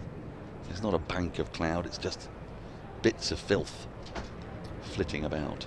I suppose with that Ken run chasing down 500, to chase 500 you need to have enough time in a 4-day game for that to be possible, and that time comes from not getting enough first innings runs, right? Yes, I suppose it does, yes. Well, I mean, it was like a similar chase was Hampshire years ago when they were bowled out for 12, I want to say, and scored over 500 in their second innings. I mean, that was following on, and then I think they won by bowling out their opposition, but it's a similar kind of principle. Patterson bowls his first ball. It's beautifully on driven by Dominic Sibley. A little full and straight, and Sibley just leant into the drive. A lovely, elegant shot. Dominic Sibley has a strike rate of 400, which he didn't against Kent. I watched every ball of that innings with Jeremy Coney, and we loved every bit of it.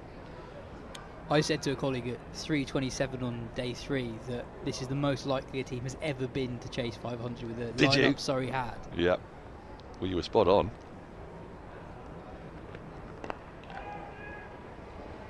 Now it's getting a little bit dark out there. We do have a very nasty thick cloud above us, but I promise you, I don't know if our cameras are able to get a little look at the sky for us, but either side, to left and right of our commentary box, the sky is bright. It's just right over us at the moment. It's a bit of a dirty grey dollop. And just at the end of the Notts innings there was a very brief but fairly heavy shower actually that we did quite well to get through without coming off. Yes, we could hear it under the awnings at under the JM Finn stand. I discovered, by the way, during the Test match that one of the things that soothes the furrowed brow of Philip Clive Roderick Tufnell, he has recently discovered, is the sound of rain. And we're on a train back from Leeds, and he played me 4 or 5 of his favourite rain sounds. It's one of the more surreal. How do they differ from each other?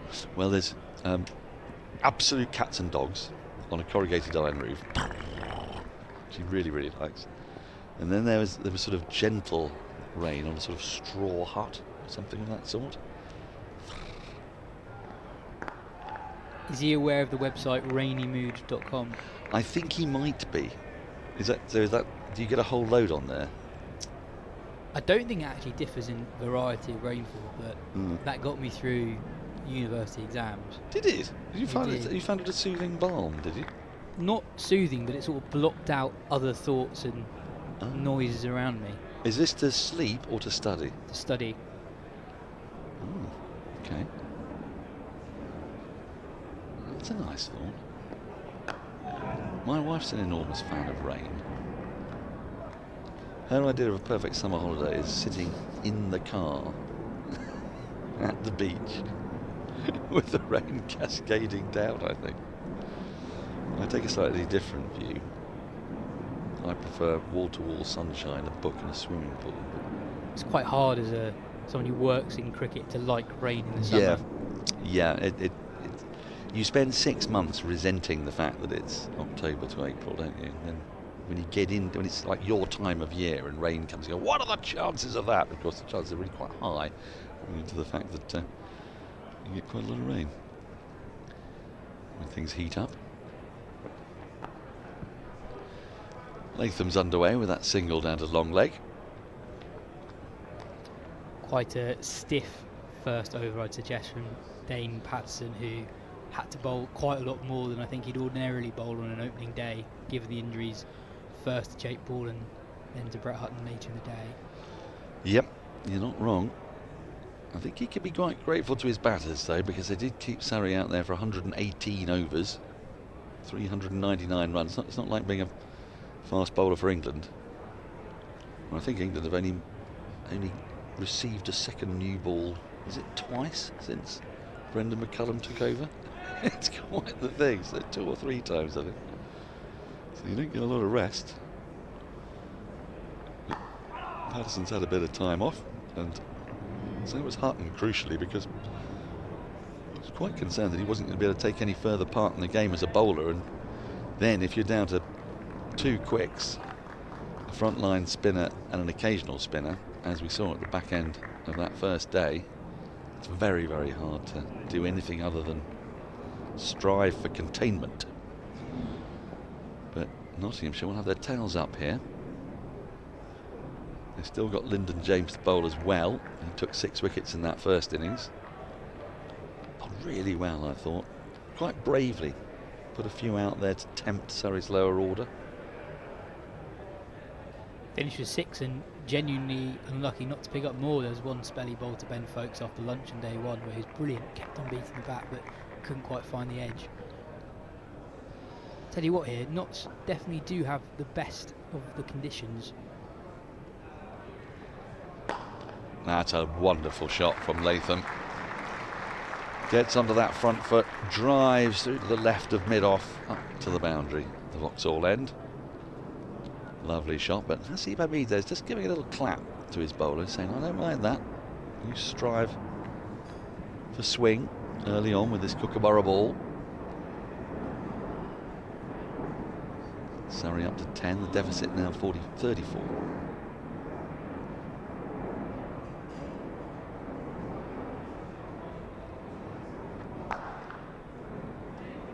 Got away with that there as Hutton, a little short and wide outside the off stump.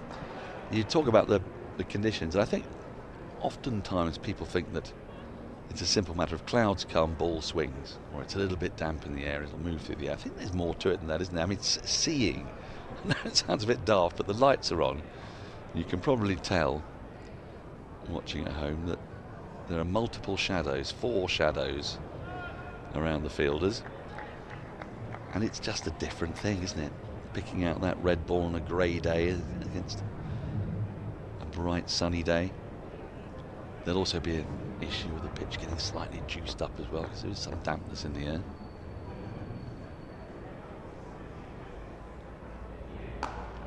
And even more so with the Kookaburra and the Dukes, it becomes a proper new ball game.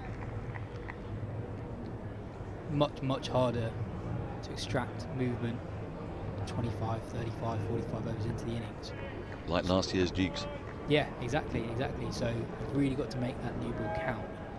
Brett Hutton has done that so far.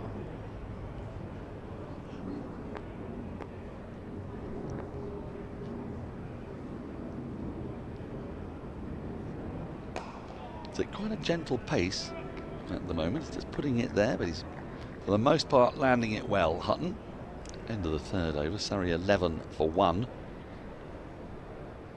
The man to go, Rory Burns, LBW for a darker pair for Rory Burns. He's had a bit of a in-out season. It is tough for opening batters in English cricket. We know that, especially April and early May, and then again in September. I think, someone crunched the numbers, September's the toughest time of the lot, because you get this disparity between the ambient warm temperature and then the increasing cold sort of asperity of autumn. The pitches are just softer in April, and that just makes edges harder to carry. Yes, but also pitches tend to be a bit better, and a good reason for that is because they're not being used, and ground staff have been working on them. Yeah, there's not much wear and tear. There's no wear and tear. They're pristine, aren't they? And even if you play 2 home games in April, you won't be playing on the same pitch. So if you actually check out the scores, there's a little bit of a misconception that April's the hardest time to bat. But I think, as an opening bat in 11, 12 degree heat, it's no fun against a hard ball. Just on Brett Hutton, he's one of those cricketers who goes under the radar, but I think this is his 7th season in a row where he's averaging under 27 with the ball in the County Championship. He's averaging under 20 with the ball in Division 1 this season, and there's a bit of Tim Murtagh in Hutton in more ways than one. I think he actually looks quite a lot like Tim Murtagh. but he also operates at quite a similar pace. He's sort of built for long spells, bowling lots of overs in the day.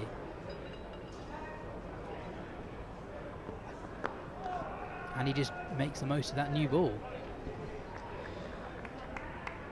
Well, it's a fine virtue to have. And Surrey have had a few slightly different bowlers, but with similar kind of shibboleths, if you will. Like people like Alec Bedser and Martin Bicknell, they weren't bowling at any great pace. And they're very accurate, very nagging. What they just did enough of.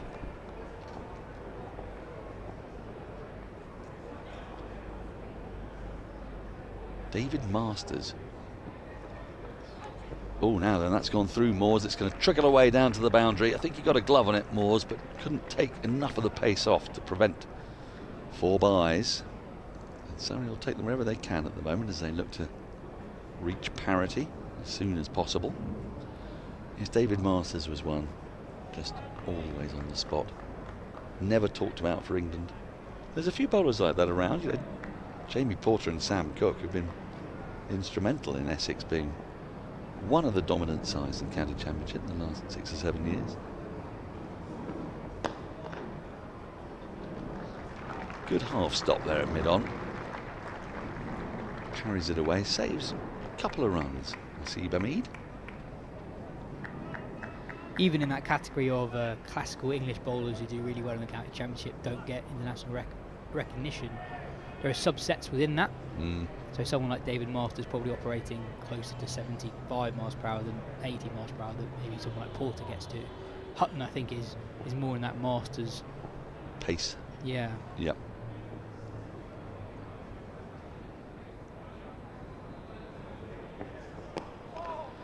Someone like Chris Rushworth, obviously taken hundreds and hundreds of first-class wickets at 22. 18 for 1 after 4. Actually, he's probably more like Jamie Porter, especially at his peak. He's not express pace, he's not as quick as most of the guys who end up playing for England, but he's quick enough. I mean, Ollie Robinson has shown just how successful he can be at international level, bowling at between 78 and 82 miles per hour. I thought it was quite funny, all the stick he was getting after the first test match. At that point, I think he had a better test bowling average than Pat Cummins. Yep. And had a better record than Pat Cummins in Pakistan, which is the graveyard of fast bowling at the moment. And even after the second test match, he was the leading wicket taker across the series.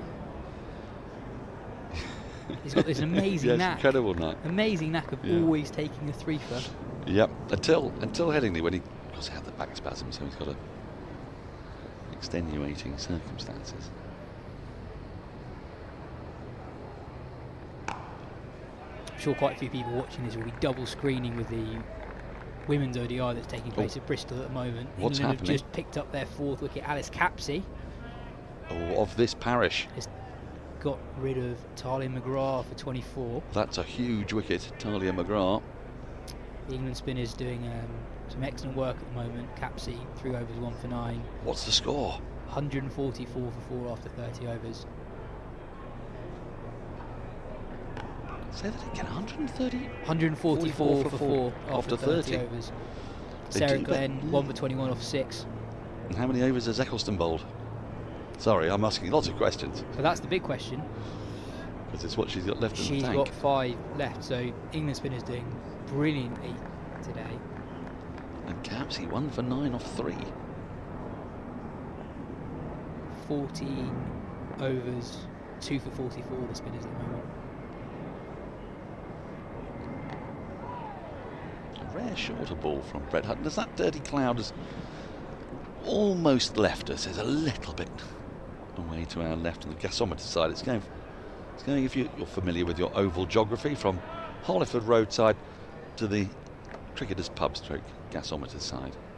That's the prevailing wind today. So going back to what you were saying about cloud cover, do you think part of what makes batting difficult under cloud cover is actually it's just slightly harder to pick the ball up? Yeah, I do. I think it's harder to bat fluently. I mean, I used to quite like, I'm quite perverse I suppose in this way, but I used to quite like batting at the first part of the season because you had to watch the ball.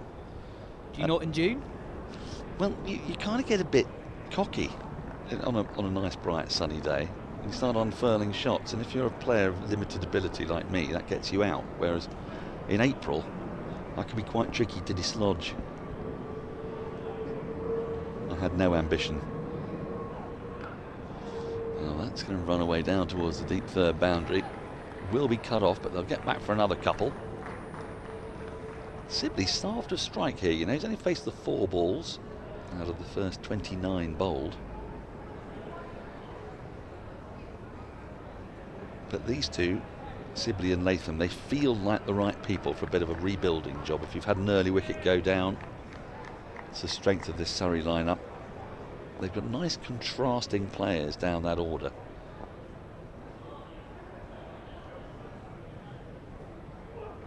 Jamie Smith, pretty fresh from a 70-ball 100.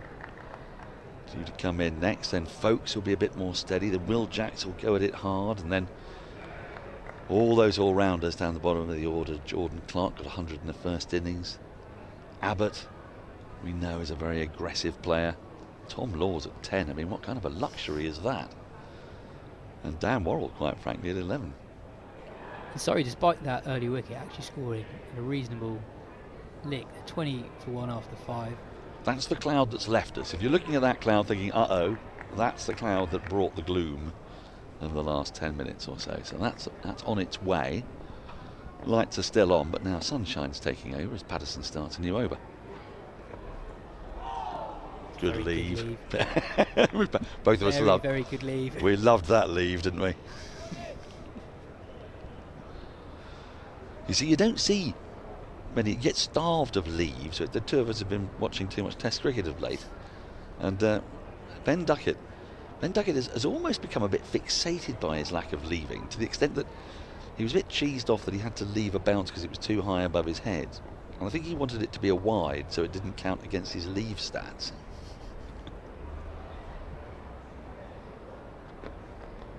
That's tickled fine, and that'll bring 4.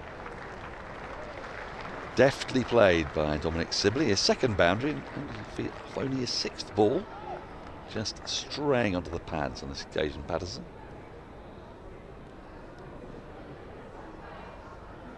That wasn't actually wide of leg stump. It wasn't at all. Sibley moving across his stumps makes the angle.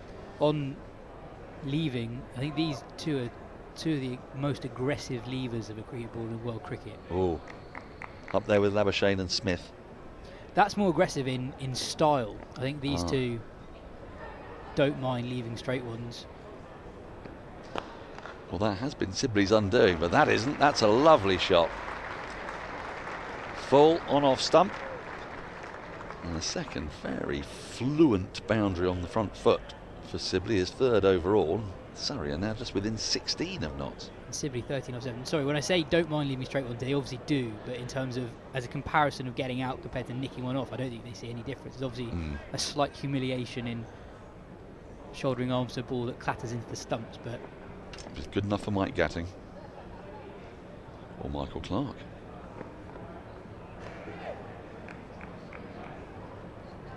We've had a few leaves this year in the Ashes.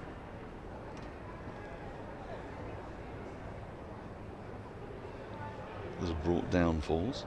I think Labuschagne's been out leaving, hasn't he? Josh Tongue at Lords, sort of bowling from around the wicket to the left-handers, really bringing it in. Caused a few errors in judgment. Deep square leg has gone out, by the way, for the hook. Another lovely crisp drive, well fielded by Hamid, who's acting captain for Notts in this game. Stephen Mullaney having a little niggle, can't play. I think what you've seen already from the Notts bowlers compared to the first innings, they've probably not been quite as precise with their lines and length, and that might actually just be because they're being more speculative with the new ball, trying to create chances, knowing how important this early period is. Well, I guess when you have a lead, however slender, and 44 is not a big lead, but you feel you've got a bit of license, don't you? You can afford to attack, concede a few boundaries because you're in credit already, and Doubly so when you pick up the wicket of Rory Burns early on. Surrey 29 for 1 after 6. And in so doing, you can just, if you lose that length, be picked off. It's quite an aggressive field, 3 slips in place. Not a bad time to bat. The sun's starting to re-emerge as the clouds move away. Tea today, by the way, is a hard 4 o'clock, which means that there'll be 40 overs to bowl in the evening session. So that's, we're looking at a finish beyond 7 o'clock today. Hutton resumes. His first ball is picked off nicely by Sibley. That's the second leg glance to the boundary for 4. We've had 2 pretty much straight drives off full balls and 2 leg glances from Sibley. He was going well. He's got 18 off 11. Jamie Smith's 70 ball 100 on the threat here. Well, wouldn't it be marvellous if we got a sort of 368 ball 100, whatever it was, one week, and then a 70 ball 100 the next? Although you imagine Nottinghamshire might tighten up a touch as this innings progresses. Yeah, I don't think Notts will mind this too much. If you gave them 2 different Surrey scores after 15 or so overs, they'd prefer Surrey to be 70 for 3 than 55 for 1. Yeah.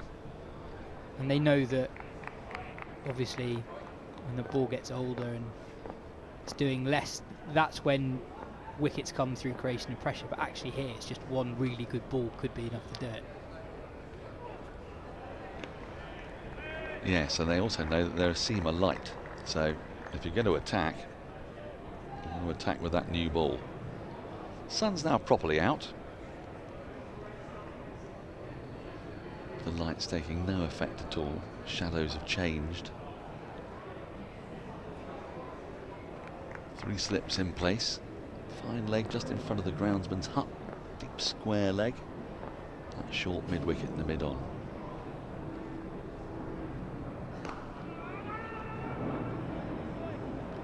There's a tempting gap for Sibley, which is there, especially to draw him forward to that ball that will swing away a touch. I haven't seen much of Hutton bowling to Sibley. He's mostly been bowling at the left-handers, but that gap, so we've got a backward point in and then mid-off, that straight, it's almost an extra cover, but there's a very tempting little push into the offside, which can get you into trouble if that ball just swings away.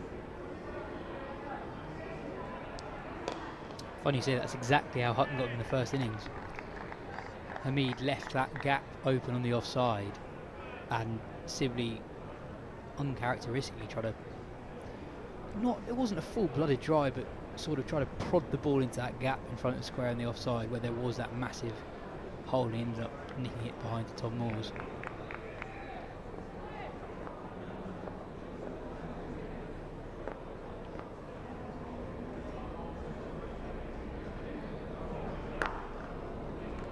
I'd almost want Hamid to be just a little bit straighter. Yes, I know. Just a bit straighter, just to make it that much more tempting. Now then, I received a copy of a book this morning, handed to me by Mark Culpin as I was walking into the Oval, and it comes with a letter. The book is called Down But Not Out by Ian Cook Abbott, and it's a thriller about cricket, the Oval and South London. And this is the synopsis. There aren't that many thrillers about cricket. I mean, those that there are have mostly been truly diabolical.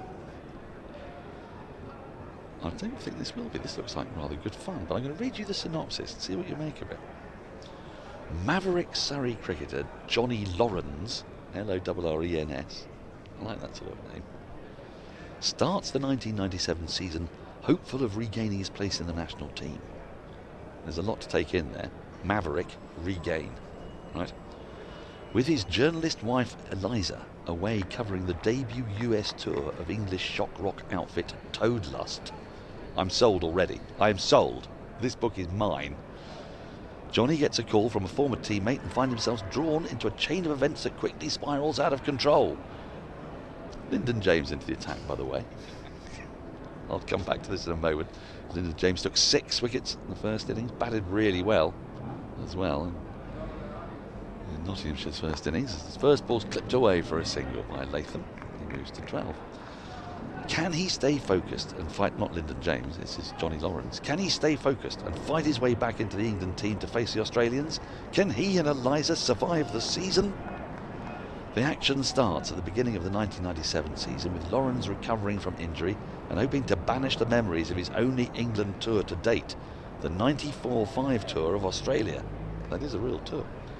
Sent home in disgrace after a gambling scandal that he was not actually involved in, he's now happily married to Eliza, a music writer, on a gentleman's magazine.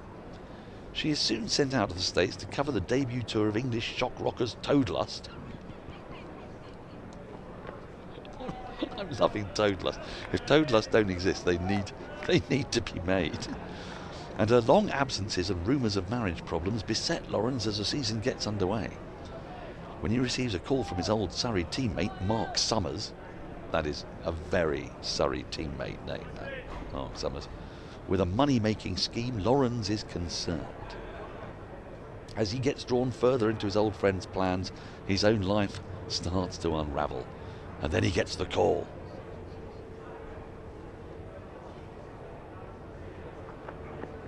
Oh, struck on the bar. I say pad. I don't think pad. I think struck possibly amidships. A little too high, therefore, for a full-throated appeal. By this time, Lawrence is haunted by the mystery surrounding the sudden death of a colleague, is concerned about the apparent irregularities in the ground redevelopment plans at the Oval, and is distracted by a mystery blonde. When the one-day series starts in late May, Lawrence finds that the old enemy, the Australians, are not his only ones. Now that is a cracking synopsis. I just looked up Toadlust on Spotify and I didn't get anything, but there is a band called Toad Liquor. Don't do that at home, kids. You ever licked a toad? It's liquor spelt Liquor. Oh, clever. Yes, clever. My nephew went to live in a hippie commune in Wales, and I think he attempted something similar with a toad. It's not to be advised. Toadlust. What's the #1 single, do you think? Toadlust, their first album.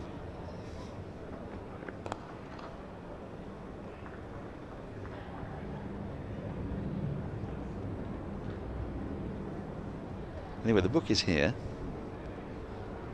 I intend to take this with me on my travels. See if I can squeeze it into the MCC Book of the Year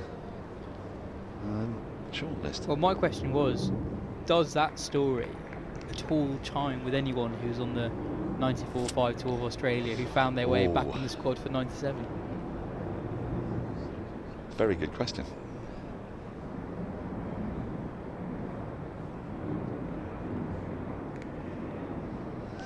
I like the fact he's a maverick.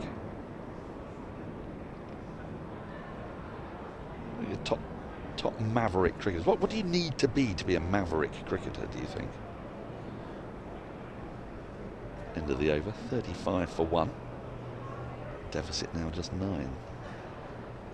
A slight disregard for all the chat that goes around. Yes.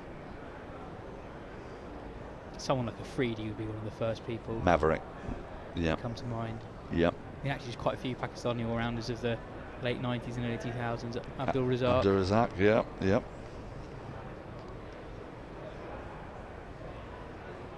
Yazir Arafat? Maverick? Not as much. Maverick, no.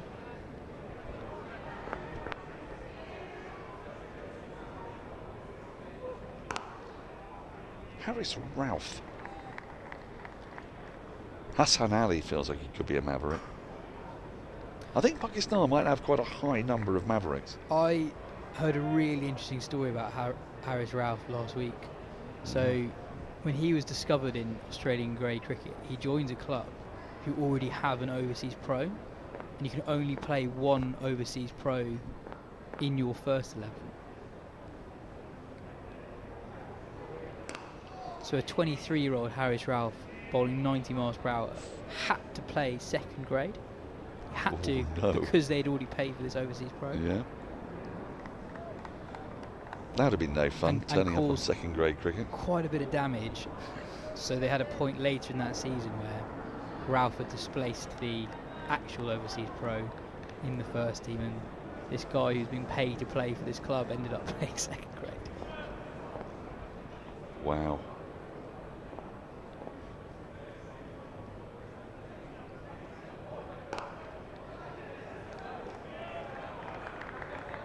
I mean, I suppose you've got to take that on the chin, haven't you? It's Haris Rauf. I suppose it's the bonus that Haris Rauf was playing in a World Cup in Australia not 3 or 4 years after that. I've got an Indian maverick cricketer. Can you guess? Sehwag? Oh, yeah. Well, I wasn't thinking of him, but he definitely gets in maverick cricketer. Pant? I think you might be right. I wasn't thinking of him either. I was thinking of one of the fastest people to 1,000 runs in Test cricket. Vinod Kambli. Vinod Kambli.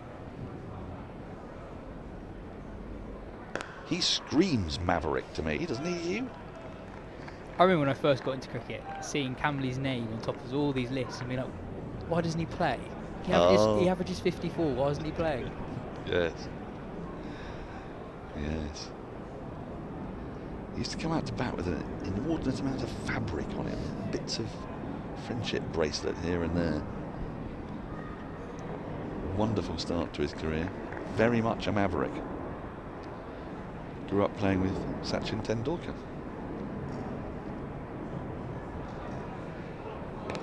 I received a DM during the lunch break from one of our listeners, Bede, who said, listening on comms to the Surrey game, thought my remarkable duck last week would amuse the listeners. Oh, please. Batting at 9 for Greyswood under-19s, I was imitating Broad at Lords, staying in my crease comically after every ball when I collapsed and tore my ACL. Everyone thought I was joking, but I had to hobble off only to come back out after the 9th wicket with a runner. Ended on 0 off 8, caught swinging without any foot movement, obviously. At least I didn't have to field, but Chessington under-19s will certainly remember my cameo for a while. Well, she's a cruel game, cricket. 36 for 1 after 9. She can bring tears to your eyes and blood to your shoulders, as they say.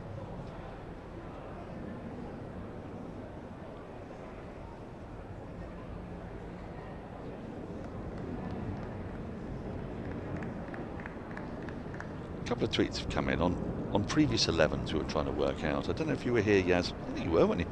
When we were discussing cricketers whose names just come out of your mouth in a completely different accent. Were you here for that? I wasn't, no. But we gave you 3 examples. There was Ricardo Vasconcelos, who was done on a bad Sean Connery every time. And James resuming, thick inside edge, squared away for a single. Another is Walalawita. It can only be done in a Geordie voice, bad Geordie voice. Walalawita, the Middlesex spinner. And Marcus Stoinis, who instantly sounds like somebody in a New York gang from the 1920s. I think slightly less managed it, but Marnus Labuschagne's got to be one of them. In that his name is Marnus Labuschagne. Yeah. But to simplify it for an Australian audience, you say it in an Australian accent. Exactly. Marnus Labuschagne. No, that's a very good point. No, he gets straight in there. Thank you. Felix he's a superb tee-waller. But Lev Parikian, great fan of cricket, magnificent naturalist, always got his eyes on the Swifts,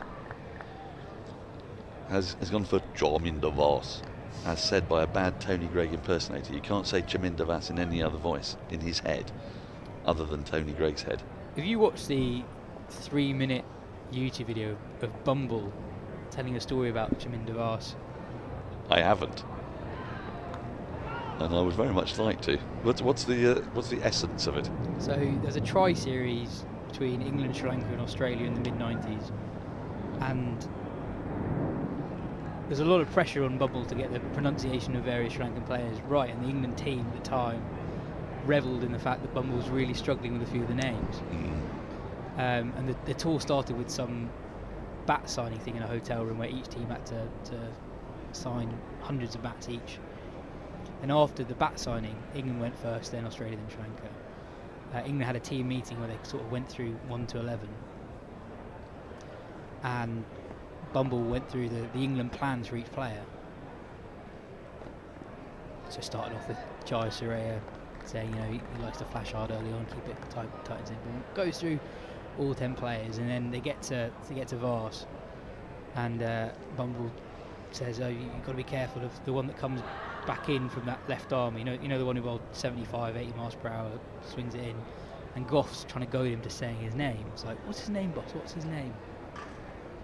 And then he says Chaminda Vars's full name, very, very long name. And then Alan Mullally pipes up and says, "We don't need to worry about him, boss. He'll still be signing them bats." Hey, very good.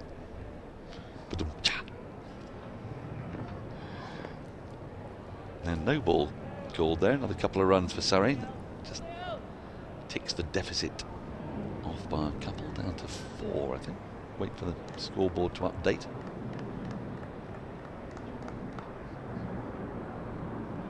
There we go, 40 for 1. Very good, I like that. Do you know Chaminda Vars's full name? Well, WPUJC, I can't do it off the top of my head, can you? Warner Kulasaraya Patabendiga Yusanta Joseph Chaminda Vars. Hats off. I say that and I'm not wearing a hat. But you're managing to sport a great titfer with your headphones on at the same time. Not the easiest thing. Well done. All of a sudden, Surrey 40 for 1 at the end of the 10th over, trailing Notts by just 4. Actually, a pretty good start after the early loss of Rory Burns. Yep, there would have been some nervousness in the dressing room when the skipper went for a pair. But they toiled long and hard on this pitch. It's a pretty unforgiving pitch for the seamers. That's a beauty, though. What a great game Lyndon James is having. Beats about at the last ball of the 10th. Surrey 40 for 1. Yas is going to leave us. Felix is going to come in for a little while now and keep me company. We've got a couple of things to chew over, Felix. Well, Surrey just started to bring a certain calm authority to their batting. We've got this 11 of people whose names make you say things in a different voice. I've been hearing about this. Yes. Have you got any contributions? Well, unfortunately, I'm not very good at accents. But you must have accents in your head. That's a good question. I'm glad you brought that up. Do people that can't do accents do the accents well in their head? It's a very good question. I don't know. Do you know what I mean? Yeah. Like, if you can't play cricket, do you still play cricket well in your imagination? Oh yeah, play the answer brilliantly. to that Yeah. is yes. So, if you, because I still can't do an accent in my brain. Right. Ooh. Any accent?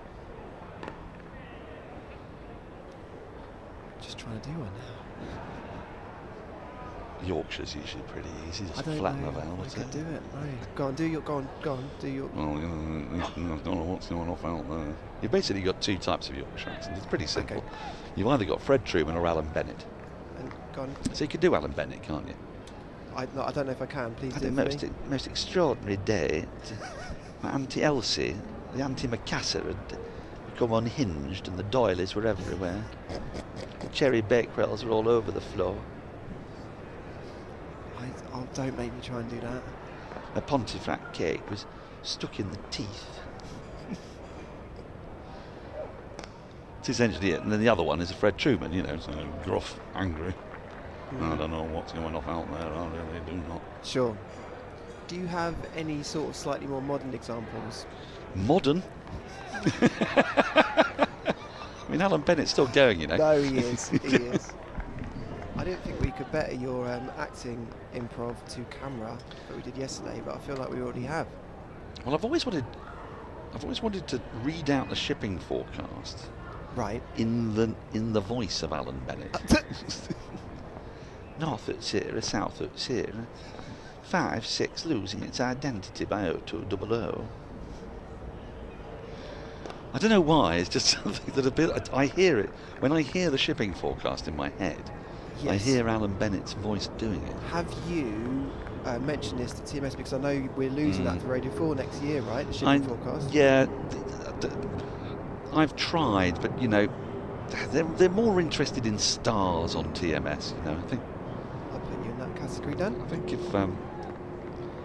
think if Glenn McGrath was interested in trying an Alan Bennett impersonation, doing the right. Do you know what I mean? Yeah. We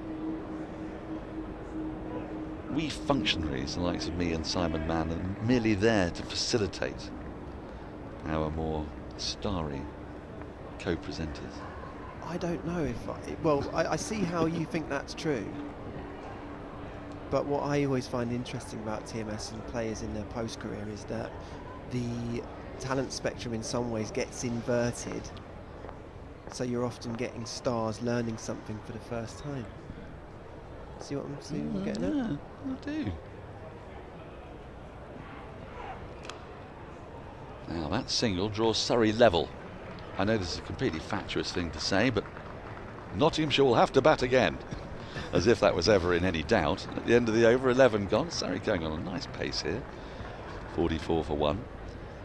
Yes, I'd love to try and teach Stephen Finn an Alan Bennett impersonation. But I want to get back to what goes on in your head. So, okay. So when you hear Alan Bennett's voice, or yes, yeah, or I don't know, it's John Major or something. Yeah. Oh, hello. But do you talking a bit? I don't know what voice is he hearing in his head. I don't want to go there. But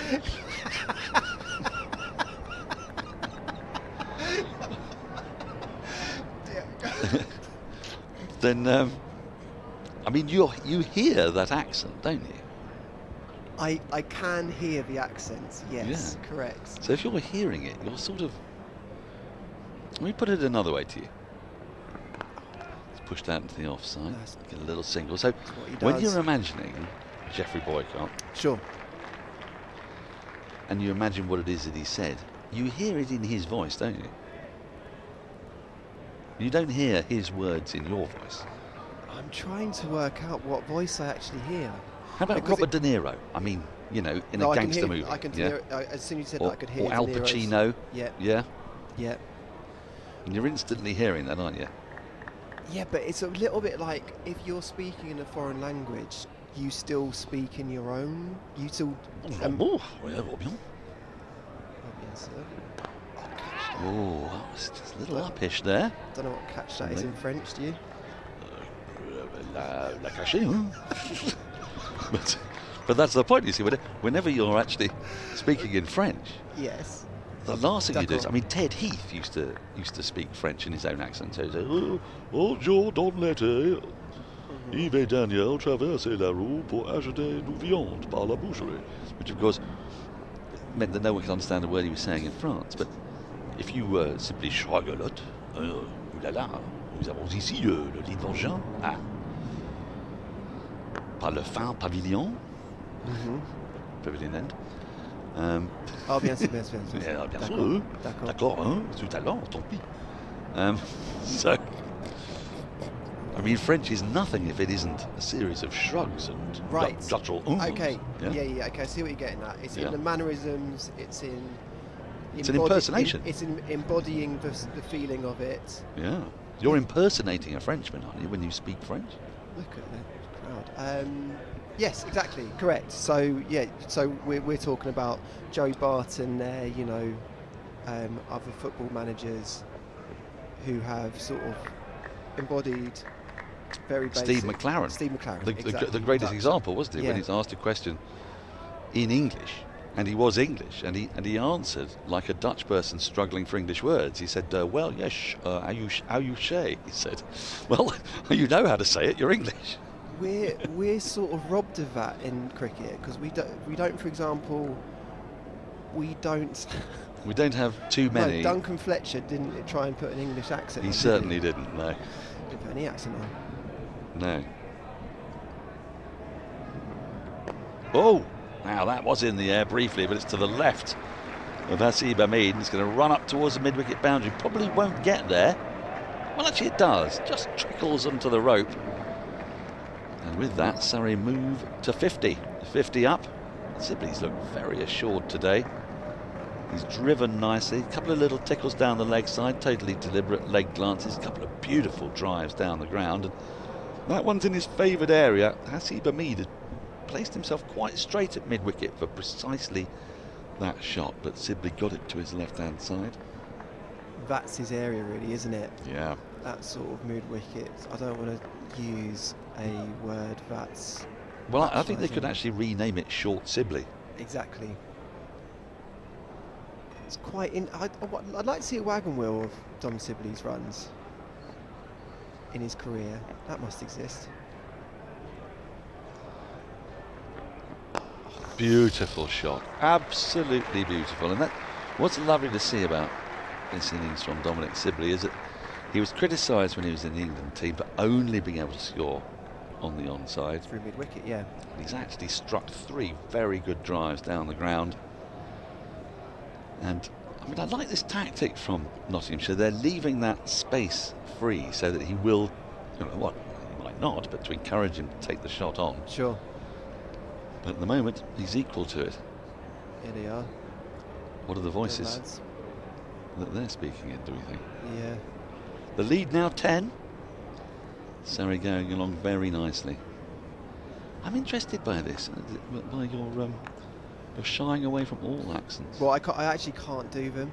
I've never been able to do accents. Any accent. Well, okay. How do you pronounce the word Grass that we play on? Grass. Right. So. Grass. Grass. No, you've just done an accent. Yes. You've just done an accent. What have I done? What have I done? A Yorkshire. Grass. Grass. Grass. Now, if you make it, just make it gruffer. Grass. Grass. There you go. Yeah. For all the world, you could come from Pontefract with a voice like that.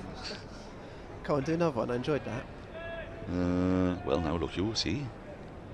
Do a little bit of Welsh. My auntie, my family, my uncle. Oh, I can't. How, give me a basic. How do I? Well, you see, to get there, you need to go deep. Can you go deep? Can you go deep? I can go.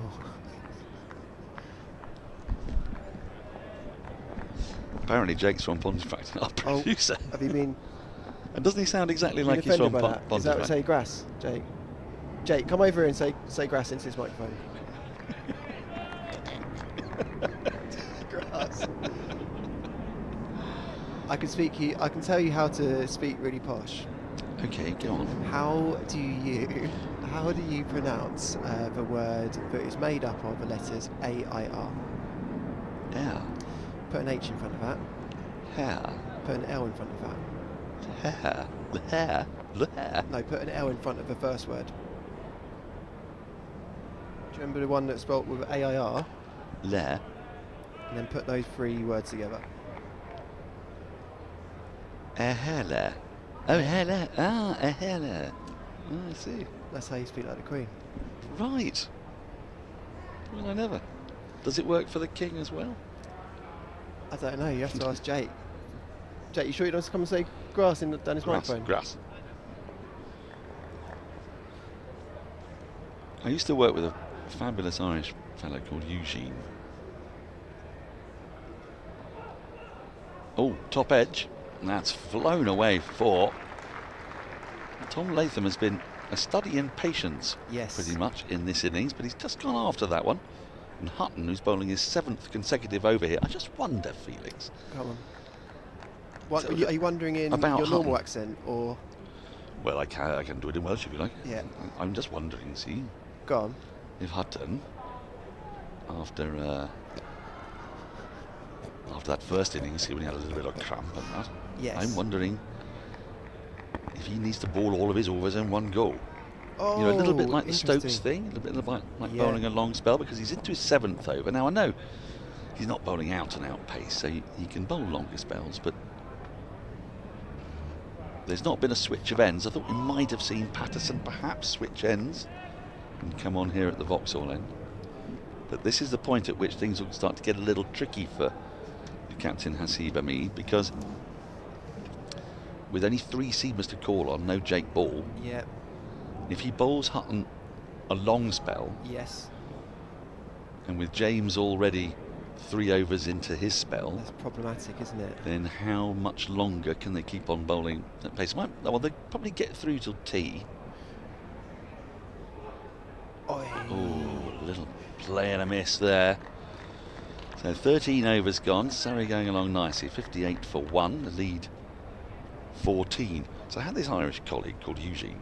Go on. And I remember him.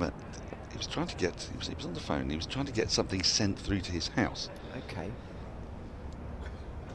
And he got through to the bit where he was doing his postcode.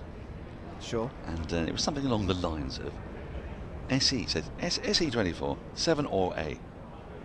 And the bloke at the other end said, "What do you mean, 7 or A? It's 3 digits." Yeah. So he said, "No, 7 or A." It can't be 7 or A. It's 3 things. It's a number and 2 letters. He says, "I know, 7 or A." Sounds like a question. And yeah, it's correct. And it turned out that this had happened to Eugene a lot. Yeah. That he couldn't get people truly to understand when he was saying the letter R, because he pronounced the letter R or. Or. Yeah. Or. 7 or E. Yeah. Or. Yeah, if you think about it, when you think about it, Yeah. an Irish accent, it happens a little bit. Southern Irish accent. But he couldn't affect an R. No, so he said, 7 or, as in, and I can't remember what he said, radio or whatever. Yeah. And he went, Radio. R. He said, yes. And he turned to me after we finished the conversation on the phone. He said, "This happens to me all the time."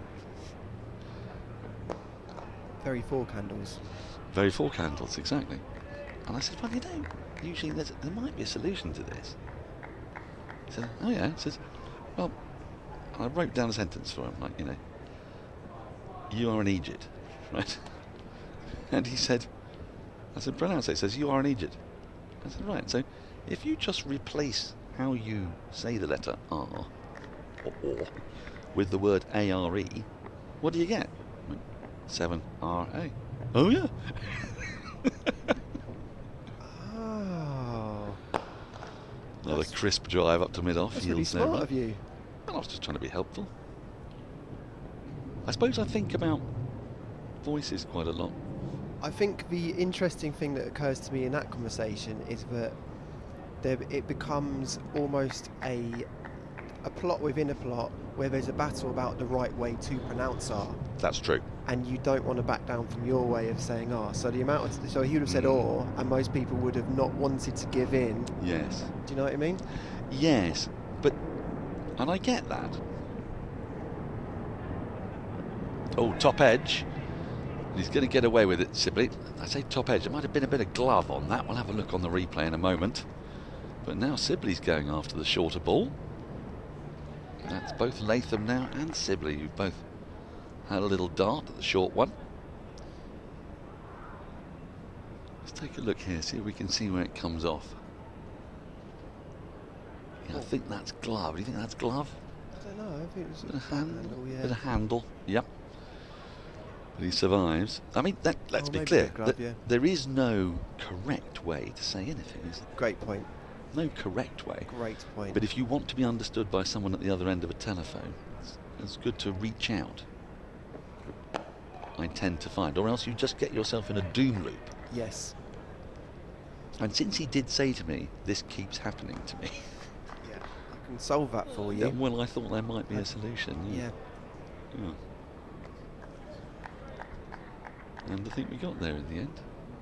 Talking of solutions, Dan, how's this game going to solve itself? Me and Dan, Adam have been doing our own win viz. Oh yes. What's your win viz now? Ooh, my win viz.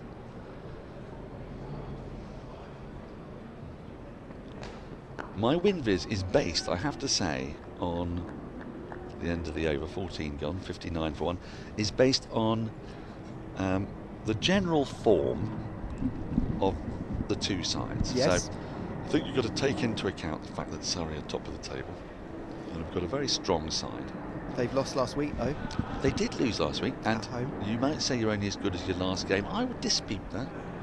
I would say you're only as good this season as your last 8 games combined. Okay. And It's less snappy, but still works. it's less snappy, yeah. With a commanding lead at the top of the table, I think. Yeah. And there's a reason for that. They bat deep, and they did actually have the worst of the batting conditions in the first innings. Yep.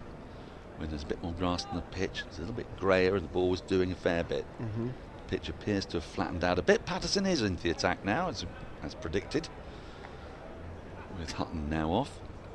I think you would say, I'll tell you what I'm going to say. I'm going to say Surrey 31%, Nottinghamshire 19%, draw 50%. Nice.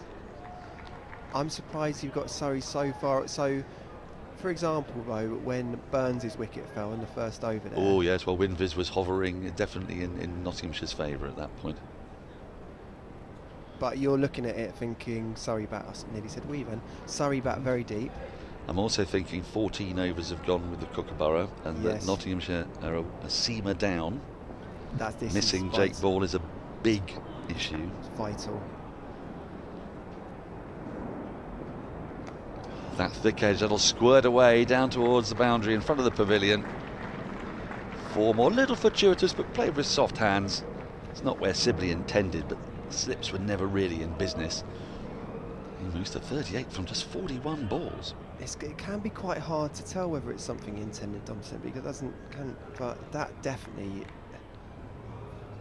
Well, he's played it softly, hasn't he? Soft hands, yeah. Soft and late. And so I think Nottinghamshire have got an uphill battle after tea, in what'll be a long session after tea, 40 overs or so. With tea at 4 o'clock, 40 overs to be bowled. Now, when you've already bowled an opening bowler for 7 overs, and Patterson will probably by that stage also have bowled probably 6-7 overs. Yep. James could well have bowled 6 or 7 overs. Yep. They might have another spell in them each. They might, but you know, yep. Then they're starting to put miles in the legs, and then you've got to have 2 spinners bowling for maybe 19 overs at the back end of the day. I mean, what will probably happen is that they'll bowl a spinner and rotate the seamers, won't they? But so you're insinuating Surrey could really advance in the game during that period of time? well, they might target, because they targeted 4 and over in the last session with the kind of batting that they've got. Yeah. Then that would add 160 to what could by then be a 40-run lead. That'd be 200-run advantage. Yeah. Then that gives them the chance to go hard for an hour and a half tomorrow morning. Yeah. In a slightly extended day. Set a little bit over 300 in 65, 70 overs. And then you've got game on. But I'd still think that the draw would be the... Even in that situation, the draw would be just because the pitch is difficult to prize wickets out on, isn't it? Although I will say, I felt like they stumbled across something only a few hours ago, an Abbott bowling from the pavilion end, where he got brutal kick out of the surface, and Overton had the same thing. From this end, it doesn't quite have the same. You're right. Energy, does it? And actually, I've seen a little bit of that this season. End of the over, 15 gone, 64 for 1. And we also saw it at Lords, didn't we? The Test match. Yeah. Where there was a distinct difference between the end carry from the pavilion end and the nursery end. Yeah, that happened a lot this year here. Well, I haven't noticed I've been here a few times when it has felt that you get a bit more bounce from the pavilion end. I don't quite know why that would be. We'd need Lee Fortis to explain that to us. Because it's not as if there's a ridge, is it? No. It's quite interesting. I mean, because Abbott he bowled from this end, the Vauxhall end, for a long period of time, and he ended up relying on the sort of leg cut as he bowls. He went slightly into that one-day mentality where it's sort of a bag of tricks. And suddenly when he was bowling from the pavilion end, he looked every bit as quick as Jamie Overton, actually, and frightened people. So, yeah, I'm not exactly sure. Maybe he just had his tail up bowling at the tail end as well. That could have been something. Do you know Sandy Sandford? Off the top of my head, no. Go He's on. saying, how am I spending my week off? Well, it's midnight on Wednesday. So if it's midnight on Wednesday, that's somebody that's about 9 hours ahead of us. Yeah, so... It could be 8.5, could be Adelaide. Okay. Or it could be Melbourne. Can you do a Melbourne accent? No. They don't. I'm not sure that Australian cities, with the exception of Adelaide, actually have accents. Interesting. Adelaide does. Adelaide basically sounds quite English. I'll tell you. When you get an Australian who sounds little English, you say either how long have you lived in England, or which part of Adelaide are you from? Nice. He says he's doing this. He's spending his midnight listening to you and me doing accents on the live stream. Does he sound... It's hard to read tone sometimes in a message, isn't it? But does he sound like that's distressing to him, or Well, he sort says of... choice is well made, I think. Okay. But I mean, I think he's doing a bit of heavy lifting there. Warren's put, I think, in there. Nice little tickle for a single. Because it could be choice is well made, I think. Or it could be choice is well made, I think. It could be, but yeah. You know what I mean? Yeah, 'cause I do. I know only too well. Sandy, feel free to clarify for us. Because, you know, within Australia, you get a whole variety of different types of voice. You've got your Bill Lorry. Go on. Now then, look. Okay, so here's something for you. If you think you can't do accents, but if you heard Bill Lorry and you heard Richie Benno, you'd know precisely which was which, wouldn't you? Yes, but is that... Yeah, but what's the point you're making? Is that because it would be Well, the point accent I'm making differential? is that if you can hear those classic differences, just because you choose not to humiliate yourself by recreating them badly, yes, doesn't mean to say that you couldn't give it a whirl.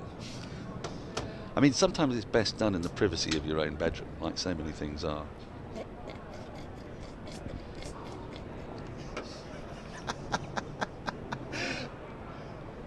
Well, like, you know. What, like reading Jane Austen or something. Yeah, or just admin. Or admin, yeah. Always do your tax return in your In your bedroom. bedroom. Yeah. Jeremy Coney's arrived. We'll be hearing from him tomorrow. Oh, is Jeremy on tomorrow? Yes. Oh, he's in for you. Oh, he's in for me, like for like replacement. It's exactly that, a like for like replacement for you. He also plays in a band, by the way. Do you know what? Not quite as famous a band. Oh, really? No. I Nice little single, so to complete the over 66 for 1. Latham gets to 20 with that, and the lead 22. You tell us exactly that. I'm going to get out of the way and hand over the reins to Adam Collins as a sigh of relief around the listeners. Very much, Dan. Is audible. What a joy to speak to Dan Norcross and to try and tempt accents out of my brain. I have actually played guitar with Jeremy before on TMS, I think, for the World Cup final, when I think Jeremy recited his deepest general cricketing sadness to me playing guitar underneath it. Do you remember what it was? I don't remember what it was. It was something from his playing years. Might have been his dismay at watching slips catches with an incorrect technique. That gets him agitated, Does Jeremy. it, yeah. Yes, he plays in a cover band on, I think it's Friday nights at a pub near to him. Plays the bass. Is that right? He likes to harmonise when singing with him, as I've learnt on many car journeys and so on. The sort of Strokes had him. He's got an encyclopedic knowledge of the Beatles' back catalogue, which is always fun. Doesn't matter what you put on, it's on. Maybe it is a like-for-like replacement tomorrow then. There is some similarities there. We got Patterson to continue. Vauxhall End round the wicket. In here to Latham. He's got a nice start. He's 20. Accumulating well, this pair, having lost their first wicket Adam, from the first over. What's your win biz saying, Adam? Yeah, it's funny, isn't it? Now they've got knocked off what was left of the deficit, leading by 24. You'd think that Surrey have... Well, they've reached parity on the rhythm of the game, but I still feel as though when batting fourth in a situation like this, you do enjoy a slight advantage. Yeah. provided the target isn't too high, that is. They'll need wickets either side of tee. So we're 17 minutes from that juncture at the moment. Dan's theory was not to a bowler down. Hutton's not going to be able to return for too many spells. Pitch isn't doing much, certainly not doing much from this end. So by the end of the day, if Surrey keep batting as they are, they're going to be quite advanced in the game and potentially be setting up a trying to sort of bowl knots out in 2 sessions type situation. Yeah, it's a good point. The run rate's up near towards 4.2, isn't it? It's the onside here from Latham again. Finds a gap. Didn't have a lot of room to work with there, but sneaks it through for a couple. Make that 3. So he's 25 from his 51st delivery. Yeah, the way in which it might play out. I didn't factor in the Jake Ball thing in our conversations earlier. Yeah, that's quite a big I mean, they do deal. have an extra bowler in a way because the all-rounder Lyndon James and so on, and Hutton's obviously doing a nice job, picked up a wicket earlier. So not 2 down, it's 1 down. But yeah, depends how long they have to bowl for and how much that bowler down factor plays in. So Dan reckons 2 sessions, does he? And he was saying draw would still be favourite in his opinion there. 104 overs tomorrow, I should add. Clipping to fine leg Sibley. Blistering start from him, 41 from 46. Yeah, it's almost a runner ball from Tom Sibley. Sib ball. Bring it on. The talking about his part at the other end, Adam. He's not like, I don't want to talk about it in ways that talk down about him. He's not the most glamorous of overseas players that Surrey have had historically, but watching his catching today and the way he's batting. On the pull here, but straight to the sweeper for 1. You can't think of too many more capable players in the world game that would fit into a team like this. Do you know, he's what a gotta great score overseas, right? I mean, yeah. he's kind of perfect for it. Exactly. He's 31 now, but still very much in the middle of his Test career. Over 5,100 Test runs at 42 with 13 Test centuries. I mean, it's exactly the kind of player you want. Yeah. And New Zealand as well. He's not getting picked up in the T20 leagues. He's not that kind of player. Exactly. Well, I'm sure that's part of the thinking. Shrewd selection. Sorry, is that harsh to say, but he's not one of the most glamorous? No, I think if you look back at, he's an organised red ball player into the over. 73 for 1. Surrey in the lead by 29. But I mean, you know, it's a serious bank of work. He's made some big Test scores as well. A best of 264. That was against Sri Lanka, I'm pretty sure, a few years ago now. But you go through it. He's not enjoyed an enormous amount of success in England, averaging 26 here in 8 Test matches. But but nevertheless, he knows what it takes to play in these conditions. And that's playing top of the order, isn't it? It is, yep. Done a lot of work as captain as well. He's been Kane Williamson's understudy pretty consistently. He's led 9 Test matches for New Zealand. He almost became co-captain for a while, didn't he? With Williamson missing so many Test matches through injury over a sort of a 24-month period. Latham was in every other week as the skipper. Right. New over begins. James just pushed out to mid-on by that man Latham for none. Still 43.5 overs left today. That's caught up on me a little bit. So 104 over day. I mean, if Surrey go, let's be bullish here. If Surrey stay at roughly the same run rate they are now, they've got off to a bit of a flyer, and they add another, say, 180 runs before the close of play today. Yes. That gets them deep into the 250 plus region, something like that. Yep. And they may not need to bat for as long as Daniel foreshadowed before. We'll take a bit of batting. What, an hour in the morning? Yeah, maybe an hour in the morning. Acknowledging that they'll still have the better part of a sort of a full day in overs terms to take 10 wickets. 5 quicks. Yeah. May they dangle the carrot? Yeah. That's the other way. Like in games like this, Daniel's obsessed with the third innings and what it means, but often the other component for a captain is, or the other input is, the extent to which they're willing to lose to win. Now Surrey at the top of the table. Yep. They're probably in a position where they could live a little on that front. because of the distance between other teams, Yeah, I think, maybe? I mean, if it works, puts a gap in them. And if it doesn't work and they don't take the points for the draw, well, that's not going to necessarily be the end of the world from where they are. It's not that nip and tuck as yet. And around the grounds as well, I'm not sure if you and Daniel have done around the grounds. Warwickshire aren't making the sorts of inroads that they want to against Kent, acknowledging that they're way ahead in the match. But Warwickshire, my apologies, Kent have lost 2 quick wickets. They're now 200 for 5. They're about 190 for 3. Right. Have they gone bang bang? They've gone bang bang. Who's done that? Maybe Rob Yates made a big 100 yesterday. Yeah, it looks like it was Yates. Picked up Jordan Cox. He's got a twofer. Bowling in tandem with Glenn Maxwell at the moment.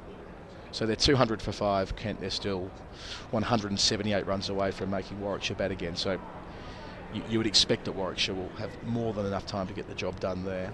Complete a big victory. Essex, 26 for 2. Now, they made 282 the first time around. They bowled out Lanks for 145, but Lanks might be back in that. A couple of quick ones, including a bloke you might have heard of, Alistair Cook, out for naught from the bowling of Will Williams, who's a very good player. Yeah, Will Williams, the New Zealander who signed on pro terms with Lanks a couple of years ago, had a bumper season in 2022. He's got one, and Tom Bailey, the ever-reliable's got the other. Nick Brown, so they were 2 down without scoring Essex in the second dig, so they're recovering with Wesley and Lawrence on 5 and 20 respectively. Lawrence, who's on his way to Surrey next year. Oh yeah, that's a strange one, isn't it? It's a controversial one. I mean, it is a little bit. Maiden complete, 73 for 1. I think the sort of the easy default setting there is, well, Surrey can just pay as much as they want for players because they've got deeper reserves and all the rest of it. But really, that's not as simple as that, because Surrey are adhering to the same salary cap as everybody else. Okay. So it's not like football, where that's a moot point. I guess if you were to be critical of the structure more generally, how many counties have the financial security heft to pay 100% of the salary cap? I'm tipping not many. Okay. Yeah. I hear you. And there are creative ways to fix that and intervene. If you're an administrative body, you could help subsidise clubs to pay a greater percentage of the cap each year as a minimum. I reckon that's an idea I've had floated in the past. If you ensured that every team had to pay 90% of the salary cap, and you subsidise counties that don't have the money for that, well, that would create a bit of parity. But yeah, it doesn't feel like the Lawrence thing's a money thing. He just wants to play here. He just wants to play here. Yeah. Have you heard anything from his mouth about that? Has there been any? I guess there wouldn't be really. There was some chat about wanting to live in London. Right. Yeah. Presumably he'll be centrally contracted if he, for a fair chunk of the. Well, he's been in the squad, hasn't he, all this summer? Which will mean that his salary's not a point for Surrey anyway. Going to have a change. I mean, can you imagine? It's going to be Lawrence, Pope, Burns and Sibley. Yeah. It's kind of like an England Lions meets England team, basically, isn't it? So Harrison get his crack from the Vauxhall end. Took none for 55 in the first innings with his leg breaks. I've run the numbers, Adam. I've done my win viz. Mm-hmm. What do you got for me?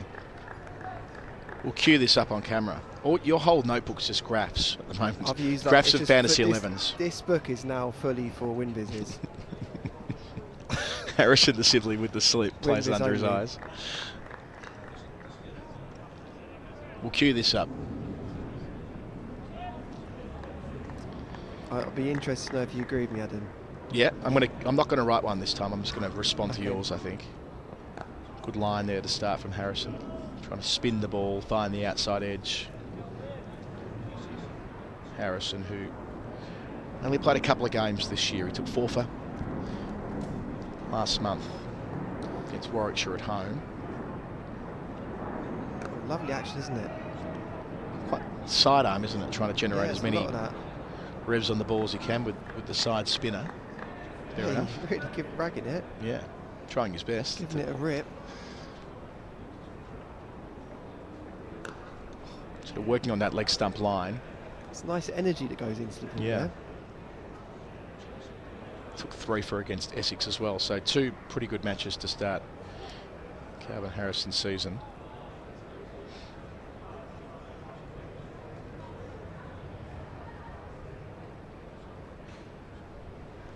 Reset the field for the left-handed Latham. 25 years of age, Harrison. Born in South Africa, but he's been around since then. Hampshire, Gloucestershire, Somerset. He was raised in New Zealand and Somerset, so he's had a bit of a journeyman career already, only 25 years of age. Tall man as well, 6'4", so should be able to generate a bit of overspin. Definitely looks like he puts energy on the ball. Yeah. Keeps the slip, just one man back on the leg side. Reverse. Into the gap. That's a really, really good shot. Latham, premeditation, but that's the short boundary to the Bedsit stand side of the ground. Latham into the 30s to complete the 19th over. 78 for 1 to lead up to 34. So Adam, as you know, controversially, we have been running across the game WinViz a number of times. We don't have the facilities that Sky or Test Match Special have, but what we do have is your brain, my brain, Dan Norcross' predictions, and then just a general feel for everything. Vibes. And exactly, vibes. And on vibes, pretty much vibes alone, I've knocked up my latest WinViz. So we'll see if I can show you guys at home. Draw 38, Surrey 35, Notts 28. What's he feeling with that? Okay. I like how your draw numbers got higher and higher through it. Remember, you started with 11% for the draw. So I think that's fair. Sorry, I'm hearing some dissent about this in the back of the room. Draw 38. James's new over WinViz is part of the game now, whether you like it or not. I thought Jeremy Coney is behind me saying they look like Y-fronts, so if we get another look on this for the benefit of people at home. Well, there's a helicopter, not Y-fronts. There's Biden, his Y-fronts. I thought it looked more like the peace sign, Jeremy.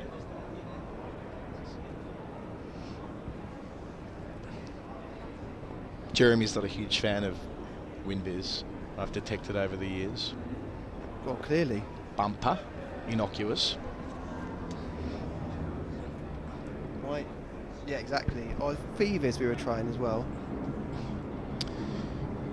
Yeah, I think that where you've got Surrey and Notts is about right. Surrey just a nose ahead, I'm building in what I didn't before. That's the ball won't bowl. Yeah. Yeah, the draw. From here, 4 times out of 10 would it be a draw? I think that's probably right. Only 1 wicket nearing tee on day 3. So we're either 9 wickets away for Notts or 10 for Surrey tomorrow with the ball. And so far in the match, we've had 21 wickets taken and some pretty sturdy partnerships.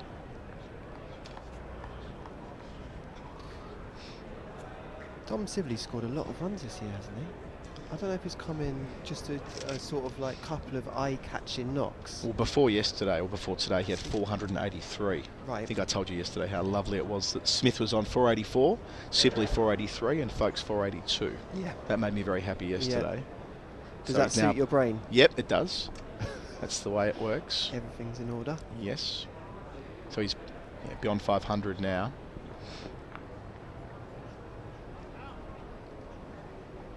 Burns stays on 401. He started the week on 401, Burns. He stays there after bagging a pair. Yeah. The captain. Abbott in the middle of all that on 433.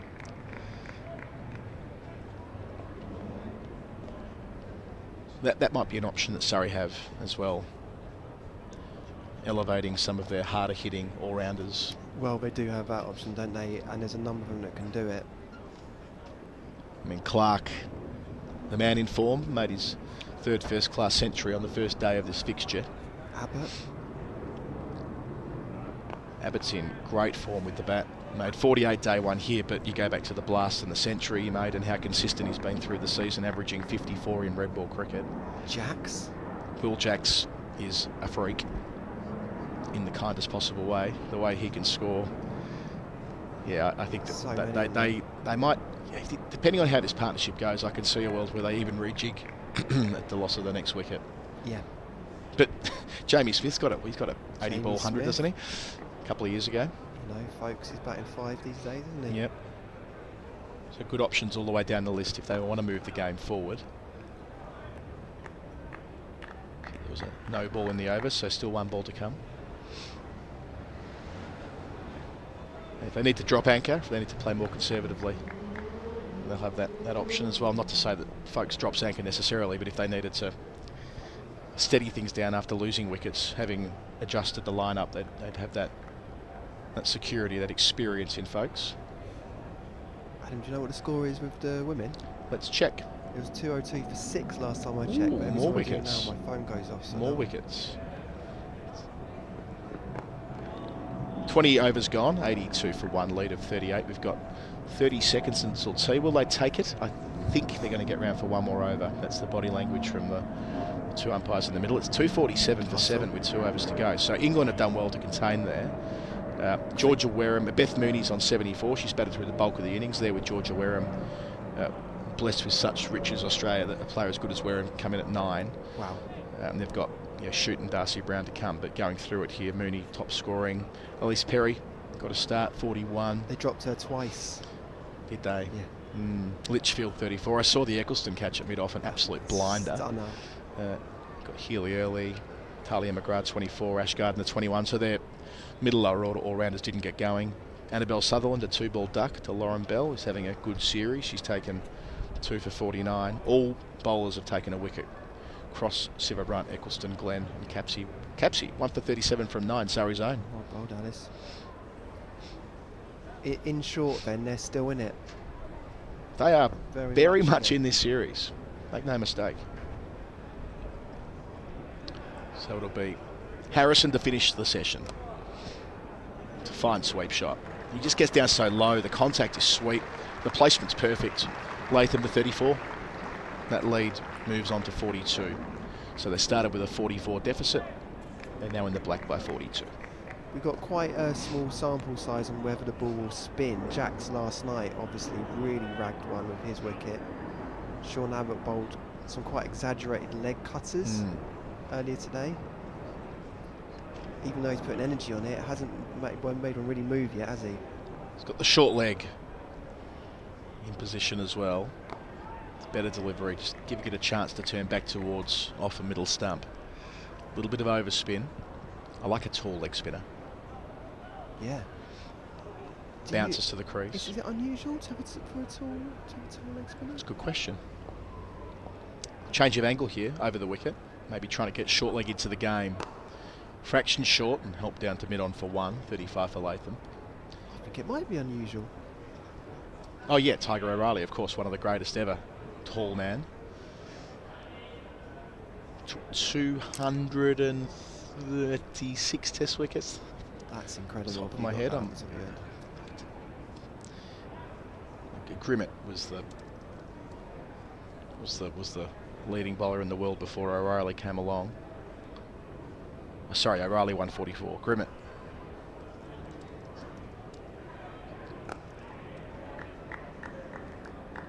Was the world record holder for a time with 216. In just 37 test matches, Grimmett as well. Stunning record.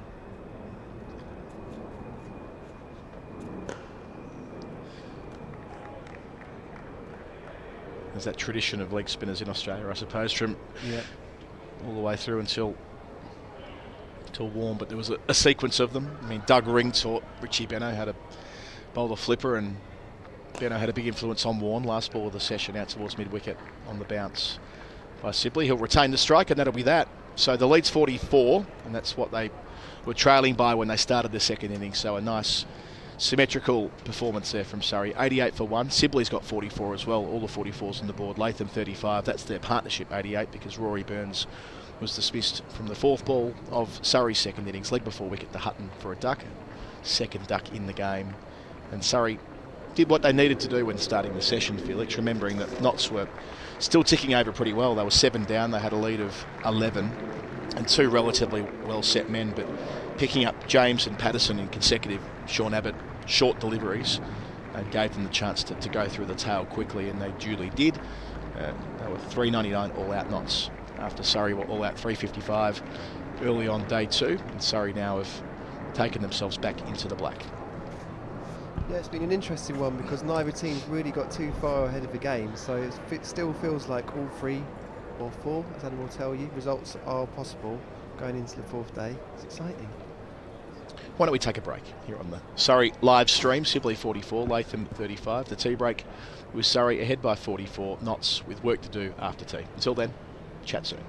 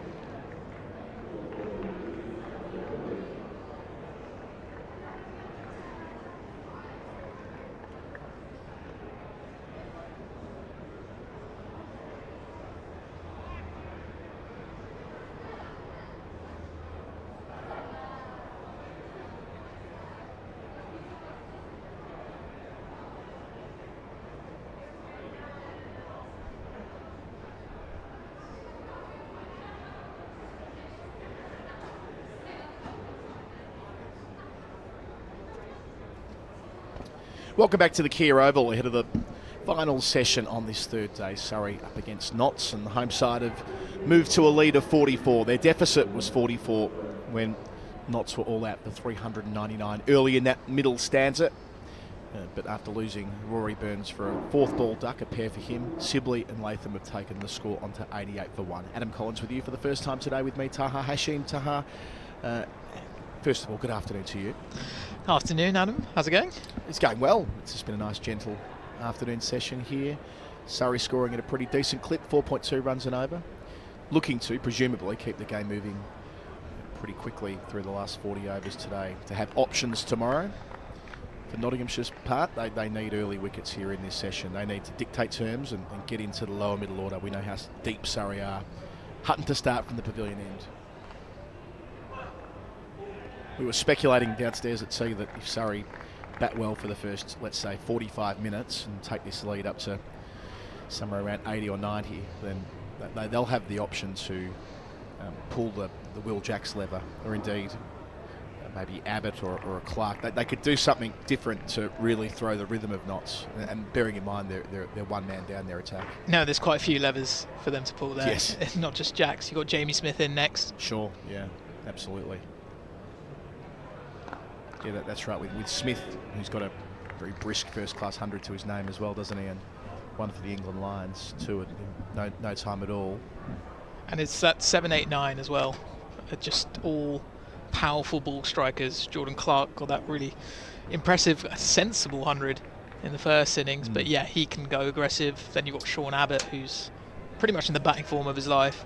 And then Jamie Overton's going to give it as whack as well. So they obviously, it's said a lot, but Surrey bat really, really deep. Probably says a little bit about how deep. I didn't even consider Jamie Overton in all of that. He was the not-out man in the first innings. Hit a big 6 yesterday before Surrey lost their last 2 wickets.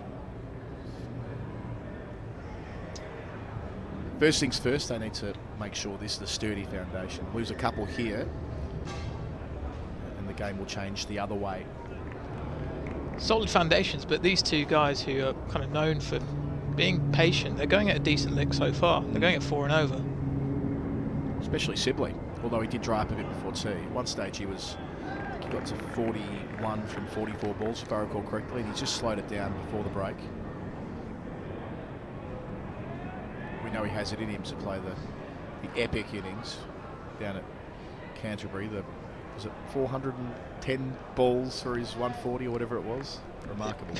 It took an age, but he was that perfect foil for the other guys to go and attack. Jamie Smith came in and smashed a rapid ton. Ben Folkes was another Centurion as well. So he'll be happy to just kind of have the innings build around him, but he's also going to play at a decent lick, as we're seeing so far. 2 slips for Hutton. Not tempted out there, Sibley. That was the effort ball. You heard the grunt through the effects mic. Hutton with the sort of slightly old school sidearm action. Gets it through. I feel like Surrey as well will not only want to take, they're in a decent position here, but they really want to take advantage of the situation that came their way on day one with Notts losing Jake Ball. See, Brett Hutton went down, but is bowling now. But you want to take advantage of an attack that's been depleted. Nobody's got more wickets in Division 1 this season than Hutton. Completing a maiden after tea here. 88 for 1. Sibley 44. That's the lead as well.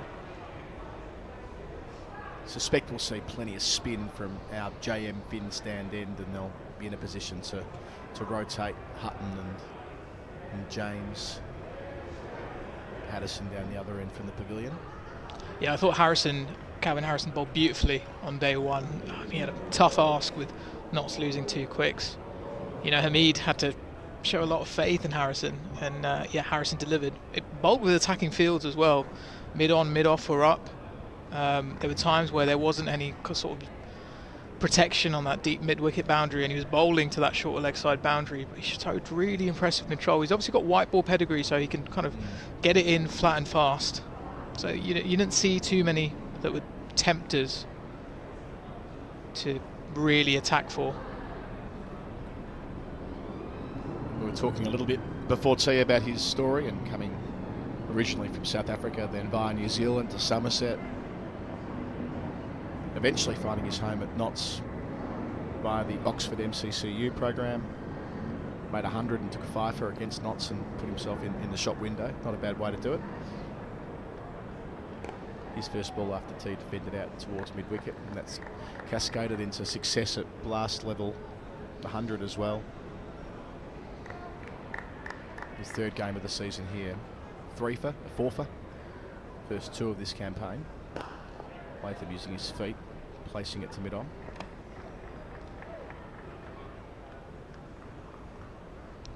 Yeah, he had that breakout year a couple of years ago where he kind of came into the blast and sort of out of nowhere was straight into the action in the 100 in its first season.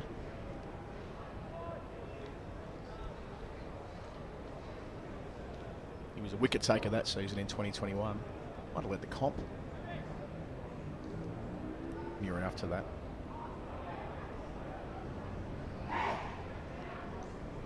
So has the slip. Deep backward square comes up, inviting the sweep if Sibley's game. Short boundary protected by just a man at deep square.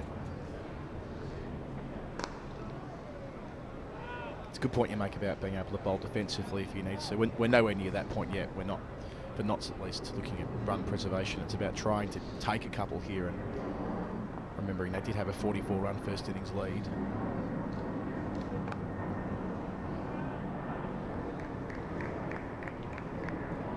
Yeah, he got the odd ball to turn sharply in that first innings, but it was very much wicket to wicket, give nothing away, try and control Surrey while you're down on bowlers, essentially.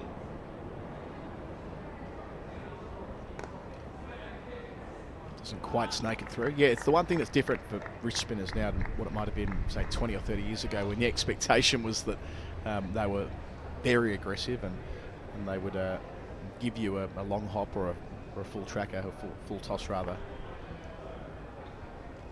fairly routinely, but using his feet here to finish Sibley, but won't get it beyond mid-on. 1 run from the Harrison over. He's bowled 3 of them so far. 89 for 1, lead of 45. Yeah, the days of being a leg spinner who can turn it square and get away with bowling 4 balls, it seems to have gone. There's a priority put on conserving runs the way that finger spinners traditionally did, and I think that's largely due to T20 cricket, where leg spinners have been highly sought after around the world.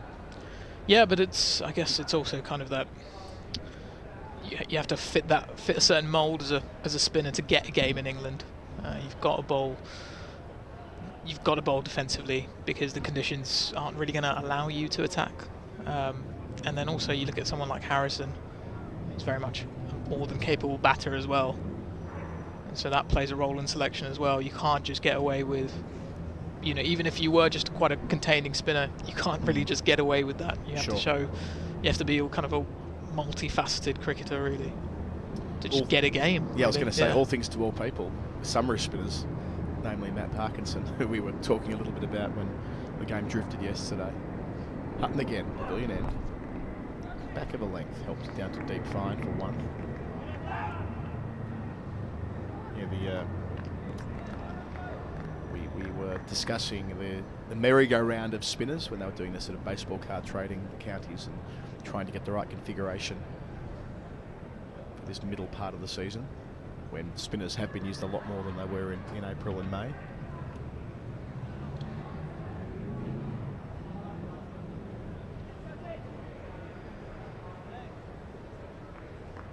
I guess with wrist spin, just culturally, it's not been as big a part of the national team for England across decades. I mean, of course, there are exceptions to that, notable ones, but historically England have been the country that pick 3 quicks and a finger spinner and an all-rounder. But I guess, ever since Shane Warne, there's always been that desire to have one, but maybe not that know-how on how to actually use one and develop them. I guess the one success story is Adil Rashid, but that's very much limited to white ball cricket. Played 19 tests and really impressed, but maybe just English cricket didn't know how to manage him right.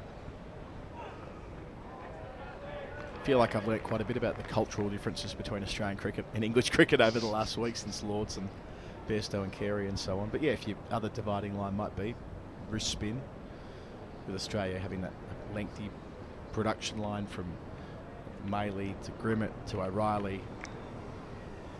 Doug Ring, the glue in there, because he links through to Richie Benaud, the influence that Benaud had on Shane Warne after a couple of decades where it wasn't as prominent. Stuart McGill. A bit closer there from Hutton. Loved watching Stuart McGill bowl. Just a kind of that beautiful sort of front-on action where he was putting everything into the ball. Warne strolled to the crease, but McGill with that hop.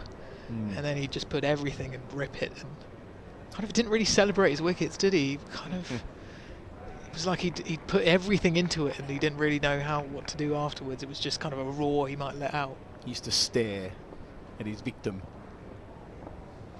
Who's next? Like a professional wrestler.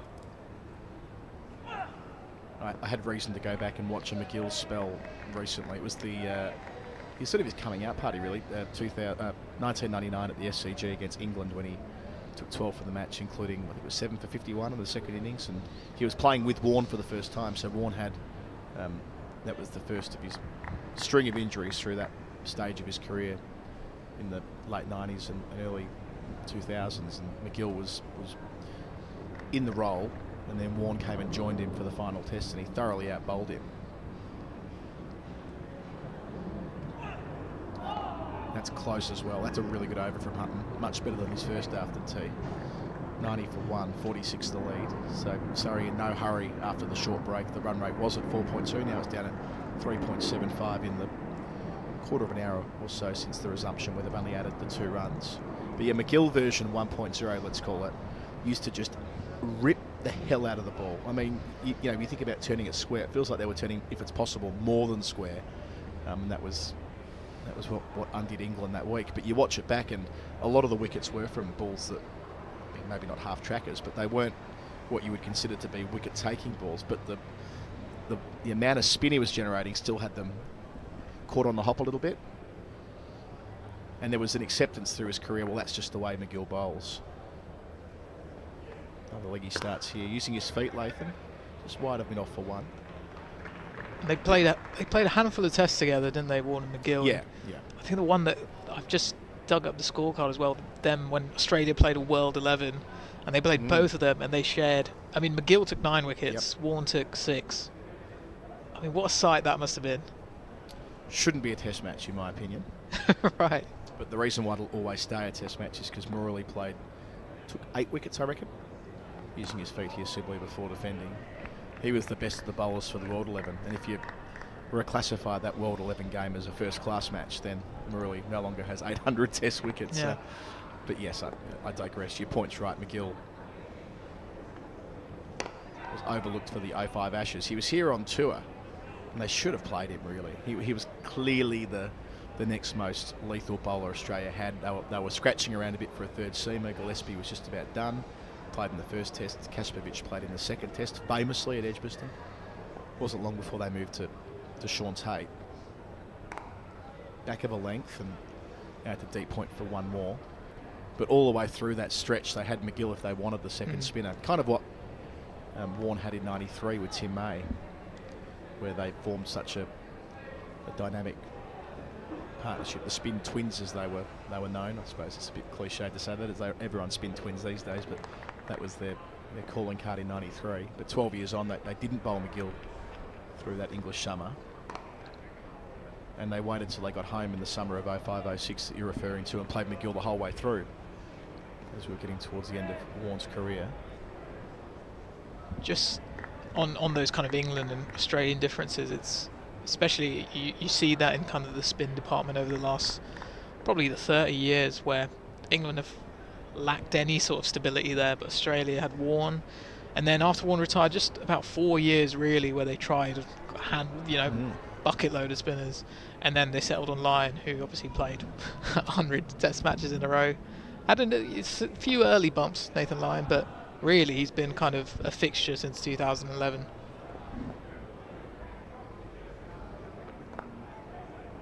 Good delivery to finish, 3 singles, 93 for 1, lead of 49. Yeah, they did shuffle the pack. They used about 8 or 9 spinners, landed on Nathan Lyon, and and they nearly sort of broke him in 2013, to be fair, when he was dropped in England and also dropped in India in close succession, and I suppose the jury was out online. But yes, he had 10 consecutive years in the side before his injury at Lord's a couple of weeks ago. Occasionally he's been in the gun. Close thing in 16-17 when Australia were beaten handily by South Africa. It wasn't far away from Steve O'Keefe overtaking him in the pecking order, but he managed to hold on and play his best cricket in the years that followed. Hutton round the wicket to continue. But you're right, though. I mean, the very fact that there is a selection conversation around the Australian spitting spot at the moment is a reminder of how stable the side's been with N line on the team sheet for a decade. And I thought Todd Murphy, obviously a tough test match. He wasn't really used that well, used much really in that final innings. But I thought he bowled well when I watched him. Did a good job to Stokes in the first innings. I mean, it's easy now to go back and say, well, Stokes hit him for 4 sixes, but as we know at Headingley, I mean, the straight boundary to the football standard is very, very short, and Stokes was targeting that, and he wasn't necessarily middling all of them. He was range hitting. He had Stokes dropped a couple of times, didn't he, at the start? Eventually got him out the last wicket to fall, but he held his own there, I thought. And we saw a bit in India when he was in under the pump occasionally, as spinners will be in India. He tended to find a way out of those situations. They never completely got on top of him. So I think that, there's a big future there for Todd Murphy. In the short term, though, if spin isn't going to be a big part of Cummins' plans for Old Trafford and the Oval, they do have other options. They could extend the batting lineup a number of ways, including by using Marsh and Green in tandem, maybe with one of them batting 7 and Carey batting 8. And using Head as the other spinner, kind of what Joe Reid did at Lord's. We advanced the theory yesterday that Glenn Maxwell could bat 8 or 7. I was waiting for that. Just dropping it in passing. He made a brisk 81 yesterday for Warwickshire, and he's been bowling today. I don't think he's got his name in the book yet, Maxwell. But the point is that you wouldn't be picking him to bowl bulk overs in that scenario. You'd be picking him to, with a view, he's bowled 14 overs, done for 37 for what it's worth. You'd be picking him to lengthen the batting and have a credible spinner who's bowled a lot at international level, single leads behind point. Latham into the 40s as well. But yeah, I think in all probability, Australian cricket, when there's a choice between plan A, plan B or something exotic, it's always plan A. You very rarely get something out of the box from the Australian team. They like to be fairly dependable and reliable with their players. Yeah, Cummins is obviously quite a cool head. He's quite calm. Doesn't seem like he's going to go do something outlandish. No, I don't think so.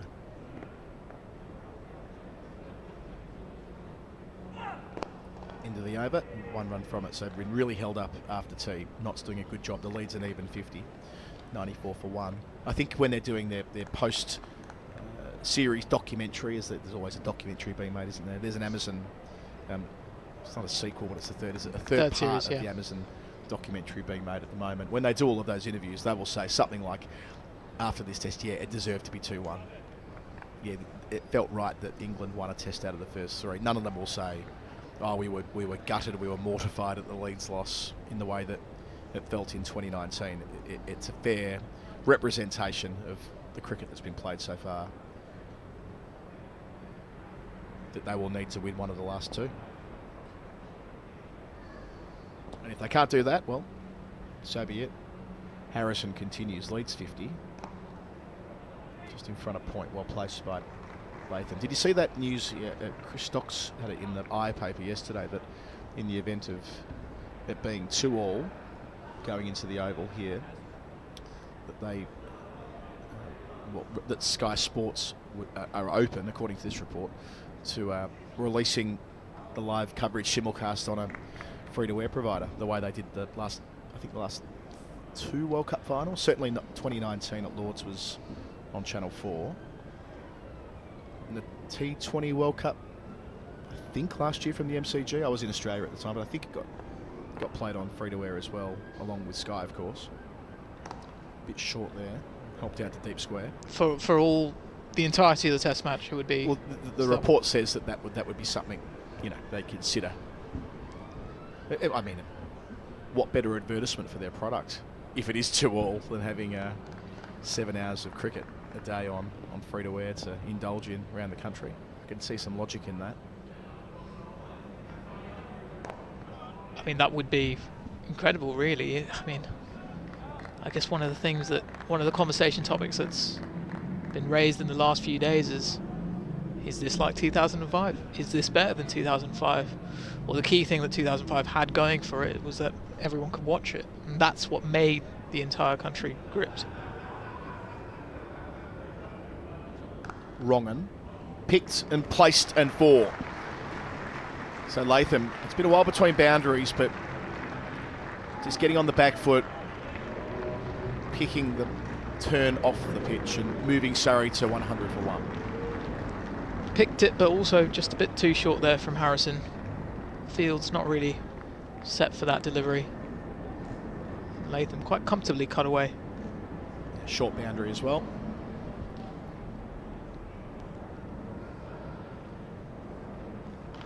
I'm quite interested in this idea about the way that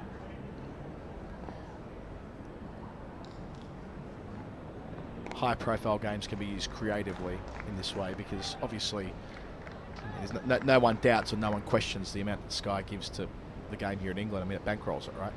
So it's not about that piece. It's about whether they could, earn more subscribers and all the rest of it via having a set-piece event each year on free-to-air, which would be their coverage, by the way, into the over.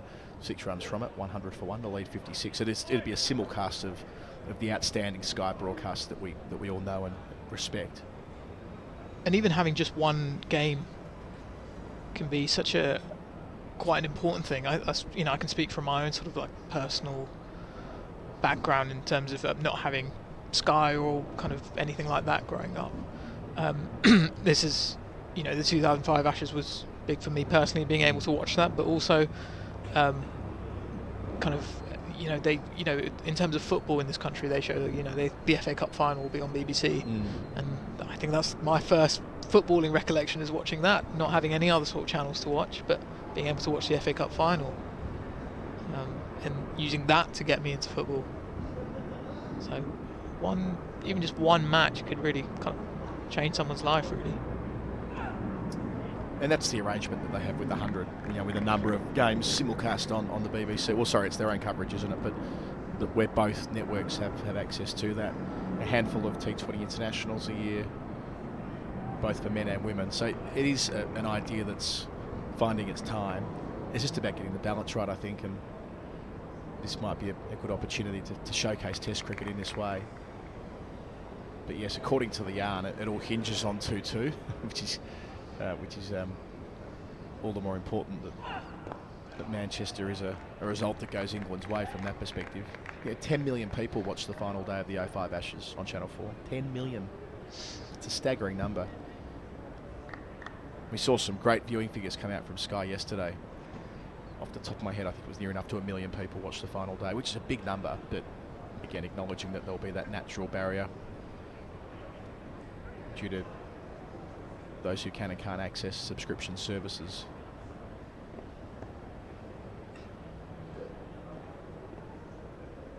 Sun back out at the Kia Oval, lights on as well.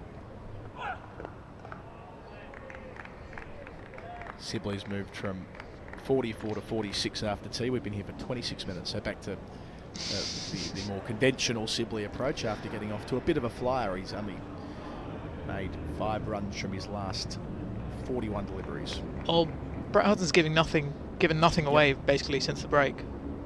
He's been quite impressive from that pavilion end. To be honest, it's quite impressive to see him bowling in this match again, having seen him go down on that first day.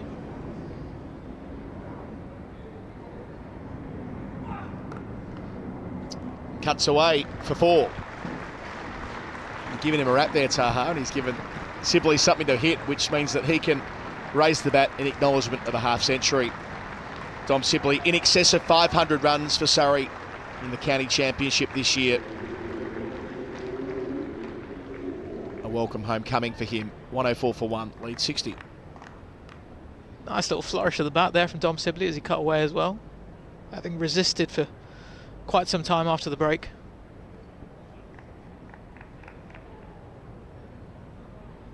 Yeah, Hutton looked in all sorts on day one. Went off twice.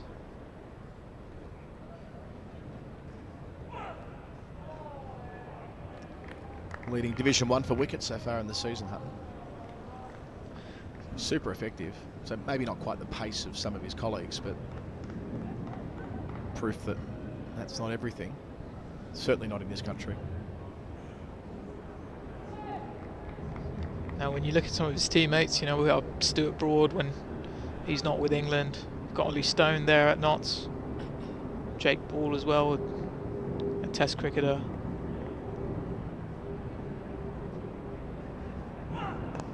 He'll naturally go under the radar. But then as well, you know, we've got Luke Fletcher as well. He's the kind of the Notts talisman, has been for the last few seasons. But yeah, this has been Hutton's year. They are deep, aren't they, when it comes to fast bowling and seam bowling options.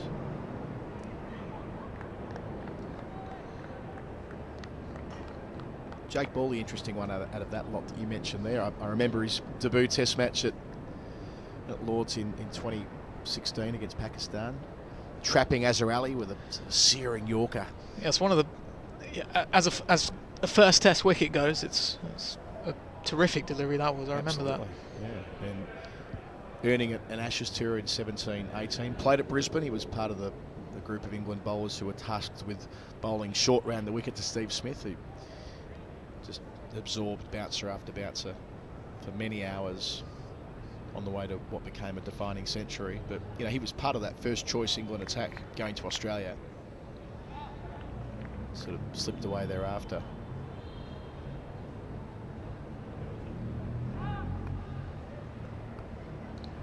So Harrison once more. Couple back on the leg side, a deep point as well. And a backward point. He might be there as much for the reverse sweep as anything else. We saw Latham play one of those before tea.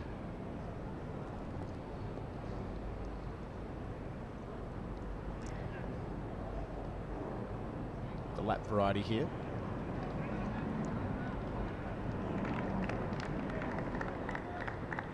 And back to what we were saying before, that Ali Martin from The Guardian's written persuasively in the past about maybe the Lord's Test match should be given protected status.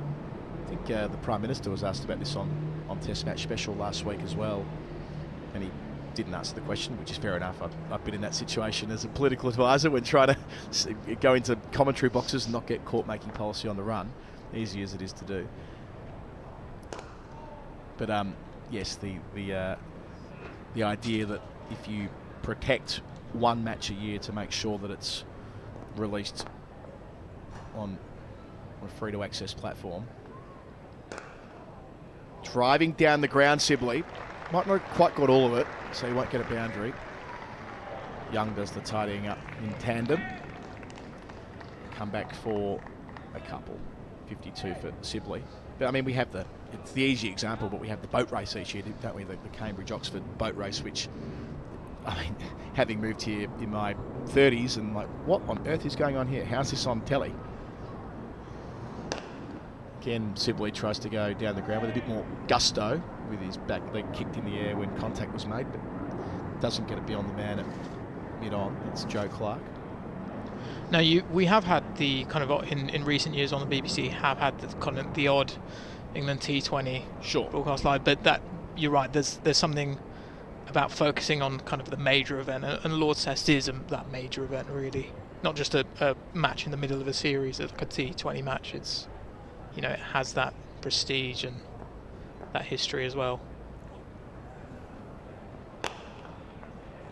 Third time in the over, but again it's Clark tidying up at a deepish mid-on. So only one for Sibley to 53, lead 64.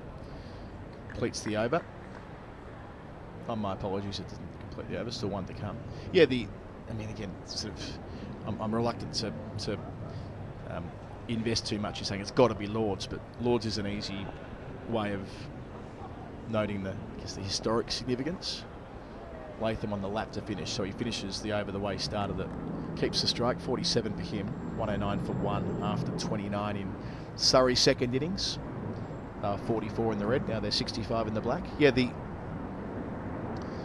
could be any match. It could be the first test match of the summer, regardless of where it is. But yes, Lords seems to line up because it's something that people tend to know what it means, even if they're not cricket fans. They know what Lords is or have some knowledge of the ground. And part of, I think Ali's written as well, was part of his ideas to have kind of that nursery ground at Lords turn into a sort of a Henman Hill, the way it is at Wimbledon. Turn it into more of a inclusive and kind of family event as well, I guess. Yeah. Well, it'd be in stark contrast to how the nursery ground felt last week, mate. Hit with real force out to the short boundary there from Latham for 1. To 48 he goes. That was this corporate marquee after corporate marquee. It didn't feel like a cricket ground. It felt like a facility where very wealthy people were being hosted. And again, I don't want to to make too much of an emphasis of this, but the test at Lords last week, those first few days, out into the grandstand side of the ground, just beneath our commentary spot actually, a great many people never came back from lunch. It must be a lovely facility out in the nursery. But a whole bunch of them went to the Ivy in St John's Wood. Others went out the back to the nursery again, and that was it. That was their day. Well, they might come back, for an hour in the final session. Don't know whether that's the best use of the scarce resources that is a Lord's Test ticket, especially when the minimum amount to get in was 130 quid. Something going on here maybe with the ball. I got hit in the mouth. My apologies. That.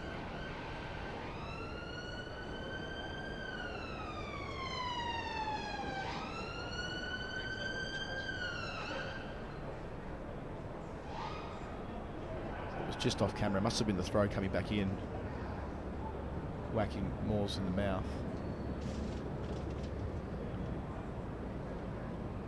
Moores, who took 5 catches in the first innings. Oh, here we go. Get it. Ooh, straight through the gloves. Not really a laughing matter, but a relatively conventional take's gone straight through and sconed him on the bottom lip. A bit of blood. They'll clean that up and get back to it, I'm sure. Should be okay. The last thing Notts need is another man going down, but this doesn't look too serious.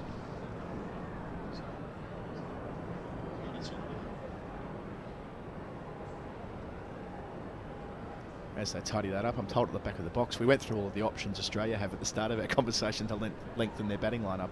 Another one's a chap called Michael Nisa in the test squad, released to Glamorgan, and is currently on 93 not out. Not too bad, not too bad. Must play. It does seem like Australia's sort of Josh Hazelwood and Scott Bowler haven't really been right into the series yet, as Mitchell Starc and Pat Cummins have. So maybe Nisa's. Let's see, how's he gone with the ball? Well, I'm just going to bring up the card as we chat. We've got a brief break in play here as they continue to work on the lip of Tom Moores. Where are we here? So Glamorgan. That's right. That game at Cardiff had some issues with weather, didn't it, across the first 2 days. So they're only in the first innings of it. 254 for 8, Division 2. Yes, my computer's not cooperating here, but Nisa is 95 not out. He's hit 14 boundaries, batting with Mitch Wepson, another Australian, on 14. Up against Leicestershire. They're at Cardiff in Division 2. Might take this chance to go round the grounds, shall we?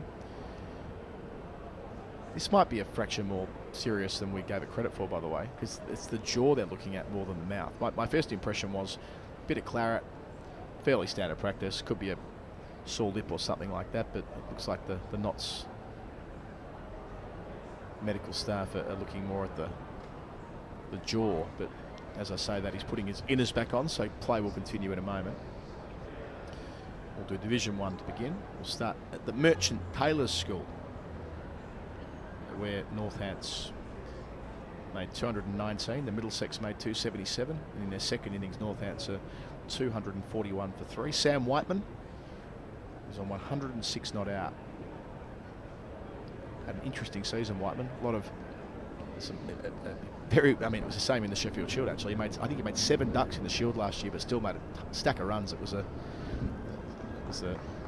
hit and miss kind of operation for him. Experienced operator.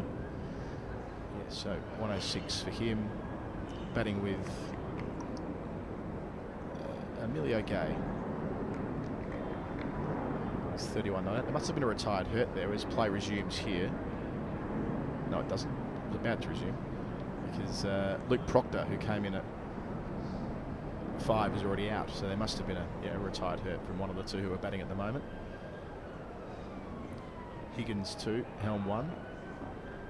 Josh DeCares, 13 overs, none for 18. He's a little off spinner, isn't he?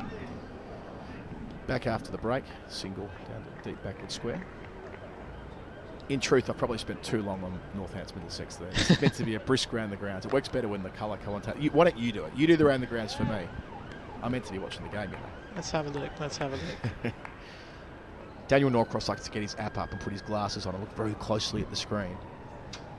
Kent's still in all sorts against Warwickshire. After first innings total 171, Warwickshire 549 for 7 declared. Harry Finch and Jack Cleaning with half centuries. Kent now 245 for 6. So they've lost another wicket. Still trailing by 133. Yeah, the Warwickshire will get the job done there. Talk to me about Essex. They'd lost 2 wickets without scoring in their second dig. A pair for Brown, a duck for Cook. Have they recovered? They have recovered. Dan Lawrence is going well. 41 not out of 66. Matt Critchley on 20. So Essex 75 for 3 at the moment, leading by 212. Critchley, one of my guys. One of the many, many cricketers I said will play for England one day. Ooh, keeper up to the stumps. Just kept Latham back. 1-1-1 for 1. Hampshire have just reached 300 for 8 at the moment, but trailing by 200 to Somerset's 500. Good recovery this from Hampshire. Felix Organ currently unbeaten on 78. So is Kyle Abbott, also unbeaten on 78 for 123 balls. They were 152 for 8. So quite a fight back there, but still Somerset still way ahead in that game.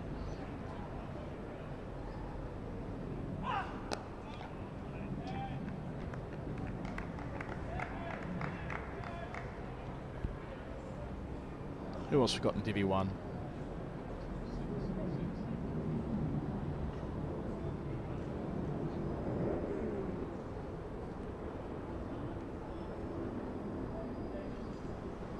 In terms of Division 2, have we done all the Division 1? I think we wrapped through okay. Division 1. In terms of Division 2, Gloucestershire. Ends the over here, 2 singles from it. 1-1-1 for 1, the lead of 67. Sorry, Tony. Durham in control of this game. Gloucestershire 155 for 7 in their second innings, just leading by 18. After Alex Lees, an opener alert, hit 195 yesterday. And now Matt Potts is doing the job. 4 for 55. A couple of the original Bazballers from that first test against New Zealand last year. Potts ripped through the top order. All of Gloucestershire's top 3 bowled by Potts. And they're 159 for 7. So Durham been terrific in Division 2 this summer. Look well in control for another victory.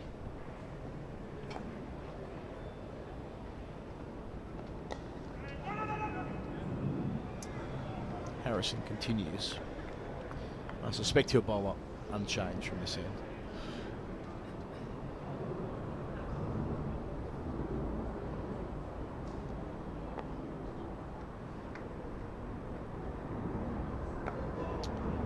Have we completed around the grounds, or we got one to go here? I think we've wrapped through it. Got through it? Oh no, Sussex, Derbyshire. Ah, yes. Yes. Sussex currently 91 for 4 in their second innings, leading by 86. I wonder what Pujara's status is now, given he was obviously leading the club and now been left out from India. He's not playing at the moment, is he? He's not playing in this fixture.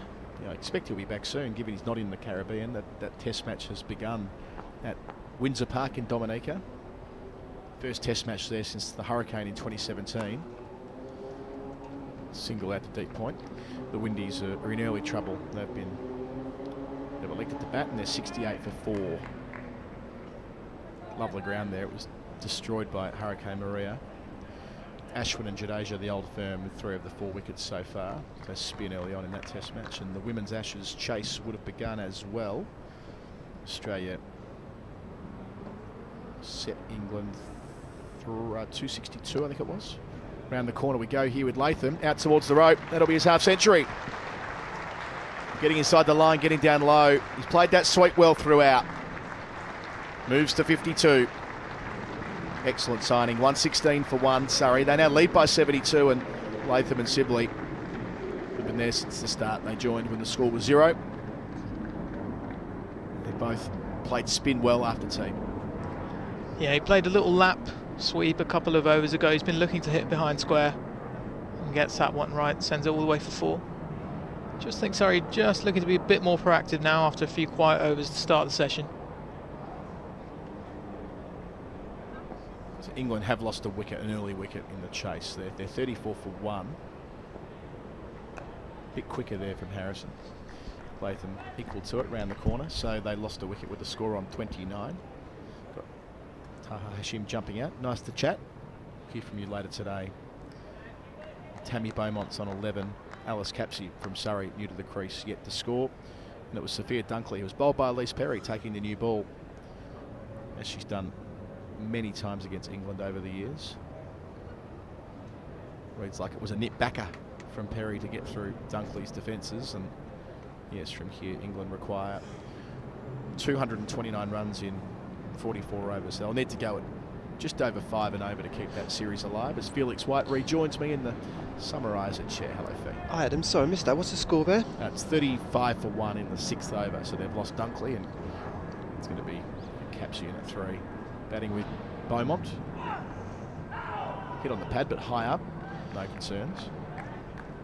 I had a nice bit of insight on Alice Capsey last week, Adam. As you know, the T20 was here at the Oval. Yep.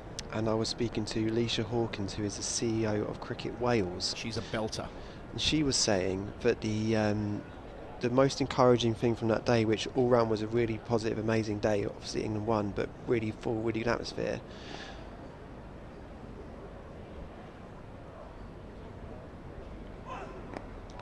Was that when Capsey walked out to bat, the whole place kind of rose for her. And she was saying it was really telling that it wasn't like, oh, we're all here to sort of see what women's cricket's about or enjoy that. They were sort of identifying, this is our hero, this is the moment in the game, you know what I mean, who Alice Capsey was. And so that was a really nice thing in terms of the Oval, because Alice is painted outside alongside some of the male cricketers, and she was saying that was a real moment in realising, oh, that all works. The single for Latham behind square. Yeah, it's a great point. I mean, you go back 5 or 6 years, or we use the 2019 Women's Ashes as a marker. I think that was the first one where every game was on telly, on Sky, and there just wasn't the buy-in, because not from the network but from the public. I think because there just wasn't as much knowledge of the players as there ever could have been. But from that point on, all these games on TV, the professional system that we were discussing earlier, semi-pro system, lots of World Cups, multi-format Ashes series and so on. Like, there is an understanding now of where Alice Capsey fits in. Young gun, played for Surrey, on the way through. Shot. On the back foot, crunching for 4. Out towards Archbishop Tennyson School. Sibley to 59. He's hit a couple of boundaries in the last 2 overs from Hutton. 122 for 1, lead of 78. So 122 for 1. So what you're looking at here really is, because it looks like we're going to get our overs in, plenty of overs in this last session. Surrey batting into tomorrow, declaring halfway through the first session, dangling a bit of a carrot and seeing if they can bowl out knots in 2 and a bit sessions, you reckon? Well, the fact that there's still, you can see there being 2 more hours of play tonight, 29 overs after this.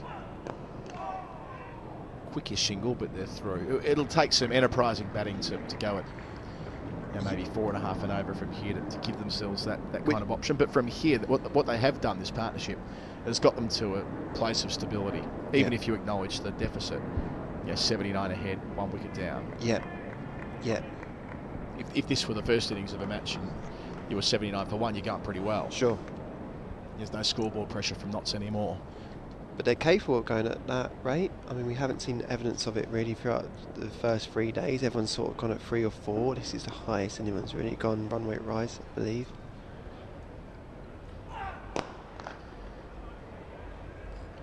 Driving the finish, 6 from it, 123 for 1, lead 79.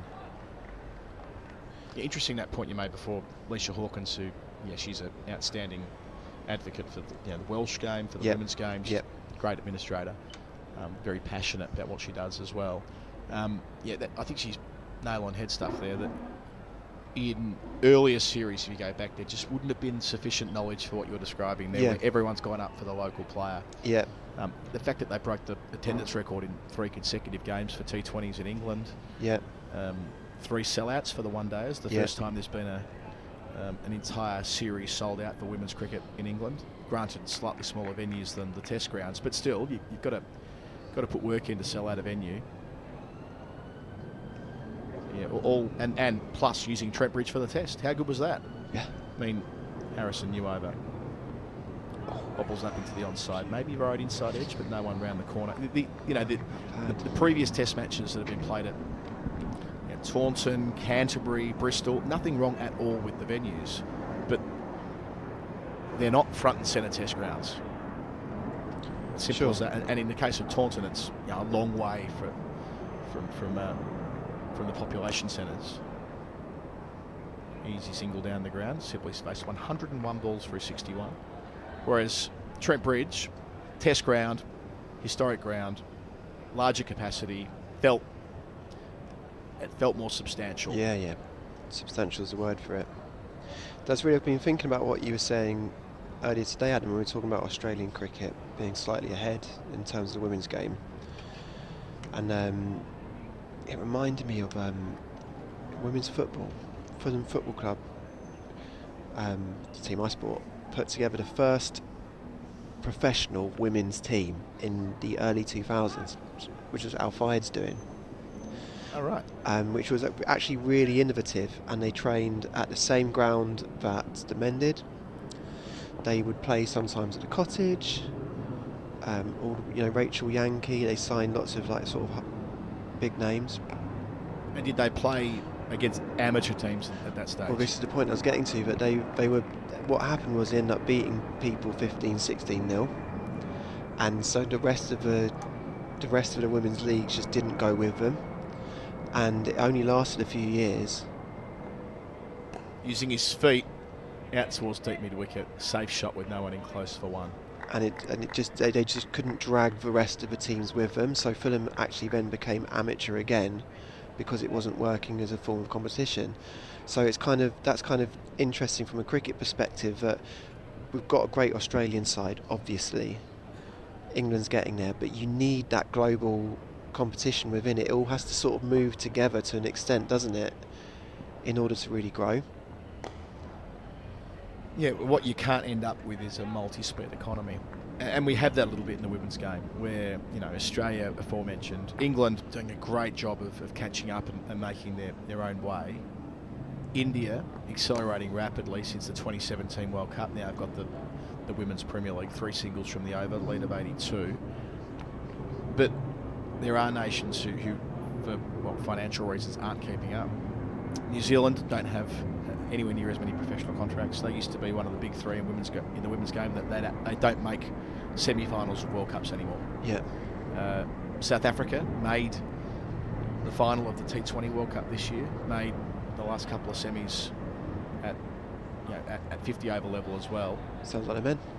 But they've had an exodus of sorts of players with other retirements, and a suggestion that with the maturity of the T20 circuit starting with women's cricket, well, they're better placed going into those tournaments and not having a national contract. Right. So a problem we've had in the men's game, it's already starting to seep into the women's game at the margins.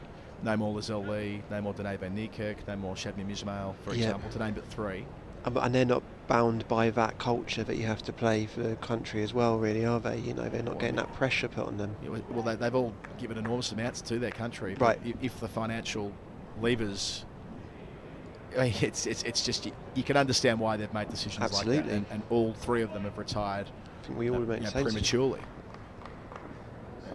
And we have seen that in the men's game. You don't want the same mistakes being made in women's cricket that have been made in men's cricket, I suppose, is one way of seeing it. Sibley hits, and appeal is an ambitious one. It's going over the top. It felt like it was going down leg side to me as well. But yeah, it didn't feel quite right on either measure, did it? Corden were keener than the bowler. I'll tell you what else didn't feel quite right as we watched the replay of this, but my WinViz that I put up at the break, thank you to the guy that's got in touch with me and told me that it adds up to 101%. Oh, very good. Okay. So this is what I was worried about earlier. This is the problem with this is another argument for AI and computers, because that wouldn't have made the same mistake, would it? Squared up a bit there by Hutton. So I've amended that, my WinViz at the break, and it now adds up to 100%. Okay, so are we happy now? What is it now? Have you kept it as it is? I don't know. What would you say? I've got draw at 38%, Surrey at 35%, and Notts at 27%. I'm pulling Notts down a few and Surrey up a few. Just on. I think your draw's about right, around the 40 mark. Yeah. But Surrey have done well to just give themselves this platform to launch from. See, the algorithm will build in how many hard-hitting options Surrey have got, you see. Your inbuilt computer, your onboard computer, will already know that Surrey have Smith and Jacks and Abbott and Clark and Overton, who all whack it. And if one of them gets away, suddenly the declaration could be on. It'll know their strike rates. It'll know their season stats. It'll know their reputations on this ground. It'll know that Jake Ball isn't bowling anymore. It does know all that, thank you. It knows all of it. Another thing, a bit of housekeeping, Adam, while I'm here. This might be mine and your last stint for today. Yeah, it probably will be. Oh, shot. Just snakes through past cover. Took some pace off it towards the rope, but pulled in at the last. They had 2. Can we rattle through now, because I won't be able to sleep tonight if we haven't resolved this. Yesterday we set up that if you can't accept me at my worst, you don't deserve me at my best 11. We've got a lot of suggestions. We've still only got 3 names in that. We've got Sibley, we've got Marsh, we've got Parkinson. I like how Dom Sibley's found his way into that team. Well, Dan made a good case for Dom Sibley, who's facing up now.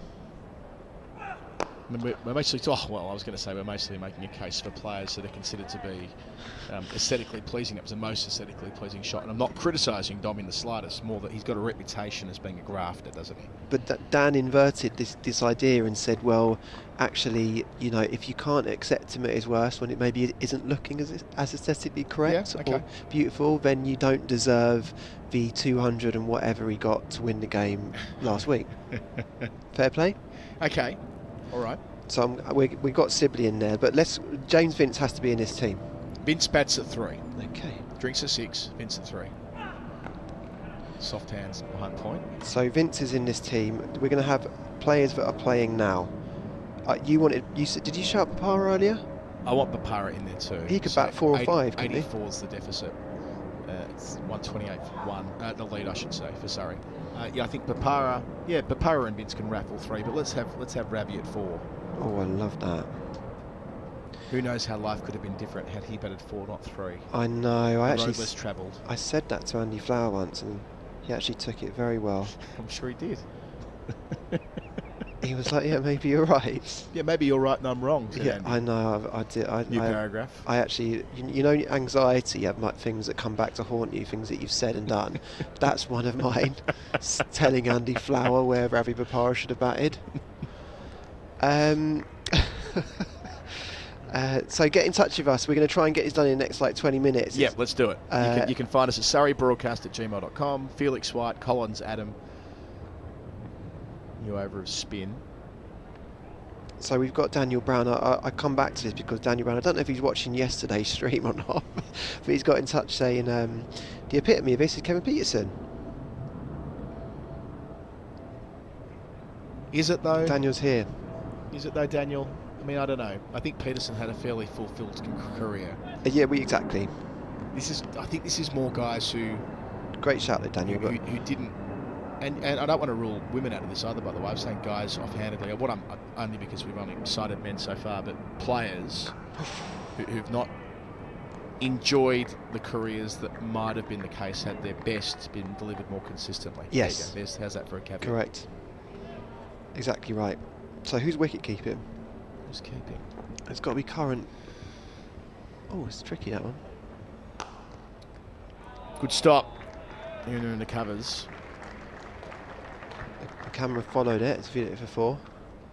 Lyndon James again. He's been a busy boy throughout the course of the 3 days so far. We could have Joss Buttler wicket keeping in. Oh yes, that's a good idea. But if it's 4-day cricket or 5-day cricket, then yes, I think that we can comfortably put Buttler in, because he's played about 50 Test matches, hasn't he, Buttler, for a career that most feel that didn't reach the heights that it could have had he been as effective as he is against the white ball. Yeah, great shout. Is he 2 Ts or 1 T? Double T. That's what I thought, isn't it? Right. So Joss Buttler's wicket keeping. I was looking at a guy before. Don't ask me why I was looking at this feed. By the name of, pull it up here. Between balls. Ooh. That's gone through and it's going to run away for 4.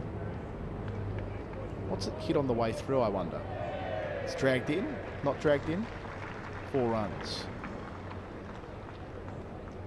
Bit of a tangle there, but it all works out in the end. End of the over, 133 for 1. Let's take a second look here, Felix. So, Sibley. It's gone through. I just kind of work out, it was an under edge. It must have been an under edge based on the reaction. And I think it's come off Moore's left boot as well. Yeah, so he's hit it into the turf. I thought it might have gone straight through his legs, but not to be. Yeah, there's a bloke whose last name is also Butler. Yeah. Who just momentarily struggling. Harold Butler. Here we go. Harold Butler, who played for Notts. So I thought this was relevant given we're doing a Notts game. He made his Test debut in 1947. Yep. Against South Africa at Leeds, and took 7 wickets. His debut, his match figures. How about this? Match figures on debut: 52 overs, 24 maidens, 7 for 66. They're his debut figures in Test cricket. Wow. Right? Harold Butler gets 1 more Test match in the Caribbean in the next year when England go away. Takes a further 5 wickets. Has 12 wickets in 2 Tests at 17. Never plays again. And do we know why? Do we know? Well, he was a fraction old. He missed a lot of cricket through the war. He's probably his best peak years as a fast bowler were between when there was no cricket being played. But Patterson, new spell, quickie shingle considered by Latham. Better get back. Does get back. Does get back. So no bother. Lead of 89. But yeah, looking at it, some pretty good wickets in there too. Dudley Norse, Bruce Mitchell, Everton Weeks knocked him over and didn't play again. Anyway, so there's a Butler who perhaps if he were playing now and he hadn't died 20 years ago, he might have made his been team. in. Yeah, he'd been first on the team sheet. Thank you to Anne Tobiason, who's just been in touch. She's saying, for your don't deserve me at my best 11, surely Stephen Finn opens the bowling. I love that. Yes, Finny. And he's that he's that still counts. playing. He's He's still not playing. retired. No, he hasn't. Might be watching. I love that. Don't you? Should we get Finn in?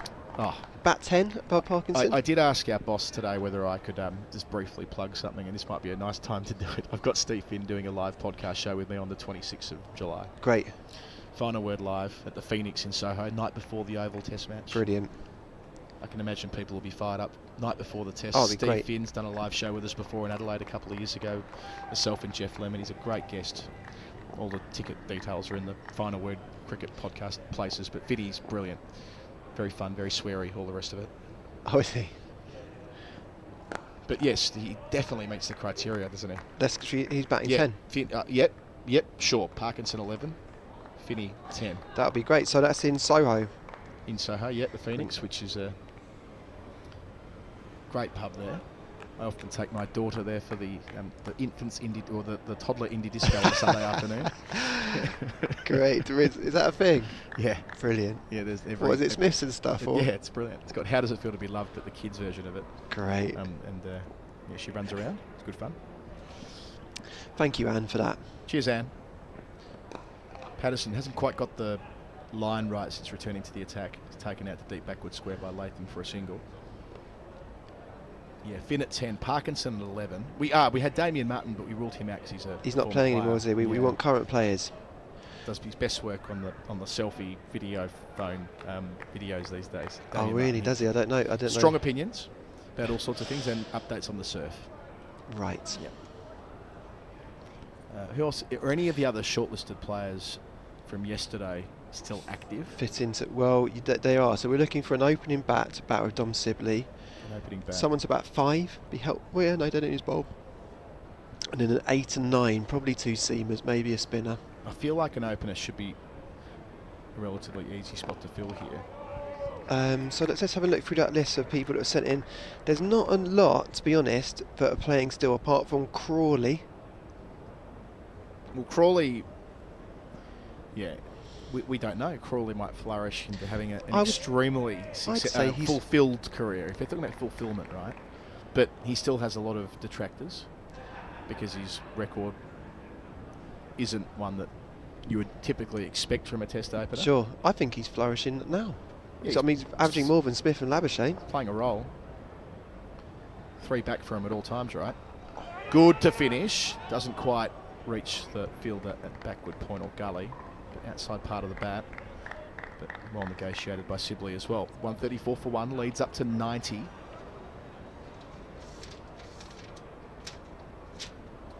So another opener. So we need an opening bat, we need 8 or 9, and we need a number 5. Okay. We can leave this open for people at home as well. Yeah, we can keep coming back to it as we see fit, as a name jumps into our heads. The challenge is that it has to be an active player. So you can't sort of dig back and think about... Yeah, because otherwise you get Dan Norcross suggesting Chris Tavare again and again. Yeah. Can I suggest Ashton Agar? I love that. I love that. Ashton Agar is a player who showed so much early on in his brief Test career. We actually played a Test this year at the SCG, but came out to India, was meant to play the first Test, didn't, was overlooked, and then after 2 Test matches got sent home. Just kind of got the unpickable thing that happened to Finney all those years ago. What happened there? You were just saying he wasn't really ready. He said himself, I'm just not ready to play a Test match in India. It was quite an honourable thing to do. Yeah. Knowing that wasn't coming out well enough to justify selection, and that Murphy was going well, and they had Kuhneman as well. Yeah. So because no one expected Murphy to play, did they, on that tour, really? It was Agar and... Yeah, he was the 3rd spinner on paper at least. Harrison starts a new over. Wrongen, picked by Latham as it was earlier in the spell, but placed to deep point rather than hammered through the covers. Let's get Agar in at 8, shall we? Yeah. Can he bat 8 or rather than 9? Would you have it? He's a pretty good bat, so I think 8, I reckon. I think 8 could do. Means, yeah, sort of sticking with the... It's all about what format you're talking about, isn't it? Because if you want to stretch this if you want to just deal with... Do we want to just deal with red ball cricketers? I don't know. It feels like, as this ball's also a wrong and played out to mid-off by Sibley, if you just want to deal with guys that have had a brief Test career who, gosh, wouldn't we love to have seen them all? Glenn Maxwell's in that category, 7 Test matches. They've got a Test ton in India. I think Maxie could bat 5, couldn't he, in this team? He should still be batting 5. Sorry? Yes, he should still be batting 5. Yeah. Yes, Maxie. Down to long on. Should we get him in at 5? Sibley. Yeah, okay. Let's put Glenn in. So this is narrowing it down really nicely. Now we just need a seamer and an opening bat. A seamer. The seamer would probably have to open the bowling with Steve Finn. Well, we had Jake Ball playing in this match. Interesting. Who started his career really well. Oh, he gets forward there. If that had been wrong, he would have had to have caught up with it, but it was the conventional leg break and plays it into the onside. Latham's now faced 100 deliveries through 58. He did, didn't he? And I always think about Toby Roland Jones as well. Yeah, Roland Jones so unlucky, getting injured right on the cusp of that 17-18 Ashes. He would have definitely been on the plane. Knows the call. So yeah, Roland Jones. We're still looking for a bat? We're looking for an opening bat. What about Honest Joe Denley? I like that. I like that. I mean, he had his fans, which I was one. He's still playing. Indeed, he's playing this week against Warwickshire. End of the over, lead 92. 136 for 1. you know, Joe Denley's cover drive was one of the most beautiful things. Is one of the most beautiful things. And he did a good job, actually, I thought, of sucking up 100 odd balls at a time. But if you can't accept him at his worst, you don't deserve him at his best. Yeah, should we get him in there? Joe Denley? Yeah, come on. Let's back him in. He did open the batting in a test match here against Australia and make 92 4 years ago. I'm into it. Feels like quite a... I like this quite team. an Australian, English-centric side. Yeah, it's an Ashes. Maybe it should be an Ashes. There it is. It's the Australian England team. Ashes Composite 11. Australian England men's team. Composite. Yeah, men's composite. New over. Patterson bowls and played with soft hands by Sibley, 69. Thank you to Nathan, who's got in touch saying, has anyone said Khawaja? Not an obvious choice because of amount of tests, but he's been stuck with and proved a point of seeing their best if you've accepted their worst. That's a great way of seeing it. He's increased his batting average 9 runs since returning to the test side last year. Right. He'd already played about 60 tests. Yeah. He's gone from averaging 39 to averaging 48 in test cricket. Staggering story. I think he was at peace with it all being over and coming back nearly 3 years on. Well, it's similar in some ways to Mitch Marsh's story, isn't it, really? You know, a bigger version of it. So we're looking for another fast bowler. Yeah. Just thinking through who the options might be. Who was someone who we all fawned over, who we all got very excited by, who also had their detractors? Who never quite flourished for whatever reason. Didn't ever quite enjoy. But on their day, was either hooping it around corners or that's on leg stump, helped out to deep square for 1. I'm trying to think of even older examples. I mean, you kind of like could think sort of Simon Jones type characters, maybe. But I think with him, it wasn't so much that people, the public that is, felt let down by him as much as they wished his body had have survived the rigours of more international cricket. And he's an easy reference point at the moment with the Ashes being on, isn't he? I keep thinking here. Uptown Boyd Rankin, albeit only 1 test match for England. Oh, hit on the pad. Is it in line? Got to be close. It is given not out. It was a decision to make on the angle. I reckon that was hitting, or at least very close. It was all about whether it was impact in line with the off stump or not. Feels like a good decision. Watching it on the reverse angle, hard to give that out. We'll get the front on, slowed down a bit as well. Yeah, good decision. Definitely felt like him outside the line, didn't it? But you're right, I think with the angle, that's hitting off stump, but hit him just outside the line. Not a big stride in there. That's not out either. That's more not out than the last one. Building momentum. So an active bowler who we've really narrowed it here, Fee. Yeah, an active England or Australian male still playing cricket, who at their moment in time felt like they were going to go on and be a world beater, or could have been, but didn't quite. Yeah, we've backed ourselves into a corner here. We'll get there. We'll get there. Got a couple of Overton twins.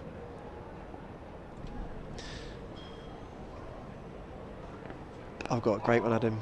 Yes. And I'm not going to take credit for it. Jake, a producer behind me, he's whispered it, but whispered it in a passionate tone. Okay. He said Overton. Which one? One second, I could just go back to you. Hold the line.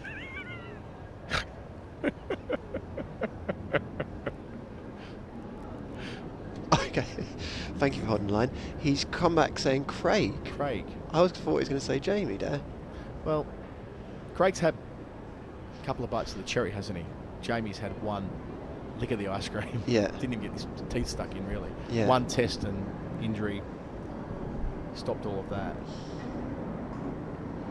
He's thrown me off the scent there with Craig. I was ready to put Jamie down.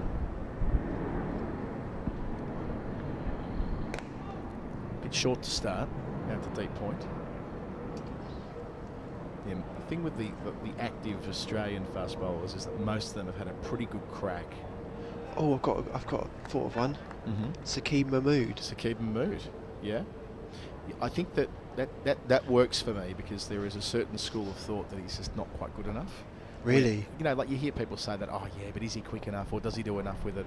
Clearly is. Well, and then we saw the way he bowled when he got that opportunity in the coloured clothes for England's one-day team against Pakistan a couple of years ago, and he bowled an absolute treat. Got a test match, he's a number of injuries, but I think because the jury is out on whether he's good enough. Yeah. But those who believe really believe, and I'm one of those. I believe. Should we put Mahmood in there? I think Saqib Mahmood's in there. Using his feet again, Latham, down the mid-on. I'm just going to clear this with Jake just to make sure he doesn't take us off air with anger if I haven't included Craig Overton. Okay, he's accepted it. We're getting Mahmood in. Here we go. So where have we landed on this? Is the 11 complete? It's the 11's. It's only taken 5 sessions of county cricket to compile this. 6 actually. It's taken 6 sessions. The 11 we're going to do tomorrow when you're not here. Yeah. The names that are satisfying to pronounce in an unusual accent. Yeah. Inspired by Ricardo Vasconcelos. That's tomorrow's team. Look at my notebook. It's just WinBiz's. WinBiz grabs.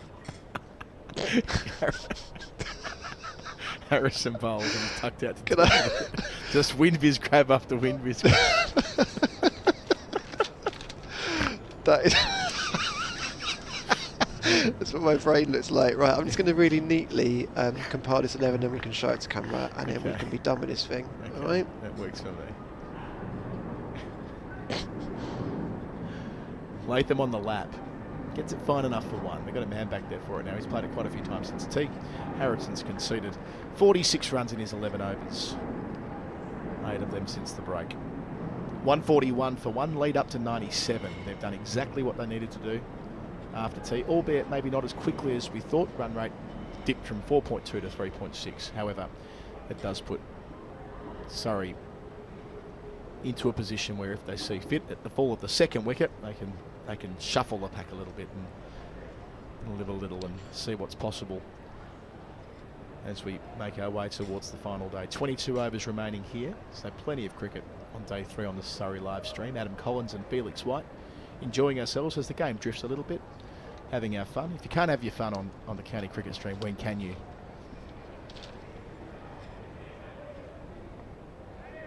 Cricket I've been covering of late, all a bit too serious. Ashes cricket, well, every ball, rah, rah, rah. Well, here, gentle.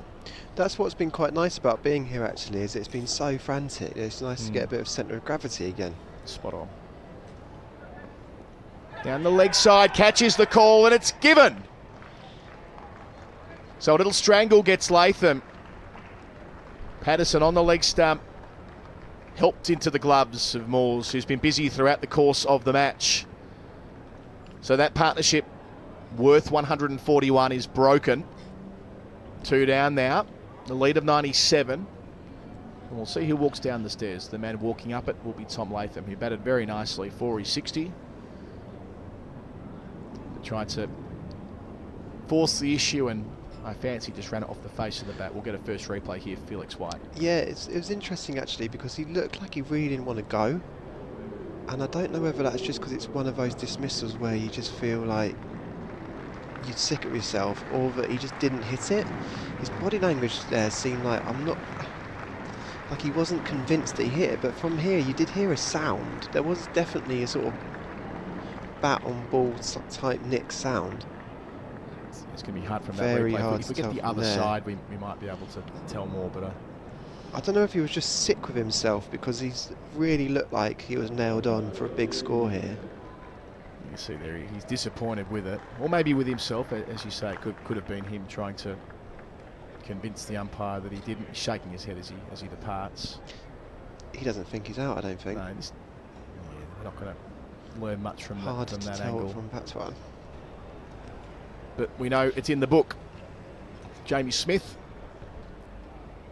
in at number 4 for Surrey, so no change to the batting lineup as yet. And in hindsight, that was probably a little bit far-fetched where we are at the moment. But it is something that Surrey can consider as they work their way through. Here we go, let's have a look here. Yeah, maybe front pad. Might have been maybe front pad. Like, was the bat above the ball? You're just going from body language, really, aren't you? But Jamie Smith, who's leading Surrey for runs, well, at least he was before today started. Sibley's overtaken him during this innings, but he's hit 484 of them, albeit on a pair. Little inside edge from the bowling of James in the first innings, gone for a second ball up. So he'll want to get off the duck straight away. That exhilarating century a couple of rounds ago at Canterbury in the chase of 500 plus. First ball here. Got a start against Lancs, made 48. The 97 here against Middlesex earlier in the season. A couple of 50s against Warwickshire and Lancashire to get going in April too. So he's been productive and the type of player who's already been talked up for higher honours, Jamie Smith. absolutely, you talk about that sort of Surrey production line of cricketers that are turning into internationals. Like, that's sort of what we do here. Ollie Pope, Ben Folkes, Jamie Smith, and a lot of people are talking about as the next in line to make that step up. That's a nice way to get off the pair, driving through covers. We'll add 2 to the Surrey tally, lead up to 99. Made tons of runs in the seconds. And he looks every bit, you know, I mean, a more than competent long-form cricketer from what I've seen him this year. Just 23 indeed. It's his 23rd birthday. Today? He was born on July the 12th, 2000. Happy birthday, Jamie Smith, off the pair. Doesn't that make you feel old? Born in July 2000. Yeah. So he was 5 in the 2005 Ashes, yeah? Yeah, you might remember it. How you and I would remember the 1989 Ashes. Oh, I don't remember that. You don't remember it at all? Not at all. I'm surprised to hear that. I would, my earliest We're the memories same are, age. I'm surprised you don't remember just a little bit of 89, not in the margins. Nothing. Okay. It's more early 90s. Yeah. So Smith, who averages 40 in first class cricket so far, 7 tons. Part of that England 19's production line. Drives with a nice straight blade out towards mid-off, albeit a ball that might have just stuck a wee bit in the pitch before contact was made. Highest score of 234 not out. That was back in 2021, early in the season. Thank you to Mark Trainus, who says, sorry to be late to the party. No problem, Mark. What about Steve Finn? Well, I'm very glad to tell you, Mark, that Steve Finn is in the 11, courtesy of Anne, who messaged 10 minutes before you. So we've already got him in. Great shout.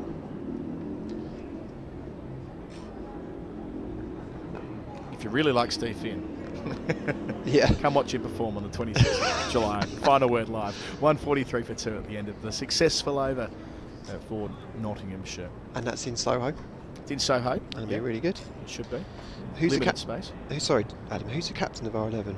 Right, that's an important question. Sibley, so we've got a keeper. We got Sibley, Denley, Vince, Bapara, Maxwell, Marsh, Butler, Agar, Mahmood, Finn, Parkinson. That's a great. A lot of players there who have captained as well. Denley's captain, Kent, Vince captains. Hampshire. Not sure if Bapara ever did the job at Essex. He would have at different points. Maxwell's done it various teams across the journey. Butler, of course, obviously. England. Marsh captains West Australia in first class cricket at the moment. And Steve Finn captain Middlesex's white ball teams for a couple of years. On the front foot here, out to point, first ball from Sibley. I don't know what this is based on, but I think Vince should captain his team. He's done well as captain. He has, hasn't he? Yeah. They won the Vitality Blast last year under his stewardship. Yeah. Yeah. Yeah. Yeah. James Vince, have the armband.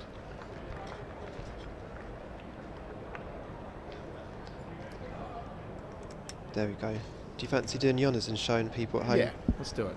Give the people what they want. 11, please, Adam. Thank you to everyone at home who has contributed. You'll see in the background of that there that one of my win vises. If you can't accept me at my worst, you don't deserve me at my best. 11. Sibley, Denley, Vince, Bapara, Maxwell, Mitch Marsh, Josh Butler, Ashton Agar, Saqib Mahmood, Stephen Finn and Matt Parkinson, our 11 for the day. Oh, it just feels good, that 11, doesn't it? Just hearing those names next to each other. They're winning plenty of games, and they're entertaining. Exactly. And they're getting chipped when they get out. When they get a start and throw it away, the punters are all over them. They're copying tweets galore. They're having to mute their social media. Exactly. That's one thing they'd all have in common. Yeah, everyone's muting exactly the how to socials. mute their Twitter mentions when things don't go well. Exactly, yeah. Maybe that's what it should be called. They don't want it enough. They don't care enough. Yeah. Thank you if you contributed to that team. I will sleep well tonight knowing that's solved. Feet chipped mid-on, 2 in a row. That's a soft dismissal from the man that's just walked into the middle, Jamie Smith, who walked straight off. A duck and 2. Just held in the pitch perhaps from Harrison. Joe Clark had to make the contest and duly did. Now it's 144 for 3 and the game's interesting. They're ahead by 100.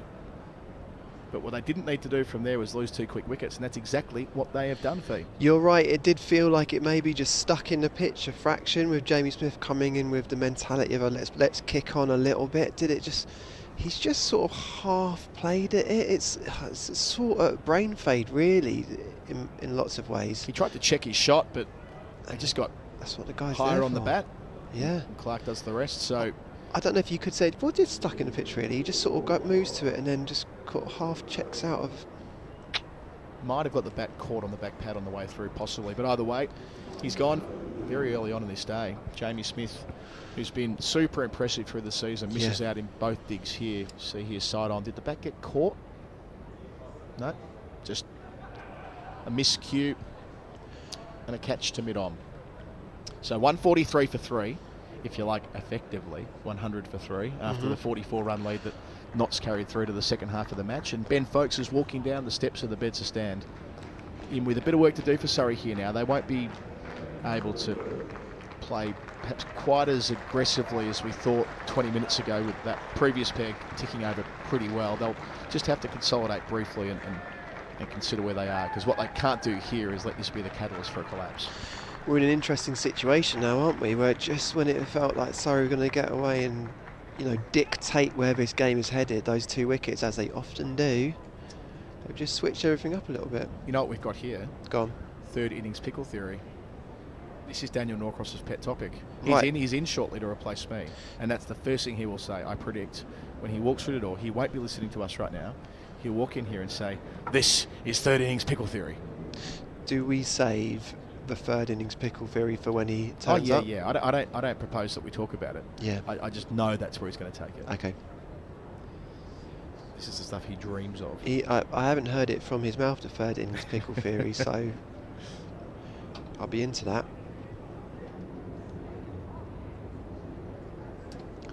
All right, so Ben Folkes now. And to the credit of Harrison, he's bowled pretty well since tea. Yeah.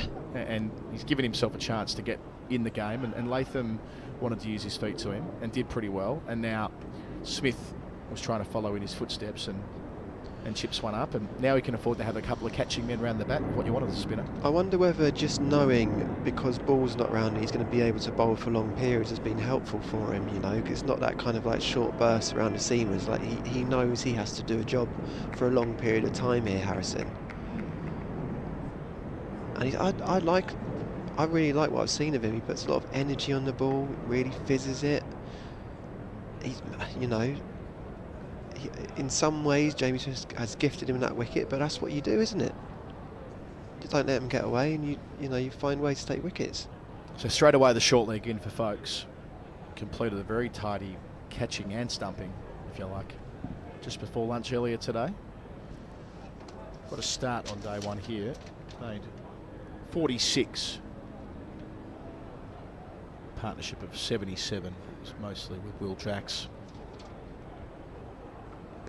Or rather, that was with Jacks, but most of his innings with Jacks. He batted a bit earlier with Latham as well.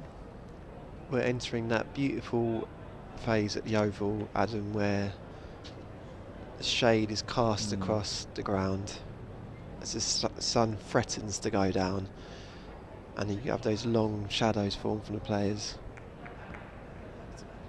Beautiful place to watch cricket late in the day, and then you get the colourful sky out towards the gasometer. Yeah. In a few hours from now on the right night, the vanilla sky.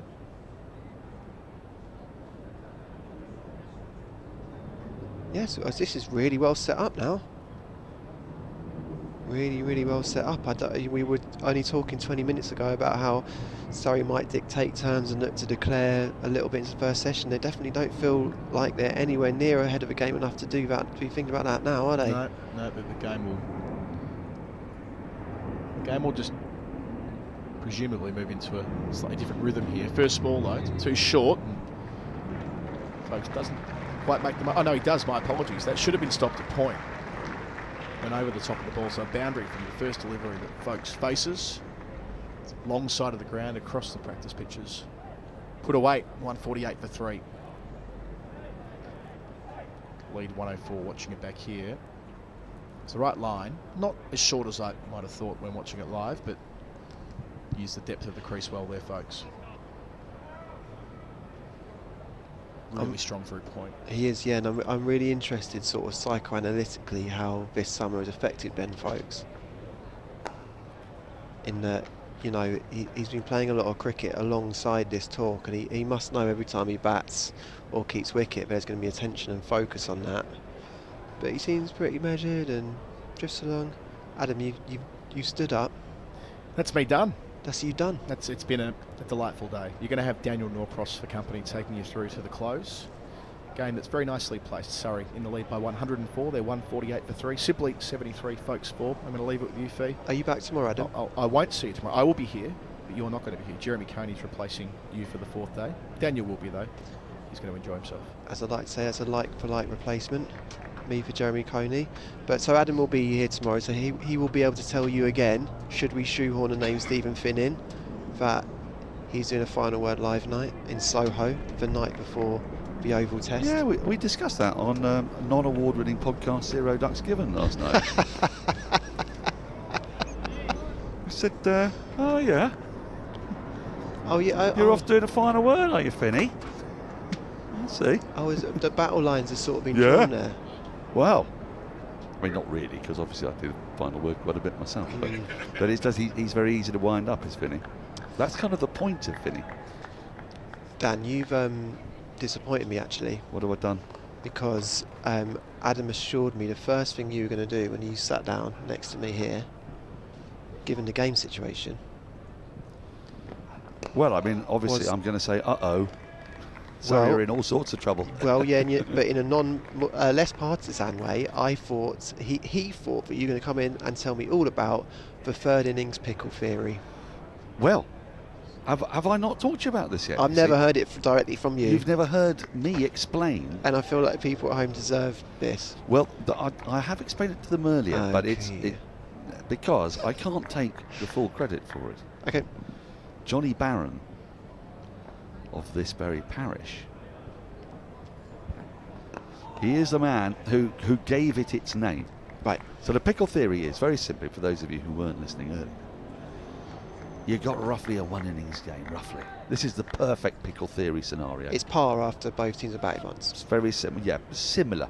But you've got a side that's torn between really wanting to push for victory, but at the same time thinking, oh, the draw's still an option.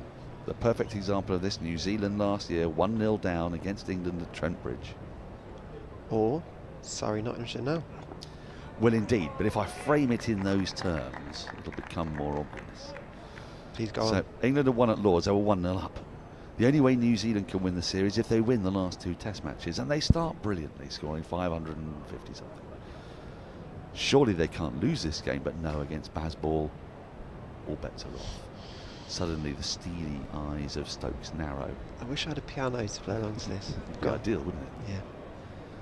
And he says to his charges, no, this game is not over. We can still win. Nice little tickle, bring a single.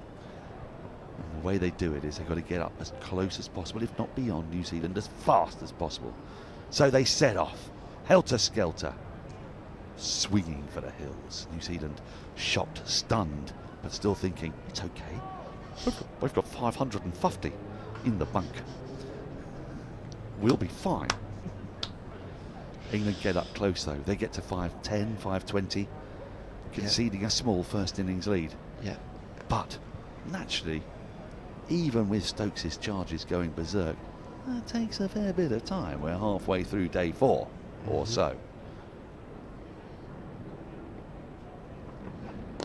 And New Zealand, they want to win this series, but they also don't want to lose this series. They're in a bit of a pickle, aren't they? They've got a pickle, and the pickle is stick or twist.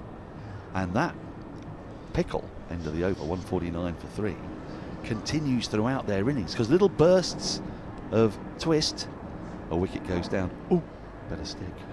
Twist, stick, twist, stick. They get caught between the sticking and the twisting. What eventually happens? They don't have that big a lead, but they have taken a bit more time out of the game. But suddenly, England have got less to lose, because with such a smaller amount of time left in the game, how are New Zealand going to take those 10 wickets? They get nowhere near. They get marmalised by Johnny Bairstow, of course, and the rest is history. Now Surrey are in a bit of an equivalent pickle. They are. A lead now of just 105. 18.5 overs remaining in the day. So what do?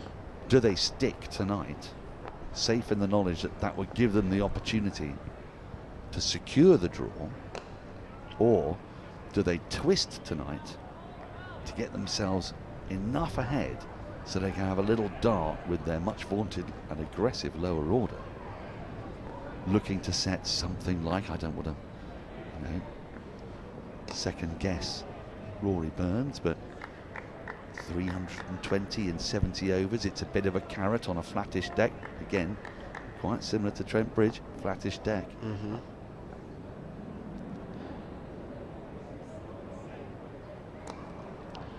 Firstly, that was a pleasure to listen to. 150, huh? Thank you. And we're in the tides of that rhythm, because it felt like Surrey were twisting at 100 odd for 1. They were twisting. Latham and Sibley, we thought we were going to build a platform here. Me and Adam were even talking, maybe Abbott, maybe Jacks can come in now and accelerate this game. Go hard now.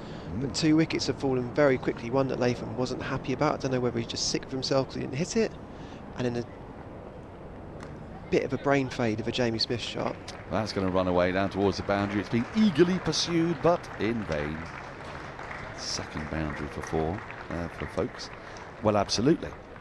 Absolutely. So now, are they in a stick phase? Well, I don't think they are, because the difference between Surrey and the people who get in a pickle is that Surrey have got so much resource down the order that I think they are going to be confident enough that they can play at a pace. Let's just scenario build briefly. On a good pitch, with a side that's missing a seamer, 4 and over does not involve terrible acts of recklessness, does it? No. So you add 72 to this and the lead's 182 tonight.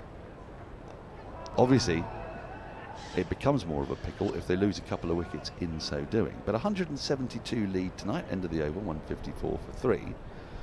That would give them the opportunity, with their big hitting down the order, the likes of Jacks, Abbott, and Jordan Clark.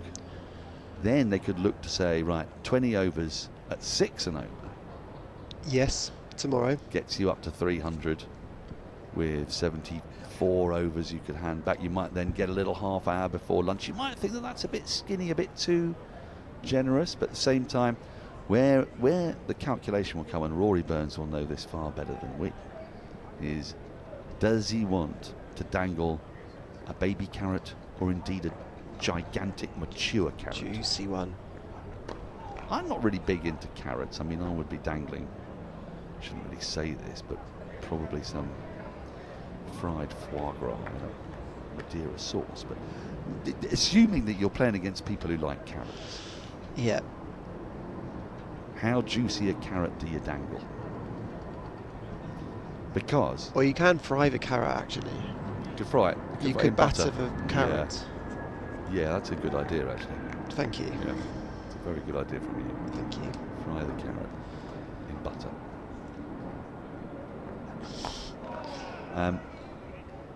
just going back to that. Sorry, we were just daydreaming about fried carrots. I was suddenly thinking that's by far and away the best way to eat a carrot. But they will also know whether the pitch is changing in nature, where there's a little bit of up and down. They'll be getting information from the batters. They'll be coming in and saying, right, you know. Absolutely. And you've also got this issue. I don't think they can now get a second new ball when they bowl. I think that's unrealistic. Because to have any kind of time with a second new Kookaburra, they'd have to leave themselves 88, 89 overs, wouldn't they, really, for that second new ball to come into operation. To do that, they would need to be, well, either getting through their overs really quickly, so they've got more overs in than are scheduled in the day, which isn't inconceivable, but it's tricky, especially because seam's going to be abundant. Yeah. Or they'd have to declare 5 or 6 overs into tomorrow, and the only way they're doing that is by scoring at an insane rate for the next 22 overs. Edged, gone. Oh no, he's dropped. Dropped. Oh, that's massive. Well, now you see, then that would have been the pickle theory in action. There's Sibley, perhaps uncharacteristically going for a drive outside the off stump. Twisting, he doesn't know. Not quite sure. It's very hard. It's pickled. It's why Stokes says he likes to chase. Right. Because we see that again, the bat a long way from the body. It's an uncharacteristic shot actually from Dom Sibley's. It is. That's a comfortable height. That is a comfortable height for slip. Never easy, of course, but so Sibley dropped on 75. That's a gift, and on pitches like this, you've got to take those, haven't you? I mean, with Surrey have already, in some ways, gifted 2 wickets. Latham just getting strangled a bit, a shot he won't be happy with, and then Jamie Smith sort of half checking the shot. Well, overheard on the stump mic. Oh yeah. Was a New Zealand sounding voice that said, "I didn't hit that." Is that right? Yeah. Now, of course, that might not be Tom Latham. Could be you doing an impression of a... Could have been Jeremy Coney. He's in the house. It's an interesting one because his body language was half of a man who's sick of himself, half just thought he wasn't out. But you did hear a sound? I heard a sound. You heard a sound? Yeah. Well, how far away was bat from pad? I don't know. From pad? We couldn't get a really conclusive angle of that. Right. Did it feel like there was? I don't know. But then you see, we've seen some referrals in this Ashes series from people who didn't think they'd touched the ball. It turned out they did. Every cricketer I ever speak to, I love this. Go on, I know what you're going to say. They all say, you know when you hit it. But the evidence would seem to contradict that bold assertion. Well, I always think that's an insane thing to say as well, because how do you know when you've hit it if you don't like? Well, you wouldn't know, would you? How do you know that you haven't hit it? Is the key thing. I think you can know when you hit it, but I don't think you can necessarily know that you haven't hit it.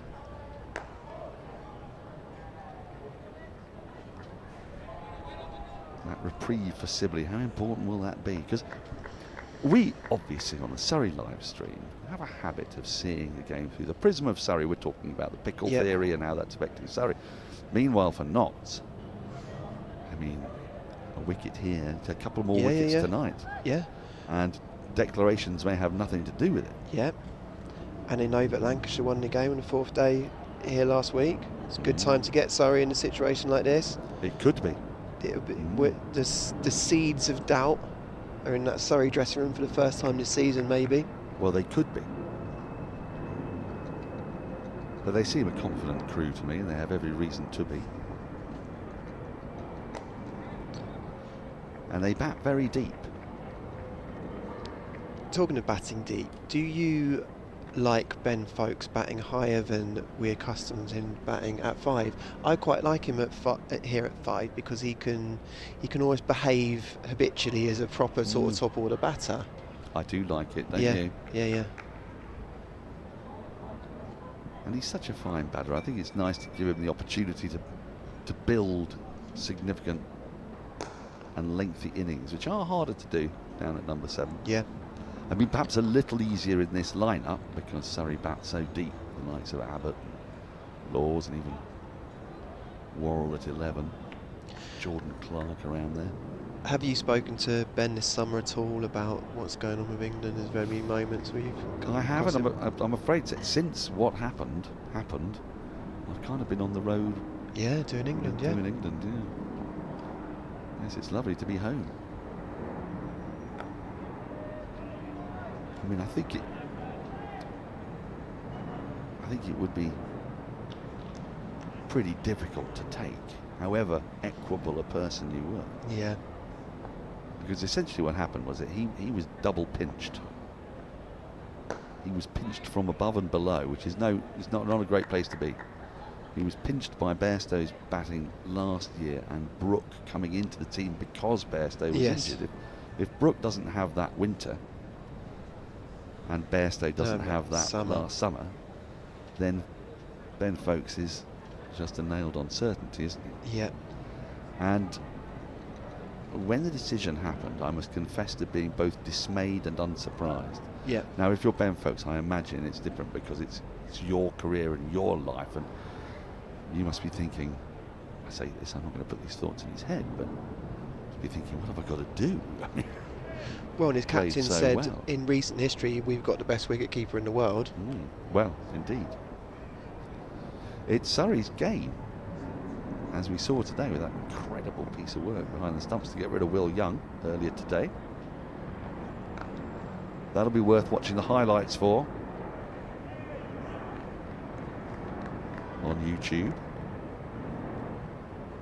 It's very rare that you see a man being given out simultaneously by the umpire at the bowler's end and the square leg umpire. It was gorgeous. Yeah, brilliant that. I think Phil Tufnell took a wicket like that in his first test. Oh yeah. Yeah, I spoke about it to him, with him about it. That's a kind of mercurial maverick thing you'd think Tuffers would do. We were trying to put together a Maverick 11 earlier. Is this different to if you can't accept me at my worst, you don't accept me at my best 11? Well, do you know, there are big crossovers. The reason for it is because the book that I was given on the way in. Oh, it's in front of me now. The main character in it is described as a maverick cricketer. And we realised that maverick cricketers are perhaps, Pakistan is over-representing maverick cricketers. Yep. Shahid Afridi and the like. Vinod Kambli we got in there. Yep. Colin Milburn I want to go for. Ali Brown. Ali Brown. It's a good maverick cricketer. Isn't he? Yeah. Folks, just turned around a little bit there. Like Patterson. Briefly, before we get on to, because have you got this 11 together yet? Will you be well, I'll be angry if you leave out Tavernier again. Well, what we decided was that it was going to be current players and current England or Australian men in this 11. Oh, so an Ashes. But they have to be playing now. It's an Ashes composite 11. Oh, that's close to off stump. A good leave though. Really close. That means that's because Adam Collins wanted to get Glenn Maxwell in the side. Well, correct. Yeah, in essence. Let's have a little look at this again. Let's see how close it was to off stump. Oh, it's not far away, but I think a good lead from Folks. Go on then. Do you want to give it? You have contributed to this 11, Dan, so thank you to you and to everybody at home for doing so. We've got Sibley and Denley opening the batting. Oh. James Vince is batting free and captain. Yep. We'll just watch Patterson run in here. Ah, it's a wonderful shot actually. Beautifully timed. I just noticed that there's a deep backward point, but that went dead square and rapidly. Yeah. So Folks into double figures. Lovely shot. I think he's playing the pickle here very well indeed. 13 off 13. He's twisting, isn't he? He's gently twisting. Exactly. He's just slightly heated the top of the marmalade jar. Yep. So that he doesn't have to do a full-on twist. He might put his wrist out that way. Exactly. You don't want to do that to a keeper or indeed a batter. And that was a shot actually worthy of if you can't accept me at my worst. You know, so best 11.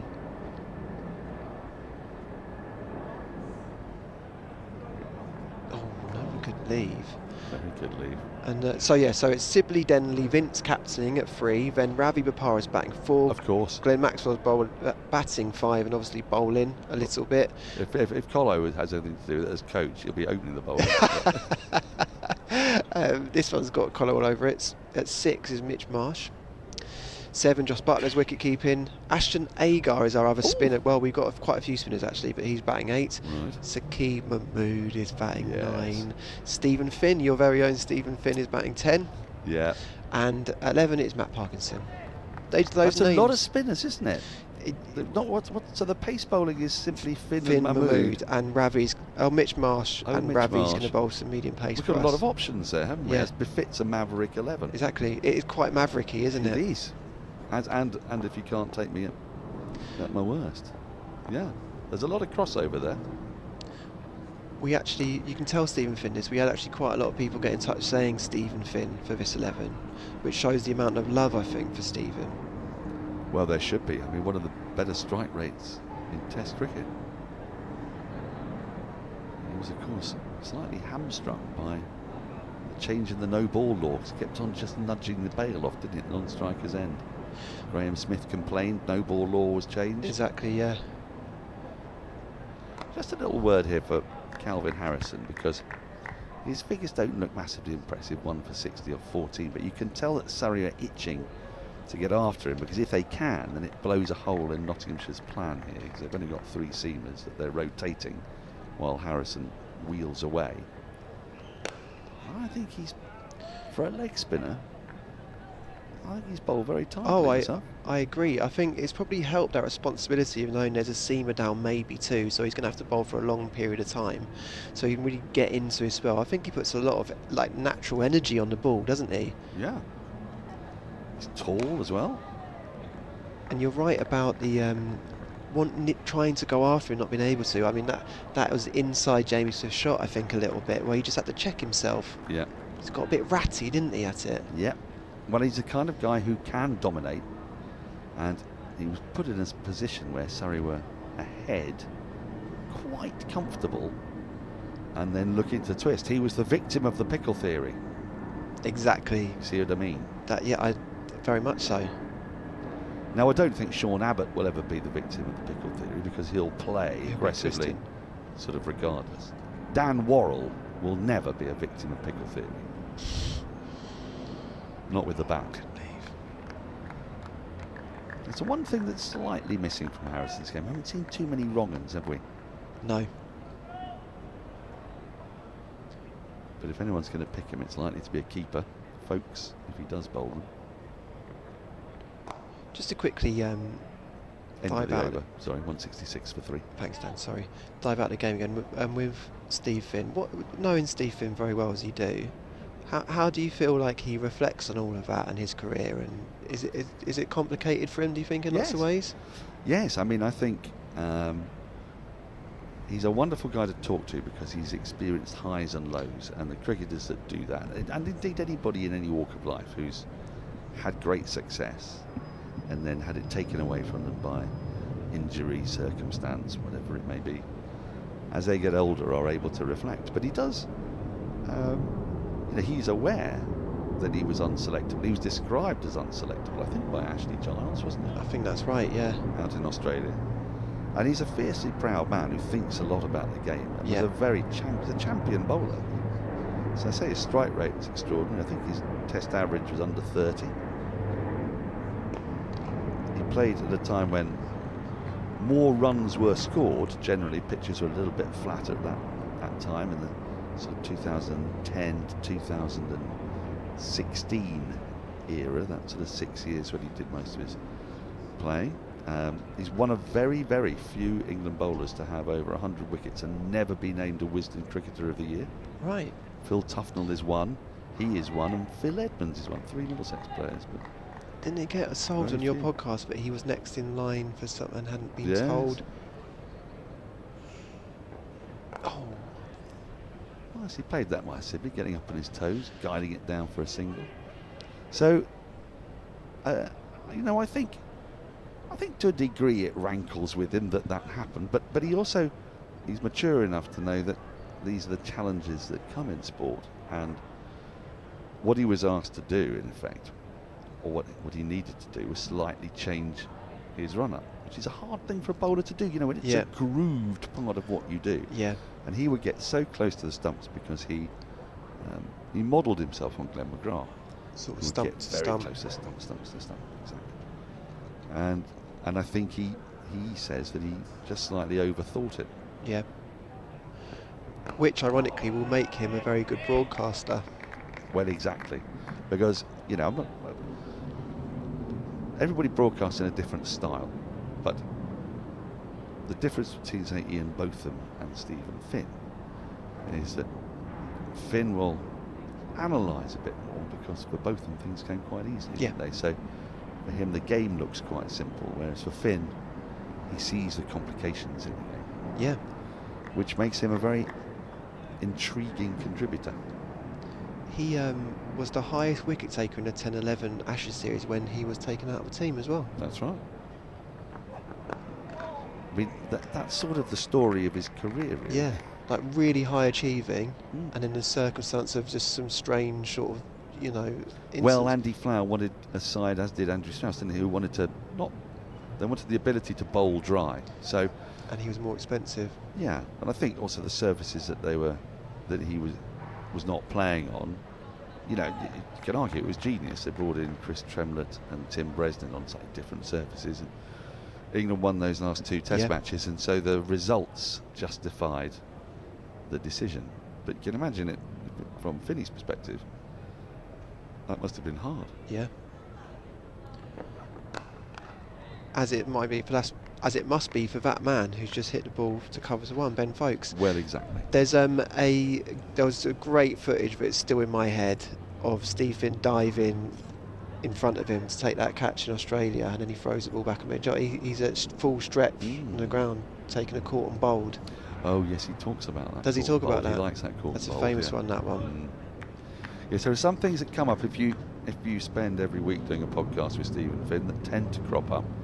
He's 50 in a Test match. He's 6 at Brisbane. That caught and bowled, and because he does that, I bring up the fact he's been hit for 29 runs in a 5-ball set to the 100 at Headingley by his good mate John Simpson, and then he sulks and throws his microphone down.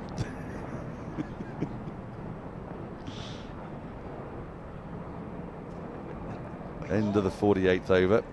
Surrey just staying in here at the moment at 124 run lead, 168 for 3, 13 overs remaining in the day.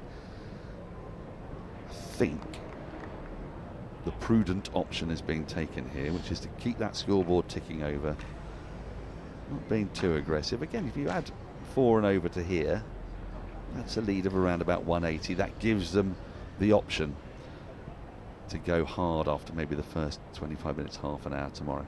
On that subject, Nathan's been in touch. Thank you, Nathan. He's asking Dan, 280 lead, 40 minutes before lunch tomorrow. Is that achievable, do you think, or is that too ambitious? 280 lead? No, I think that's very doable. Like I say, if you add 52 to this, that'd be 176. So 104 runs. Yep. In what is it? An hour and 20 minutes. That would be 20 overs. So it's, go at 5 and over. Go at 5 and over. If you've got wickets in hand, it's a good pitch. Only thing is, if you can do that against that older ball, which it will be, then it suggests that it'll be difficult to prize out those wickets. I think they're going to need, I think they're going to want a little more than 280 myself. Yeah. Because what we've seen after the first day is that these are pretty good batting conditions. You've got quite a short boundary as well away to the Hollingford roadside. Surrey have the advantage of a 5-pronged seam attack plus Will Jacks. But this is the pickle theory in essence. Yeah. You've basically nailed the pickle theory here, which is, there you go, Nathan. How do you time this? Because it's what I've noticed with fans, and I do it myself, is that a lot of the game that is yet to be played is played in theory. Yes. So if they go at 4 and over, yeah, for 40 overs, Well, it's very well saying that. It's all well saying that. You have to do it. The Oppo have got to say in that as well. Yeah. Because Nottinghamshire are thinking about this differently. They're thinking tonight, a couple of wickets. And they know that Surrey are on the hunt for the championship. They know that Warwickshire are breathing down their necks. They know that Hampshire have made a bit of a recovery. They know that Essex could yet win, so close title rivals. Yeah. All picking up points, either wins or a draw. It's looked hard to prize people out. So it does look now like a difficult pitch to take 10 wickets on. There's just a little bit of conversation happening here between umpire Bailey and Hamid and bowler. Is this about the ball?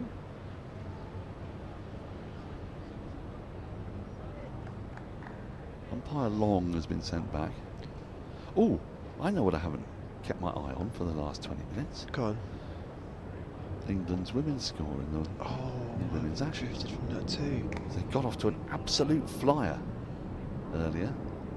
Let's find out. 100 off around 12 overs and set a bit over 260 to win. I'm actually nervous to check this. Yes, I am. Tammy Beaumont struck a pugnacious 47. Did she? Alice Capsey was going really well. Yes. Yes. England. Well, the headline says England flying in chase of 264. Dan. That's a good sign. That's good. They're 158 for 3 from 25 overs. For 3. Oh dear. So who's out? Who was the third wicket to fall? Bowman 47. Dunkley 8. If you said Capsey 40. 40. So Heather Knight and Nat Sitterbrunt together. Exactly right. Heather Knight is not out 16 and Nat Sitterbrunt is not out 26. Ooh. Oh, she must have got there quite quickly. Yeah. I'm thinking. So Heather's dropped anchor, so to speak. Needed about 109, do they, from 25, halfway mark? What does that mean? One sec, let's have a look here. Yes, something like that. Although I did do WinViz earlier where it added up to 101%, so I can't be.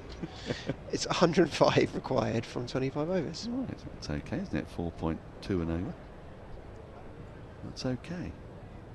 Oh, it's so on there. It's so on. They could make it 6 all. Let's not get ahead of ourselves. Australia have a horrible habit of winning games of cricket. Yeah, they do. That said, no Australian side down the leg side, men or women, has won an Ashes match since the end of the Lord's Test.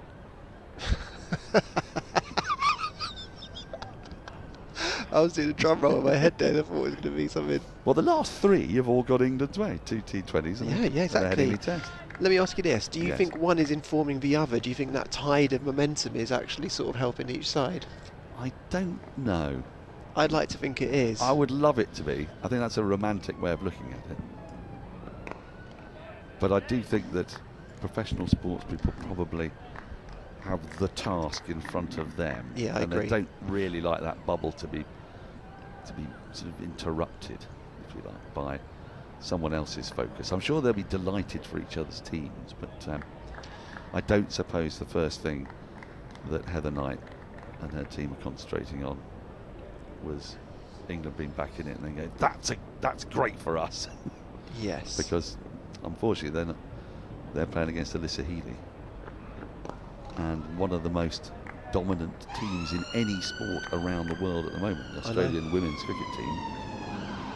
I mean, what have been the great dominant teams? Manchester City this year. Yeah. But even they lose occasionally. Australia just haven't lost, have they? Until the last week. We're humanising them, Dan. It's good, isn't it? Yeah. You see, they are the Borg to England's Picard. I thought you were going to say Borg to England's McEnroe. Well, I tried that yesterday on Zero Ducks, and Fiddy and Toby both said, well, I never saw Borg and McEnroe. I thought, for heaven's sake. So I updated it to Star Trek Next Generation and discovered they hadn't watched that either. Okay. So I don't know how much. I need something for generation. Are they X or Z? Oh, I don't know. What generation are you? What generation am I? I don't really know. Yas is waiting to come in my place, and he's looking at me a bit confused as well, like he's trying to read my age on my face. Oh, that's gone straight down the long leg. Just another single. Sibley inching his way to another championship century this season. I'm going to make way for Yas in a second, Dan. So are you coming back, or? I'm not sure I am, because I think there's only 20 minutes left, isn't there? Well, there's 11 overs. Okay. I don't know. We'll wait and see. I don't think there's a cut-off point. I think they just keep on bowling. We're going to bowl these overs, are we? Yes. There's no messing about.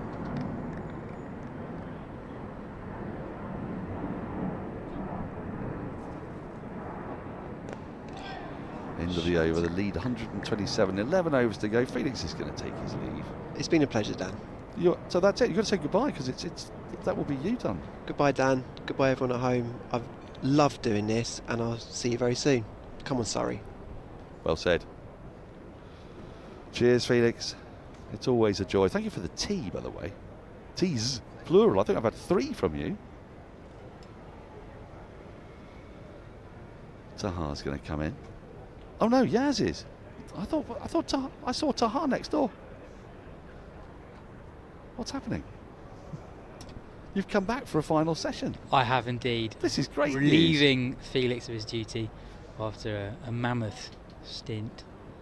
Do you think you might be able to get the women's game up on the screen? Is that what you're going to do? So we're going to keep a little eye out for both here. Now then, that's been whacked out. Oh, taken! Whacked out to deep mid-wicket, and can you believe it? Sibley has gone. Surrey lose their 4th. Montgomery into the attack for the first time. The off-spinner has been slapped out towards deep mid-wicket, straight into the hands of, looked like a very gleeful Nottinghamshire fielder, and I'm not surprised, because for a start it's a bit of a roll of the dice here from Nottinghamshire. Patterson with a catch, and the next part of that is that Surrey have lost 4 and the lead is only 127. We've been talking about the pickle of the 3rd innings, and that's a gleefully accepted gift. Just didn't quite get another yard on that, and that sails into the crowd. And it is the short side, to understand entirely why Dominic Sibley was targeting that. The off spinner turning into him, hitting with the spin. You sit down, you take a wicket. Yes. It's a very 3rd innings from Dom Sibley, striking at just over 50, which is 10 or so higher than he normally strikes at. And ever since he came to the crease, he was looking to score when the opportunities presented themselves. And Montgomery, the part-time off spinner Montgomery, I think he saw that as an opportunity to up the scoring rate. I was going to ask you when I came on, Dan, what's the game plan for Surrey here? Because obviously they conceded that first innings deficit. They're going at just over 3.5 and over almost. To force a result on what is still a pretty good wicket, it's going to be quite difficult for them. Well, that's the problem, isn't it? And that's what we've been discussing for the last half an hour. It's how you approach these situations. When you've got absolute clarity of mind when you're chasing, which is what Ben Stokes likes to do so much, and I think actually what Surrey like to do as well, as you saw against Kent, no target feels too daunting. If it's there's a clarity of mind, a certain number of overs, and you've got 10 wickets in hand, and you're going to then approach that chase. The brilliance, as Will Jackson strides out to the crease and gets off the mark straight away, the brilliance of 2 innings cricket is that in that 3rd innings you're caught between a number of different stools. Exactly, weird things happen in 3rd innings. I think if you look at England's 2022, for example. Just quietly, by the way, I think that might be Matt Montgomery's first class wicket. I think it is, yes.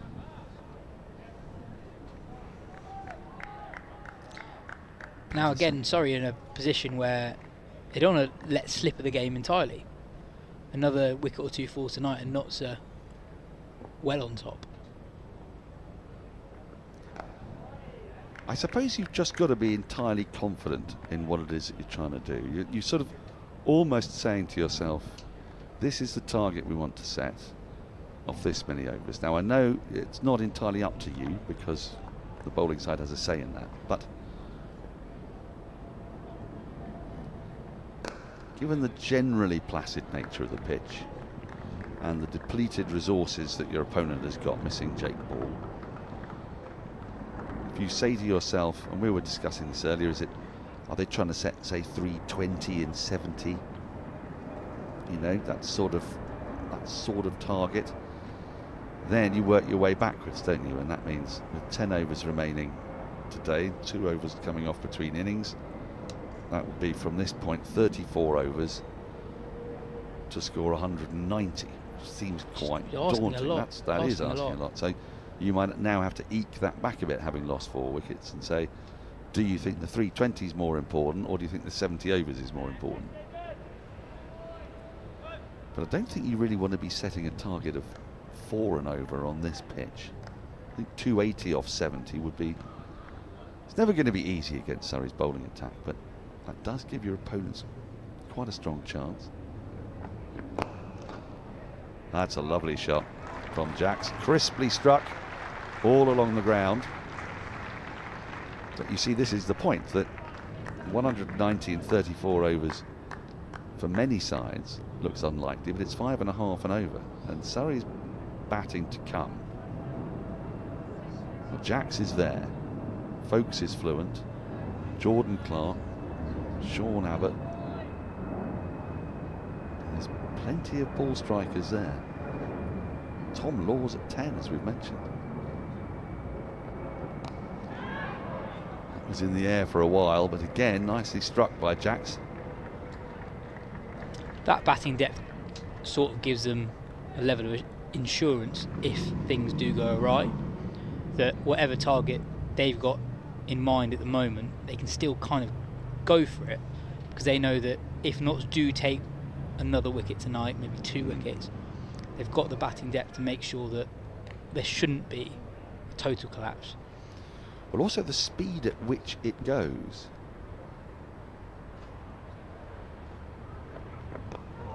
That does mean that, you know, when you look at 190 off 34 and you break that down, so it's 5.5 and over, that's hard to sustain. But actually, 4 and over for 20 overs, and then 110 in 14, when the likes of Jamie Overton get going, Sean Abbott gets going, is not outlandish, especially against an older Kookaburra ball, slightly more tired team, albeit one that would have had a night's rest.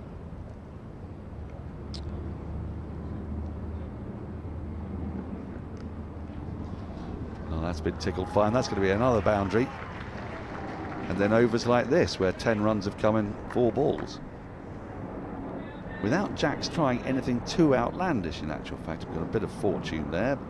The clip through mid-wicket was aerial, but it was a pretty conventional shot and a drive down the ground. Oh, he's played that well, to ensure he keeps that down. And with Jacks, as always, as soon as he gets going, you see that gaps present themselves around the field, so he can actually go at around about 4 and over in a reasonably risk-free fashion, should he choose to go down that route. He doesn't always do. Well, the likes of Abbott and Overton naturally go at a runner ball. Jordan Clark in the first innings went to, roughly 4.5, 5 and over off his own bat. And all the time, Folkes can anchor. But all of these things are, this is all sort of played on paper, of course, because a ball could pop, people can play a missed shot, a great piece of cricket may occur. This is why we watch it. Absolutely. Rather than simply take Winviz's word for it. End of the over. 184 for 4. The lead 140. And also I think Surrey, in this situation, most teams you'd think lead of 140, 4 wickets down, still a good pitch. They might be quite conservative. Their first thought might be, let's just get through to stumps. But actually, with Jake Ball off the field, Matt Montgomery, who's just got the one first-class wicket. Lyndon James has bowled really well this game, but he's bowled a lot of overs already. Will Jacks is at the crease, 9 overs to go. They'll look at that as an opportunity to really get that lead close to 200 by stumps. Well, late in the day, isn't it? A 52-over-old ball.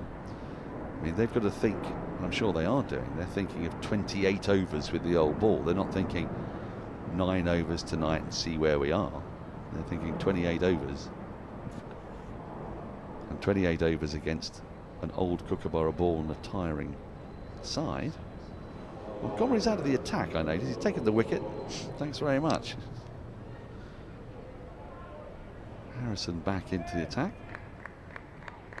He doesn't have particularly impressive figures. 15 overs, 1 for 62, but I think he's done a great job. Yeah, it's a slightly different role in the second innings. It's less of a purely holding role. I guess with Notts today, unlike the predicament they found themselves in on day one, there's a maximum number of overs that the seamers had to get through today, whereas on day one they were a bowler down and then 2 bowlers down with so much of the day ahead. Was here we knew they were never going to bowl more than a session and a half.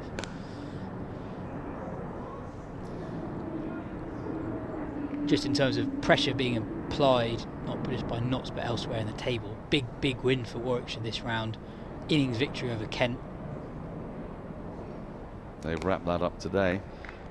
And they're not directly beneath Surrey in the table, but in fourth place with a game in hand. How are Hampshire getting on? I know they were fighting back through Felix Organ and Kyle Abbott. Somerset eventually bowled them out for 330 and enforced the follow-on. And Shoaib Bashir, who we were talking about earlier, has got an early wicket. An interesting thing that Hampshire have done there is actually they opened the batting. Yeah, guess who they opened the batting with? Second innings. I'm going to say one of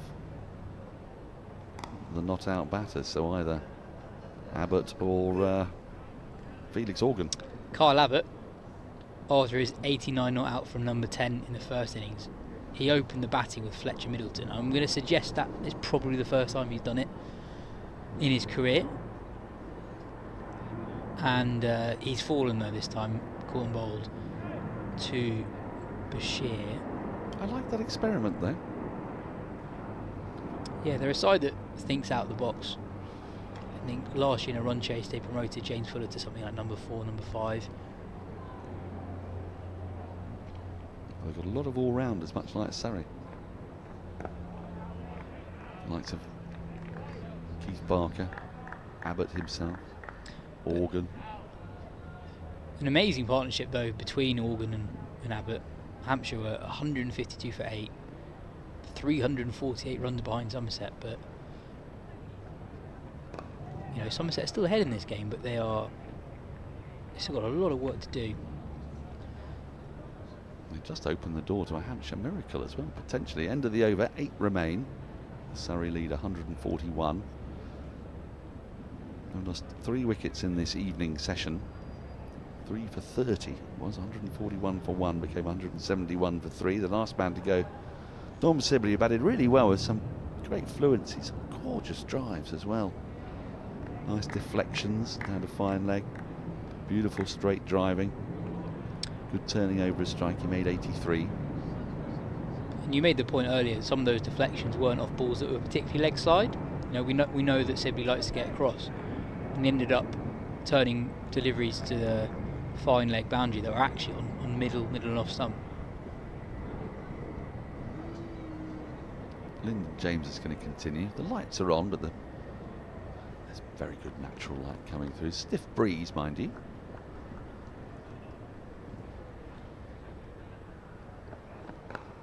We've actually been quite fortunate with the weather in this match. There's a lot of rain forecast which didn't materialise. The odd little squall. But in the end, I think we're only going to lose 4 overs.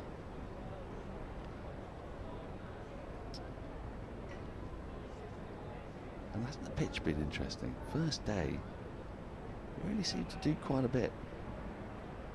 Gradually eased towards the back end of that first day, and then it's got easier and easier to bat on largely. I think we're seeing it more and more in England that pitches are best to bat on days 2 and 3.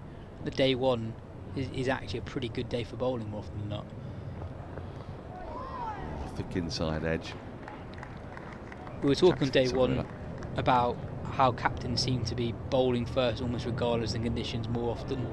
Not more often than not, but more often than they used to. And I think part of that is just because of how much more assistance there seems to be for bowlers on day 1 compared to days 2 and 3. It takes a lot, doesn't it, for, say, Stokes or a lot of captains actually to bat first. And that was never the case growing up.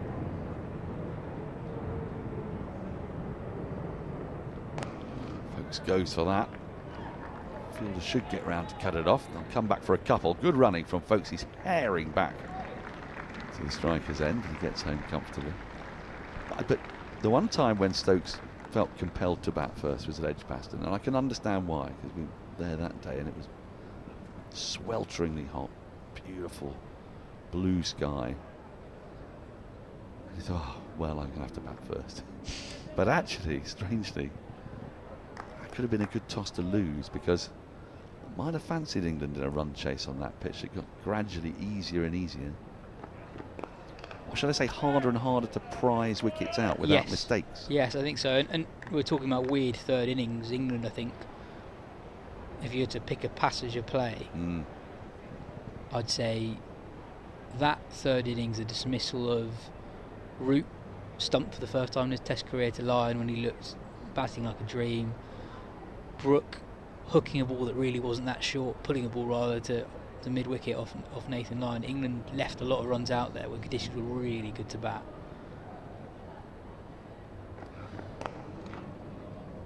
And yet nearly won the game.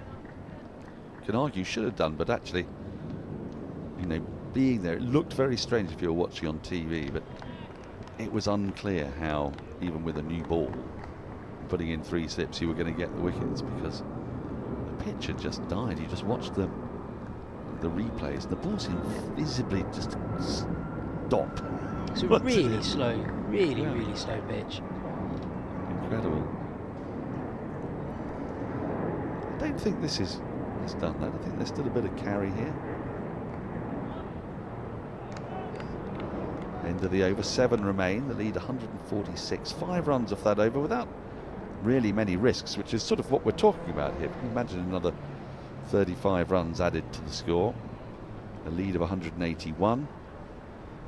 Then Surrey would quite definitely have I mean, what they might want to do is to bat a session and have 2 discrete sessions at Nottinghamshire. The question is, can they bowl a side out? Can they bowl Nottinghamshire out in 64 overs? But you know, there won't be an enormous amount of confidence running through that Nottinghamshire team. They've had a tough time of it with the bat. Their return to Division 1. Surrey will have a bunch of rested bowlers. We've got a really interesting 7-over spell here. I think you see the effect of those 2 early boundaries from Will Jacks, that Surrey are just able to pick up 5 runs from and over without taking any risks.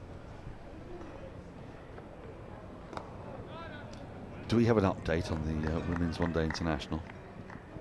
England, touchwood, is still going reasonably strongly. They're still 3 down. They're 4 down. Uh-oh. Who's out? Knight or Siva Brunt? Siva Brunt, I'm afraid. Oh dear. But Knight's 26 off 46. Wyatt 11 off 15. You were here, so you wouldn't have been able to catch much of it. But it was a bizarre first 10 overs. England ended it 84 for 1 after 10. Well, I listened to a bit of it, and it sounded like the wheels were in danger of falling off the Australian juggernaut. So England were 20 for none after 2 overs, and you can make a reasonable case that all 20 runs were a direct result of Australia not being on it rather than England doing anything. Extras, misfields. Exactly. I think all 20 runs were either extras, misfields, or boundaries off free hits. So you're going to have to tell us what the exact score is. It's 185 for 4 at the moment. That target? 264, so it's 79 off 18.3 overs. The required run rate has kind of hovered between 4 and 4.5 an over for the last 45 minutes or so. So it's about managing the chase now. It really is. It's one of those where in a strong position. Just bat until the 45th over. Easier said than done, but that will be the game. There's a lot of batting to come for England. Amy Jones, Sophie Eccleston, Sarah Glenn, Kate Cross.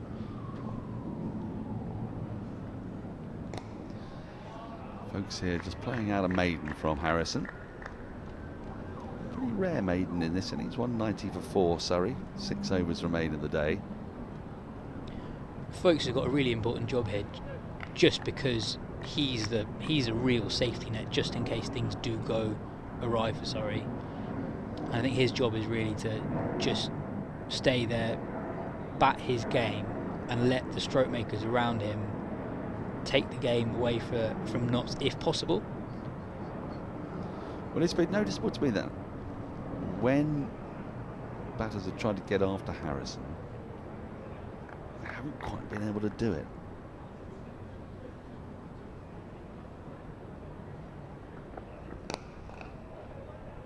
He's had really good control. He's got virtually no drag downs that I can think of, and for a leg spinner that's a surprise. Very few full tosses.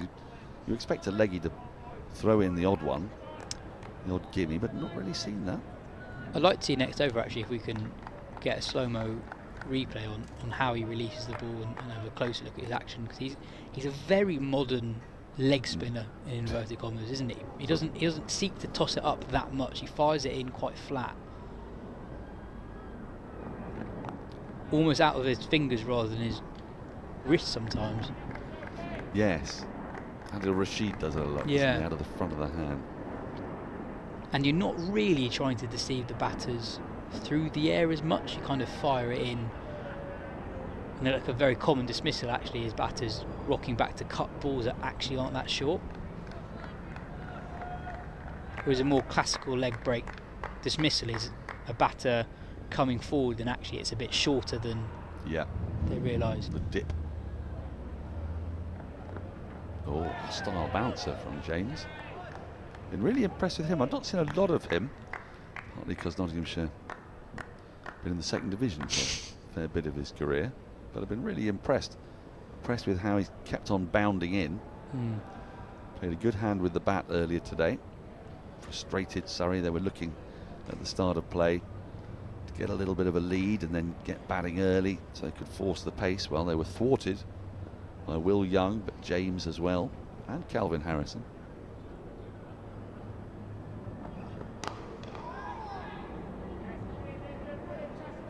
He's a very, very similar cricketer to Tom Laws. As a bowler, similar-ish build, similar-ish pace. Can bowl long spells, effective with the old ball. James has probably done more with the bat, but he's a few years older than Laws, so plenty of time for Laws to catch up there.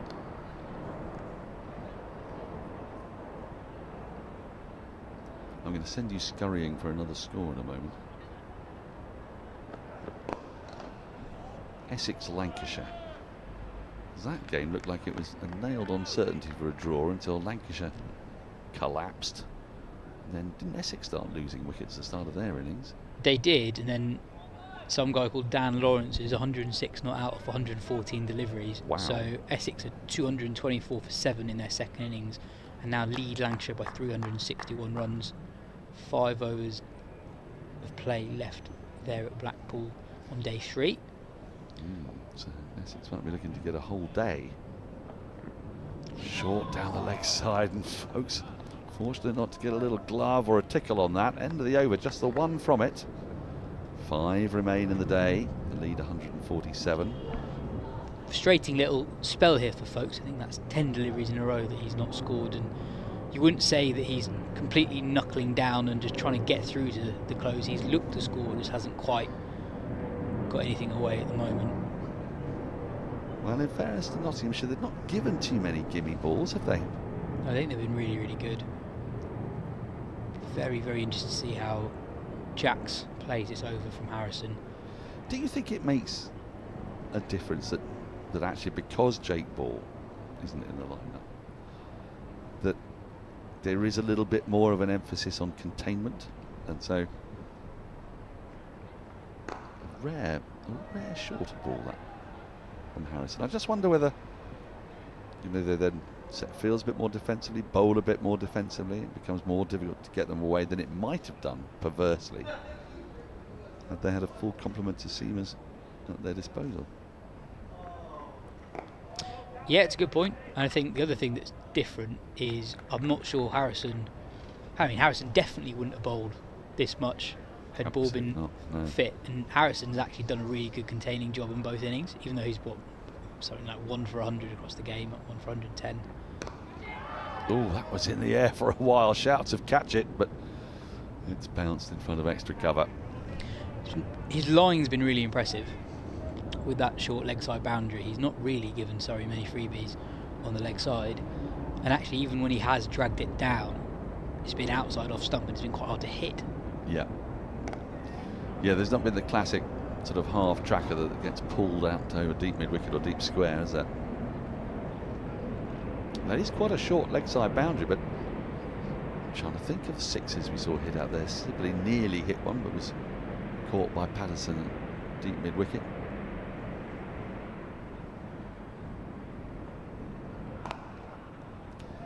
Again, Jacks finds the fielder. Harrison's bowled 11 dot balls in a row here. Wonder how much Jacks's first innings dismissals in his mind, if at all.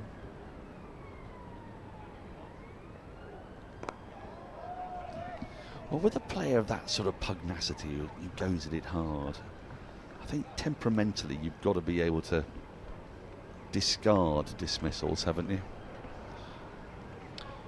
from your mind, because you're going to get out in a variety of different ways. I always tend to think it's quite a good sign if somebody gets out in multiple different ways. What counted against James Vince was that he was out caught at second slip over and over and over again, you know. But you think about Ian Bell, and you can't actually be sure what is a quintessential Bell dismissal. Caught at gully, perhaps. Caught at short extra cover.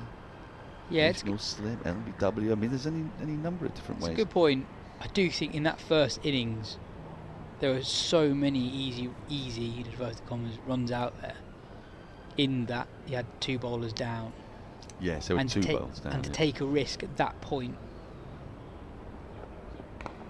and not just any risk, coming down the ground to a bowler who's just returning to the attack, who's actually bowled a reasonable delivery first up. He's a key bowler at that point, wasn't he, Patterson? Yeah. Gave a lot of encouragement.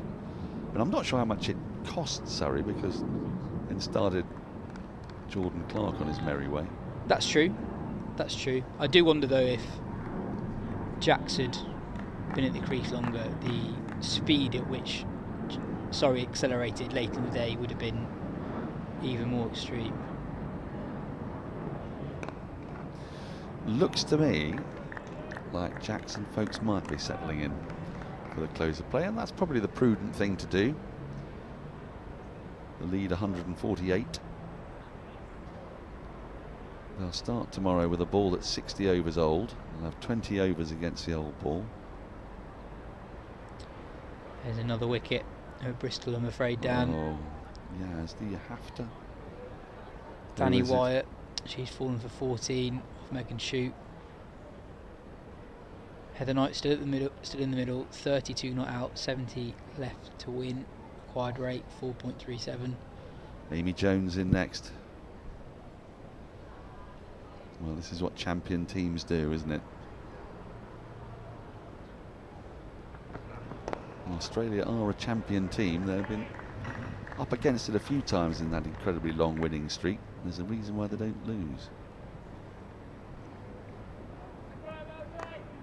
It's quite interesting watching it earlier, just how audibly frustrated Alyssa Healy was getting at her fielders, and it wasn't for the worst misfields actually. It was just small things like not quite chasing every lost cause, or not making sure to dive down at a ball in the infield. Well, they are normally so good at that. I mean, that's one of the glaring differences between them and other sides.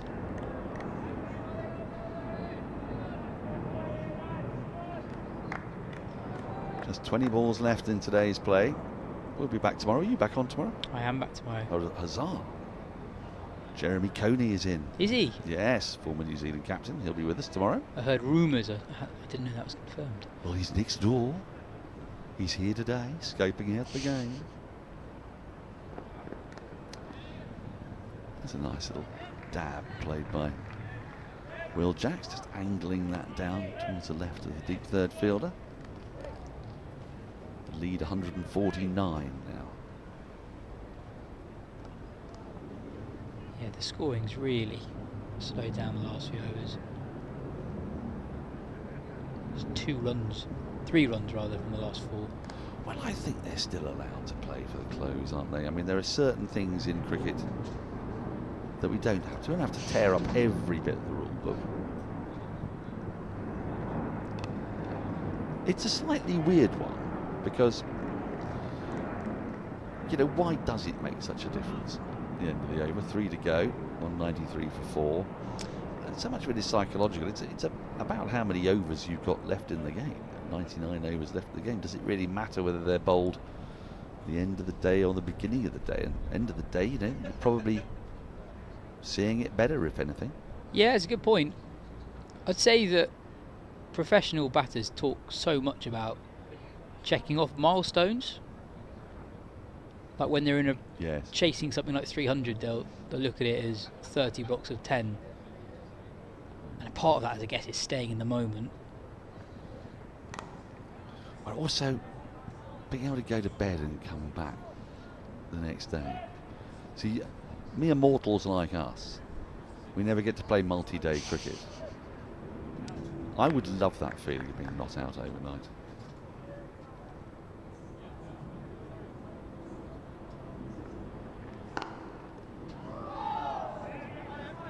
Oh, they've done well there to steal a single. Just a tiny misfield by Harrison off his own bowling.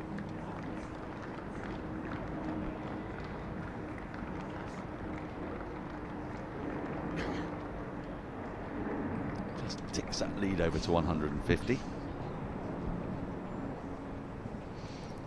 Field's coming up here. I like this from Hasib Abid. I think his on-field captaincy has been great throughout this match. He's been really proactive, really proactive. Whipped away, but it'll only be the single. He kept spirit up on day one really well.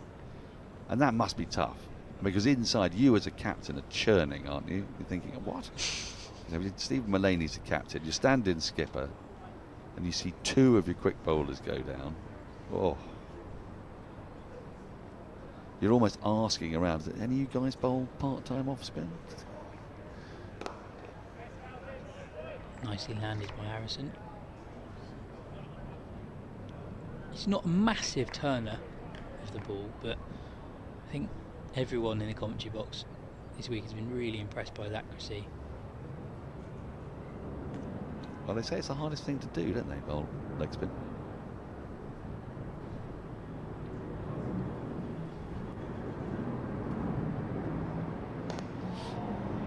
See, long on had gone up to mid on, now is put back for that delivery. I wonder if Jacks was thinking about trying to go up and over the offside. Have shanked it a bit. Here we go. Closer look at Harrison's action. A tall leg spinner. Didn't get the closest look at the actual.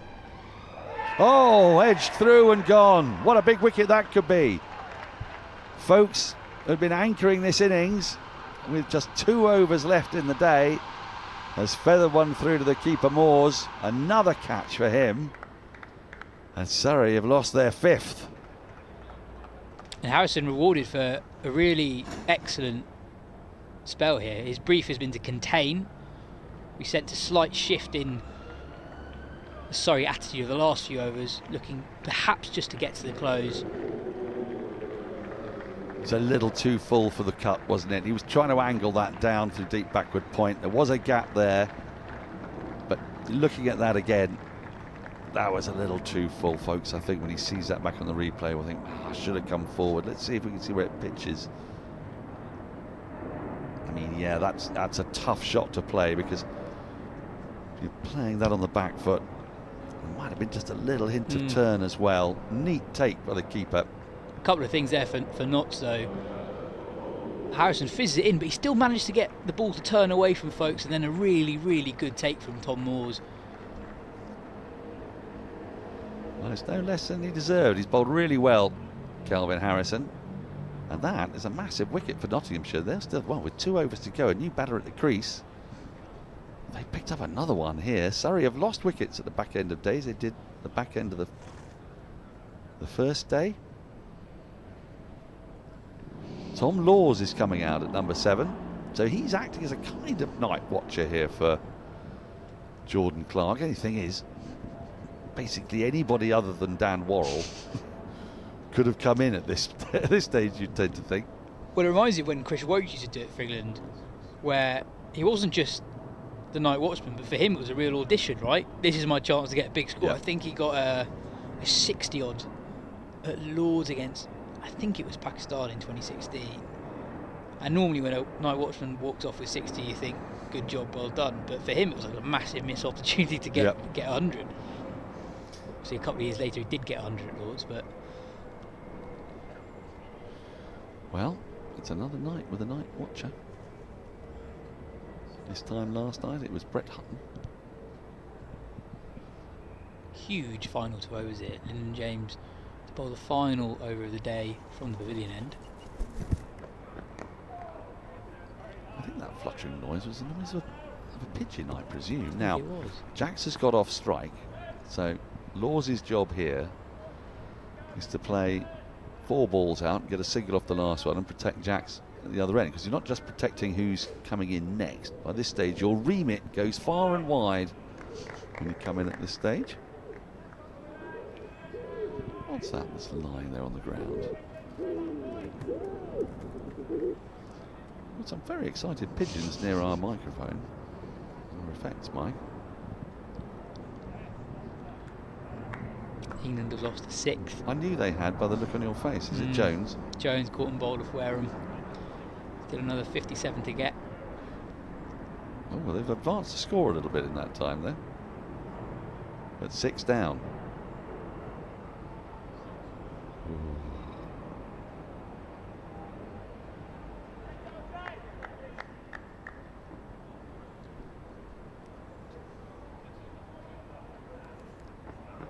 It's an attacking field in for Laws now, as you'd expect.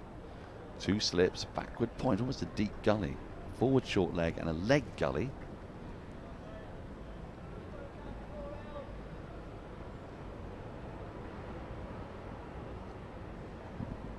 And this game is very, very intriguingly poised. That lead just 153. All this talk of what Surrey will look to set Nottinghamshire could all be moot. Have you sensed that the pitch is played any differently? Not really, have you? No, that's why I asked, basically. I don't think there are demons or terrors in it. It will be interesting to see the extra pace Surrey possess, with the likes of Abbott and Overton. That's the question that really dictates all the declaration chat that follows it. What is a difficult chase on the final day? And so far, I wouldn't say the pitch has deteriorated that much. You said earlier the day that pitch deterioration can happen very quickly, but especially with Surrey, who sort of reluctantly turned to the off-spin of Will Jacks at the moment because of that 5-man seam attack. Well, also, you know, hello, this pigeon's very excitable.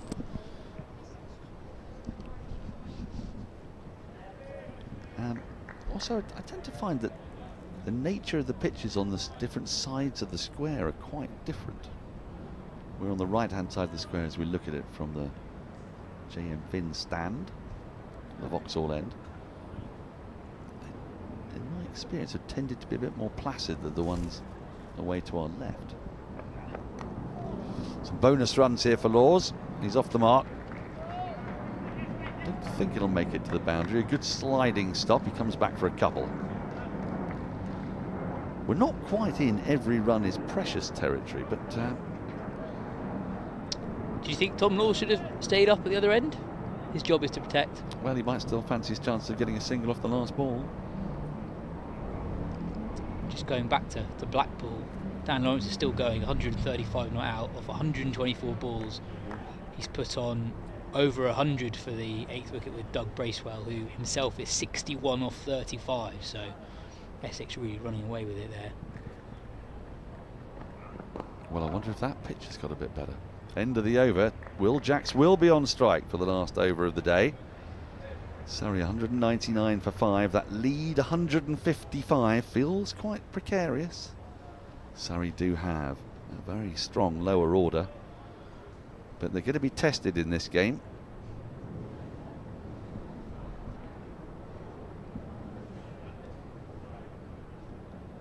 What's being brought out? Another catcher. Shin guards. Yes, and why not? Put a bit of pressure on Jacks. Ask him the question. Do you want to go after it? You'd almost be tempted to just take all the guys off the boundary. Almost be like, go on then, final over the day. We don't really lose anything here if you score 10, 15 off the over. Well, who do you want to bowl at? Do you want to be bowling at Jacks, or do you want to be bowling at Tom Laws? Because Laws is a scalp worth getting. And he's new to the crease, so I don't know. Well, let's take a look at our boundary riders. There are only a couple. There's one at deep cover, some sort of deep extra cover. He's well in front of square, and a deep mid wicket. Yeah, mid on and mid off, not just off the rope, but really in the ring. Well, they're saving one there, aren't they? There's a slip, silly point, short leg, backward point. Very, very different feel to what we've seen so far from Harrison to Jacks.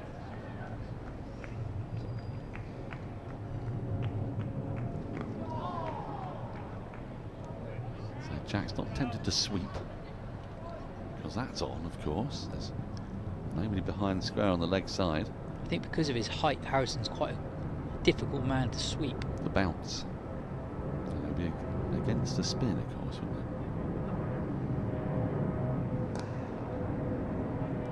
it? 4 balls remain in the day. I think Jack's had to really battle himself. You can see he's there. He's practicing absolutely larraping that ball. That was tossed up and in the slot. All of his instincts were screaming, thrash it.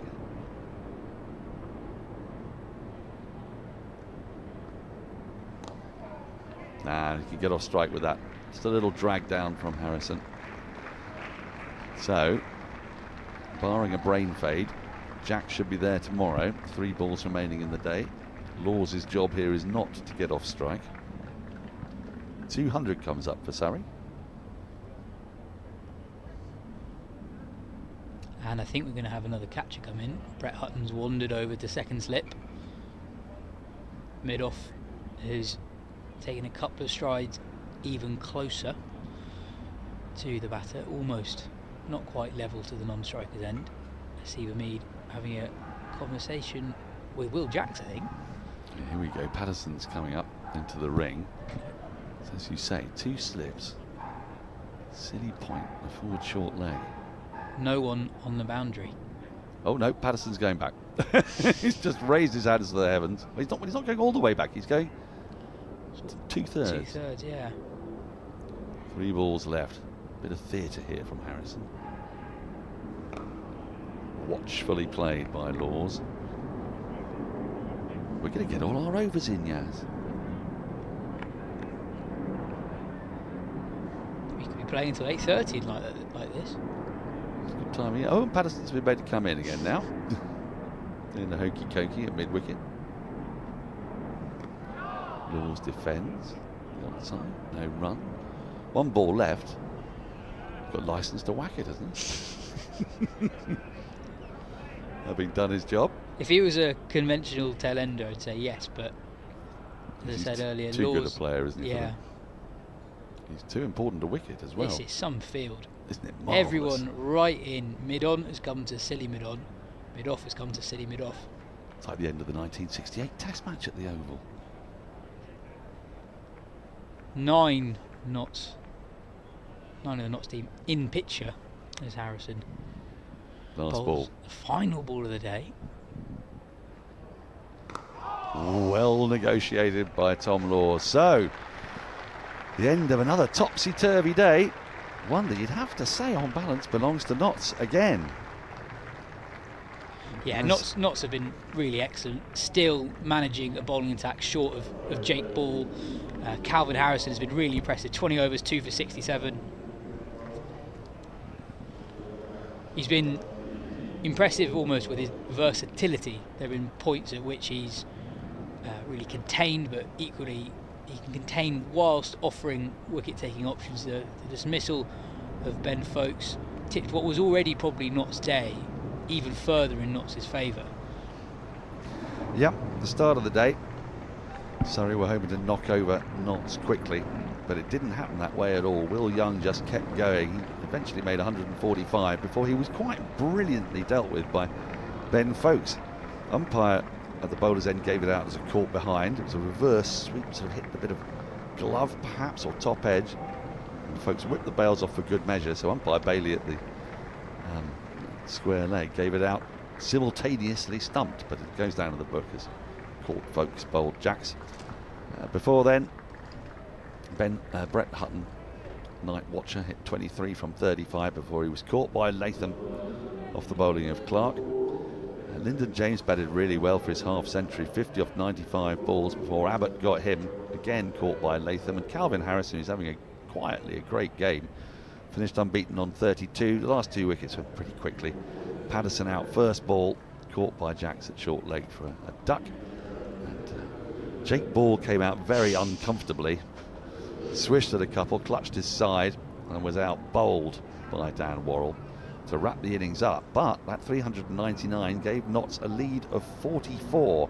Didn't seem like a lot on a fairly blameless pitch, but Surrey got off the worst possible start as Rory Burns was LBW to Hutton off just his 4th ball to bag a pair.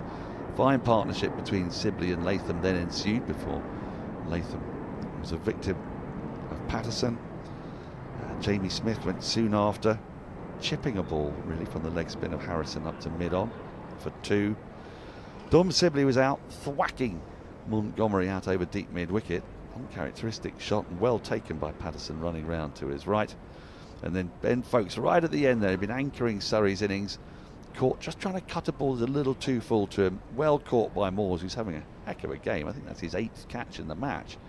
He went for 25. Tom Laws came in as night watcher and ended up unbeaten on 2. Will Jacks on 19 tomorrow will be looking to go hard when he can, if he can, because at the moment Surrey are in a little bit of a pickle. The 3rd innings pickle theory, I tell you it's happening. That lead just 156 on a pretty good pitch. Got to say here, Yas, Surrey are going to want to bat the thick end of all of the morning session tomorrow, aren't they? Yeah, absolutely. I think Notts, obviously no Ben Duckett, Stuart Broad, they're away with England. Notts, you've got a sense that they've underperformed a little bit this season with the side they've got on paper. 2 excellent seasons of red ball cricket back to back in 2021 in the conference year, in 2022 in Division 2. A real chance of getting a really significant victory there. They're currently 7th at the table, Kent below them. Have already lost by an innings this round of games, so this is an opportunity for them to get a bit of breathing space between them and the bottom 3. And without Jake Ball, as we've said a few times today, without him since he bowled 5 overs in the first innings, Hasib Hamid, the standing skipper, has done a really good job of managing the attack, and Calvin Harrison, I think, has been the key man in the second innings. 20 overs, 2 for 67. Yep, it's been a manful performance from Nottinghamshire. They'll have hopes of pushing for a victory tomorrow, but don't rule out Surrey. Their much vaunted lower order. They too will be looking to get a crack at Nottinghamshire with a sizable lead in the last 2 sessions of play. We're going to be in for a thrilling and exciting last day. Yas Rana will be here.